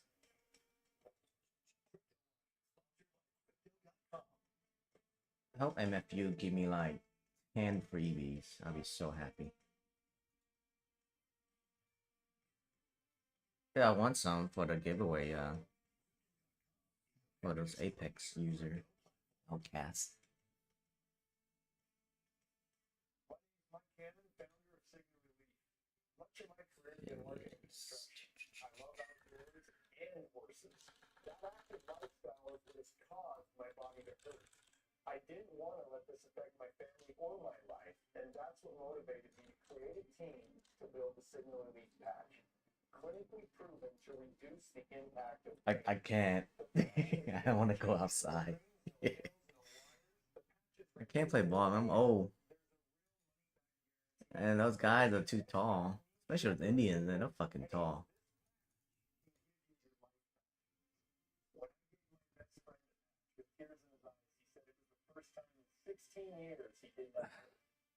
I forgot his name.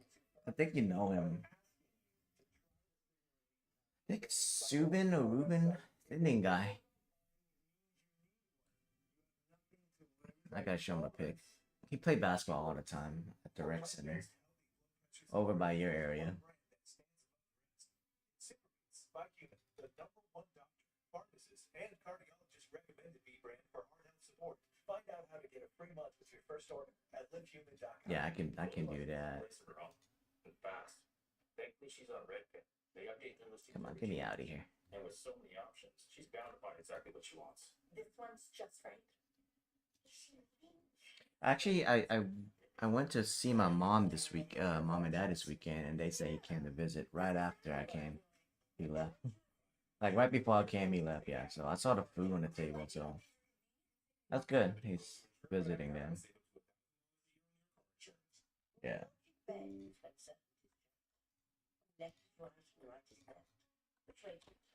Dude, it's like 3 years, man.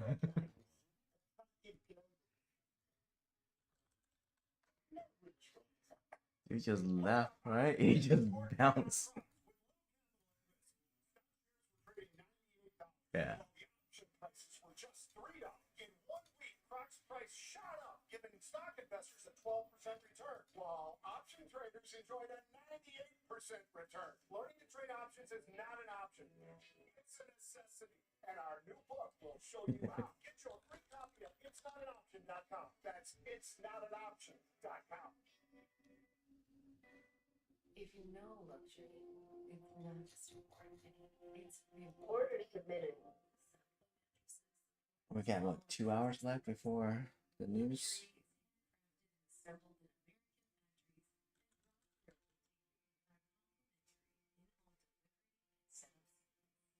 Which is why over 90% of customers would recommend Satva to friends and family.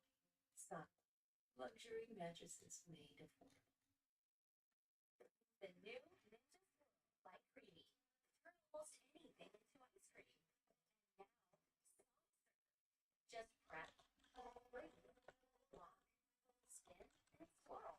Enjoy endless options of soft serve, fruit whip, frozen yogurt, and more. Scoop indulgent classics, create hits and masterpieces, or enjoy low-calorie protein-packed treats. Unlock your imagination with the all-new Ninja Swirl by Creamy. It's reportedly shaking up its AI team after months of delays on that latest Llama 4 behemoth model. Could it signal the debate around slowing AI progress is reemerging? Our Deirdre Bose is looking into that for today's Tech Check. Morning, Dave. Hey, morning, Carl. So that shake-up delay, along with other signs of slow momentum, it really underscores a disconnect in AI between spending and progress that could test investor patience just as NVIDIA gears up to report tonight. Now, earlier on in the race, we got model advances, it seemed like every few months. Now, however, it's longer windows between upgrades. We've got delays, and even Anthropic's latest Claude models, they show some mixed gains. Now, these are Anthropic's own numbers. Claude Opus 4 What do you mean? coding tasks, but a big Because it's 90% off? You have to pass. And it's up to you. If you're not banned, go ahead.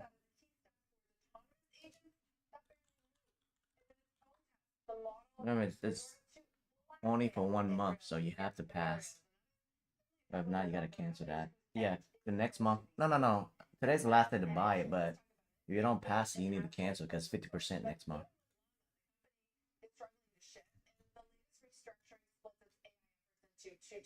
I think so.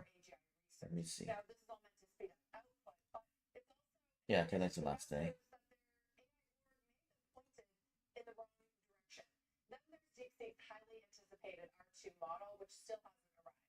Instead, the Chinese lab just quietly announced a minor trial upgrade to R1. There's no details, no benchmarks, and no timeline for what comes next. Now, this is the same startup that took markets in January with a model they claim to rival our best ones for a fraction of the cost. But questions around R2 could raise further questions about whether that early hype was actually sustainable. Now, put this all together, mixed model performance, slower release cycles, a major reorg at Meta, it all adds up to that growing disconnect. Jeez, everybody's banned on Apex. Apex. Though, guys, usage, it is surging, and that's powering demand for inference chips and What number of PA are you on, Gambit? but investors may start asking, as they have before, Yeah. how long can the spend justify itself? So what is the fun? Is there a common reason for PA number. Like what's the count? Like your PA number 5, 10. Last year, and that is the so-called data wall, right? We're just running out of data. Okay, so you're not. It's not high. Which many others have talked about. Yeah. Some people is on PA number. I think one guy has 12 PA, 0 payout, but he's banned from buying anymore.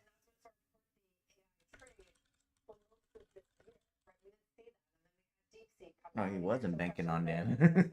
He made zero payouts. So I don't know how they do it. Training that we're lacking right now. We talked about sovereign AI yesterday. Is that enough? But these are questions when you see these model progress stalling that we come back to again. Got it. We'll look for all of that. Thank you, Deirdre. Deirdre Bosa.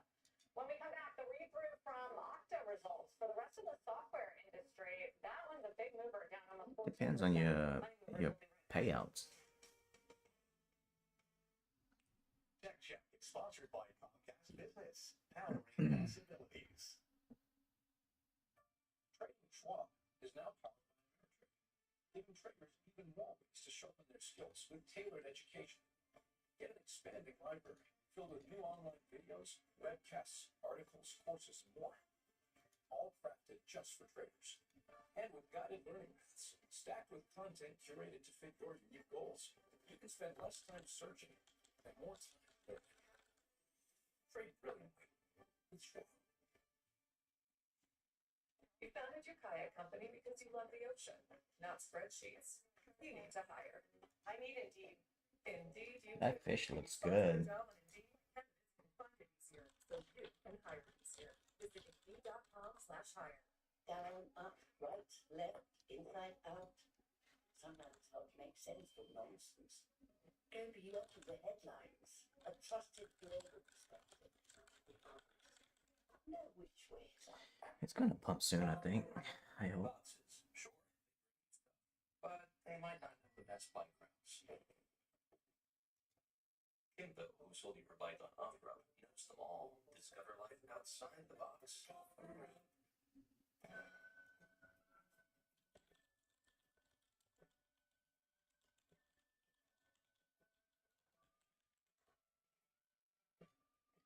I think it's gonna pump. Spencer Raskoff won't change how people buy. Yeah. I do want to play some option, but it's expensive. You looked at it? With over $100 million in adjusted gross profits. Now you can join top investors for just $2.80 per share before our share price changes. Learn more at Okta.com/invest. Is this your dream of retirement? How about this weekend? I like fishing. Or is this a little more your style? Retiring well isn't a guarantee, it's a goal. It's easy when markets are going up. But what about when they're not? That's why you need this. 135? Retirement Survival Kit, featuring your guide to surviving market volatility. Why so cheap? Plus the Fisher Investments Difference. 3 indispensable guides. Yours free for calling 1-800-213-5317. Fisher Investments. Yeah, so that's not. I thought it would be more than that. Markets ups and downs. Give you the confidence you need to reach a comfortable retirement.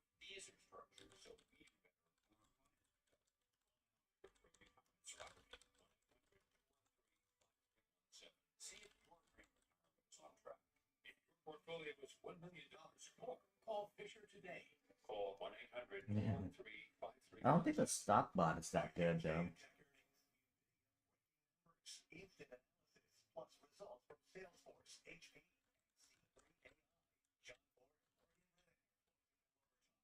Oh, the bot, yeah. I remember seeing that one too.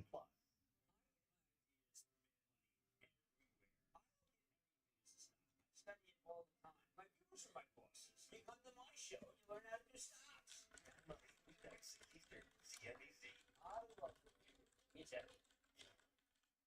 Welcome back. Shares of Okta getting fresh this morning. Mike Santoli here. Let's go. Pump it up, baby. Get me out of here. Today's not the day to trade. I haven't touched my cash account yet this week.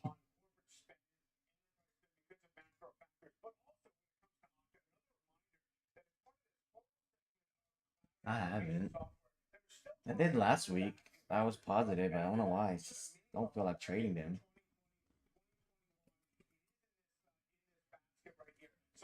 I should.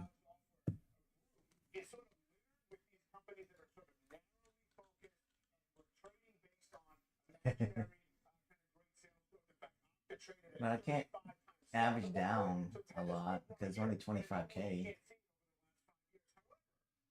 And that's what, 1,000 to 1,500 buffer. So it's not much. We're so focused on NVIDIA having been the overall AI play. Actually, you see, this is equal weighted software, well outperforming since November 30th. I don't really care for the 10-day payout though. That's the thing. That's why I don't really try it much because I'm just, I don't know why. I just love my funded futures. Do you determine that it might be about tariffing goods easier than you can tariff services? It's a big part of it when it comes to semis, but also all non-AI. Well, I don't go that high like you know what I mean? So it's perfect for me. Okay, looks like I'm about to get out. Come on.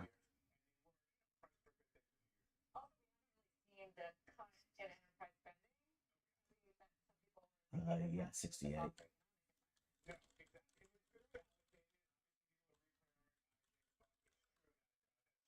Continues to take its, kind of collect its toll out there. Although interestingly, the equal weighted software ETF is now 180 stocks or something. It's all the quantum names that have just shot to the top. Supposed to be equal weighted, but because those things are mini bubbles now. What up, bio?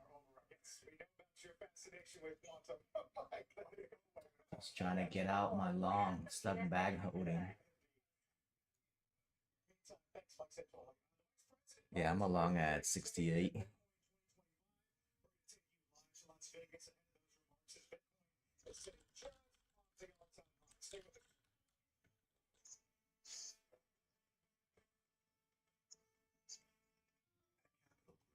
Take care of crafting or active ETFs so they can make a difference at the core of the portfolio. Because we don't fit prefer solutions. Capital Boost, actively different active ETFs. I guess I'm not the easiest person to please. I like things just right. That's why I love Reddit. Wait, hold on. It's a 300K? Even before I do. A home that's just right. Yeah. Yeah. Omaha Steaks Suns Out Funds Out sale event is here. Right now, get 50% off site-wide. Save on favorites like pork tender filet mignon, juicy chicken breasts, sides, desserts, and more. Order now and get 8 of our favorite. If you hit the native 30% threshold, they're gonna deny it. They're really strict now. No, on the trade, not in general, just on the trade. If any trade that you're holding is over negative 30, they're gonna deny it. But if not, then you should be good.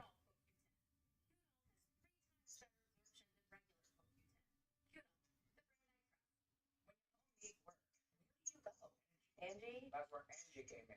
With Angie, find top-rated pros in your area. Plus, compare quotes and pricing to help you get all your. Doesn't matter. They're really picky right now. Like really picky. Yeah, my buddy, I think he got 32% instead of negative 30%, and they flagged that and denied the payout.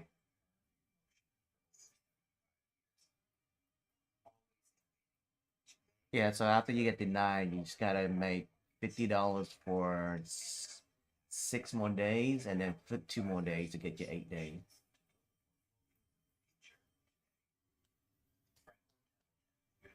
Yeah, yeah. Request when you can. Just try to get the money. They might let it go. Who knows? You know what I mean?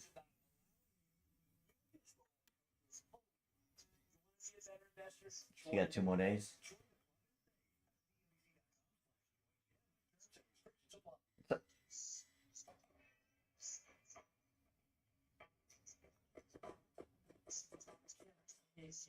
Holy shit, that's a lot, dude. Okay, okay.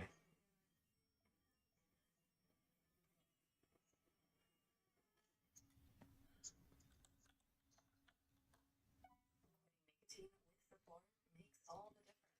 Smart nicotine every step of the way with X program. So you got your 6 days done, so you can just flip the 2 days just in and out real quick. Doesn't matter. Don't switch it out. Still do your MNQ. Just flip it. That's it. The drive of tomorrow. I am Polestar 3. You can do whatever for the two flip days. You just gotta get in and get out and get the days in. That's it. You're done. You finished your 6 days already, so you're done. You can flip 2 days.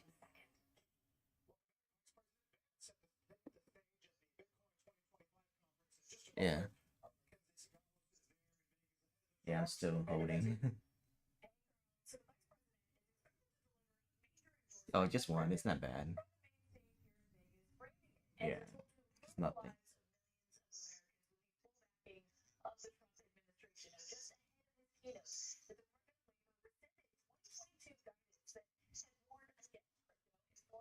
Plan, which is a major reversal. You've got the new labor secretary accusing the Biden Yeah. administration of putting its thumb on the scale, saying that investment decisions should be left to fiduciaries, not bureaucrats. Meanwhile, Yeah, we're seeing a flood of Bitcoin treasury. That's good, dude. Get your payout next week. keep me keep me updated.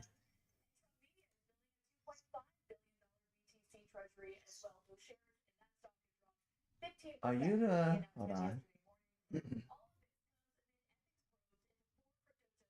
No, I don't think it's you. I thought it was you that won the Tradify giveaway on the YouTube. No, somebody else. It was Bob.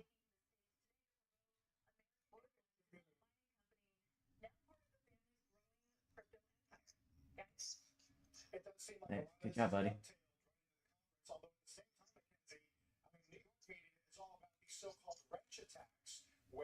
think nobody's here but me and you. Take someone hostage, torture them to get their crypto passwords, though you're held on physical devices to get access to their wallets. Yeah, I mean, we've seen a couple of cases of that very recently, and that's part of the use case for self-storage, so not having anything accessible. 2 hours, yeah, 2 hours. And you actually have bunkers in the Swiss Alps. There's a company called Zappos that stores these devices for you because of this exact scenario. So one of the, you've got OTC desks that are at an all-time low. Bitcoin held on exchanges also at an all-time low. That coincides with Coinbase's breach for you just a week ago. So I think that there's a lot of concern around security as we see these price surges. Jonathan, we'll get back at the Bitcoin conference. Mackenzie, thank you very much. We'll look for headlines from the vice president and other key speakers at that Bitcoin conference in Vegas. Meantime, we've seen the market just slowly and steadily drift a little bit lower. Nothing extreme, but we're down about 1%. Wait, you lost 5K? That might mess up your. I know, but that might mess up your request. You might get denied.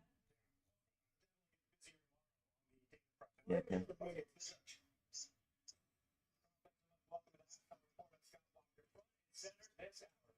Yeah, 8 days. You gotta do it again for 8 days, but just yeah, you can flip the last 2 days. So let me show you this on the Discord. Yeah. So your 300K, your max you can lose is 2,200. So much in NVIDIA lately. Those shares are having their best month in a year. Are Yeah, when you say negative 5K, that's gonna fuck you over. Issues on the table that we need to think about. Will revenues miss because of the H20 ban in China? What does demand look like outside of China? Is there a deep sea overhang still? What about Middle East partnerships? And because of what I just said, best month in a year, the bar's high. The bar's higher than it used to be. We're up 40%. It's not too bad though. You can just, it's not too bad though. You can still get it in like the next 8 days. The hardest trade, the most difficult thing to do, is generally the right thing to do. The momentum, while it's up 24% month to date, it does point towards potentially Yeah. taking out the all-time high Yeah. from January 153. I think what's important tonight, you mentioned, you said is revenue going to miss. Okay, revenue probably is going to miss, but I think the estimates have come down enough. The expectation, knowing that the charge is there because of the H20 ban in China. You're welcome. I think we've already priced Why the fuck did Future Elite charge me? and getting the confidence that demand is there. Demand is strong. Demand out. Demand Hold on. I don't have an account. Why I'm getting charged? We saw that the Middle East, the demand is there. So the demand is able to strip 4165. Show is we pick a direction sometimes, and I'm gonna pick a direction, and I think the direction is higher. Yeah, I gotta check my bank now. If the stock falls, I'm not gonna come on the network and say, okay, you need to get out of the stock. It's still gonna like it. Yeah. No, I don't. I can't. I don't have anything on there. That's what's weird. $41 is cheap. I mean, I'll take it if I have an account, but I checked the dashboard. I don't have any new account. Yeah, I got charged. I gotta open the ticket. Nah, I'll be back. Let's say that 6 months, draw a straight line across. That's what you have. Later, buddy. Nearly 12% from an all-time high. Back that out to, let's say, a year or so on the charts. You can get what I'm talking about. The stock backing off from its all-time high, sitting 12% with the comeback, which has been significant. You add that up, but what do you get? It's been a round trip. If you've been in that name more than 6 months, like you said, I myself got in March and decided to keep on adding along the way as that elevator continued to go down. And so for somebody like me, I look and I say Blackwell is what matters as far as this earnings report is concerned, right? We knew that the demand was there. They weren't able to meet the demand for whatever reason, all the different hiccups that they roll out. If we find out that they were able to ramp up production of the Blackwell chip and they haven't had to cannibalize the upgrade cycle because the next one is supposed to be 50% better than the one that exists today that they haven't been able to get out there. Oh, I didn't look at that. I'm trying to get my money back. If it's the guidance related to it, I think we do take out that all-time high. I think if for whatever reason that guidance is negative, we're going in another direction. Still always about the guidance. I mean, the results are the results. As Joe said, there's probably baked in stuff at this point, but the bar's always high for the guide relative to where the stock currently sits. It is, and it's the key point is visibility, right? What are they going to say for 26 and 27, and what orders do they have in the book? Because that was the one thing that we always, being a semiconductor company as opposed to having recurring revenue, where are you getting this demand? Is it the sovereign funds that we now see? How is the deep state? How are they going to improvise for that? So I think that's going to be the key. Production is going to be really important. Are they going to have any hiccups in terms of where they're producing? Because how much can they do? And I think the China thing is just, it's really upside. I mean, at this point, with discounting, they're not really going to be selling a lot in there. And if they can prove that not only are they selling Blackwell, but the upside on the other chips coming. Oh shit, I'm off. Get out. Yeah, Jensen Wong, by the way, is going to be on Mad Money tonight, live at 6 o'clock. So you get the number. You're going to hear from Jensen with Jim tonight. And sometimes it takes for an interview or a call to actually start the shares moving in one way or the other. You don't necessarily get that from the pure results. So, Steph, I turn to you and broaden it out because you don't own NVIDIA, but how much of the near-term AI trade is riding on what happens tonight? Well, I think it's a demand problem at all. I think it's a supply problem for NVIDIA. We all know about China. I never thought that this quarter would be the catalyst quarter for NVIDIA at all. But across the board, you're still seeing the hyperscalers spending a tremendous amount of money on AI, something like $300 billion this year alone, up 40%. Next year is probably going to be up about 30%. There's no end in sight, Scott, and so you definitely want to have an opportunity to, if in fact this stock NVIDIA were to fall, or Broadcom, for example, also will fall if NVIDIA falls, that's when you want to take a look at it and buy more. And you know I have been buying Broadcom the last month and a half. You and a lot of other people, because the stock is up 22% in May, as the SMH is having its best month in some 2 years. Yeah, and the reason that I own it, we do get 31% of their revenues is AI, but you also have 41% is software from the VMware acquisition, and they've done a really good job at that, and it's helped margins as well. And the cyclical businesses, which is the remaining part of the company's revenue, that hasn't even recovered yet, and that's what we're waiting for. So if you can get all three of these areas to see improvement, I think the stock could actually go a lot higher. It's still down about 2%, just like NVIDIA year to date. It's up 36% from the April low, so it was right to be buying these stocks in April. And Bye, guys. So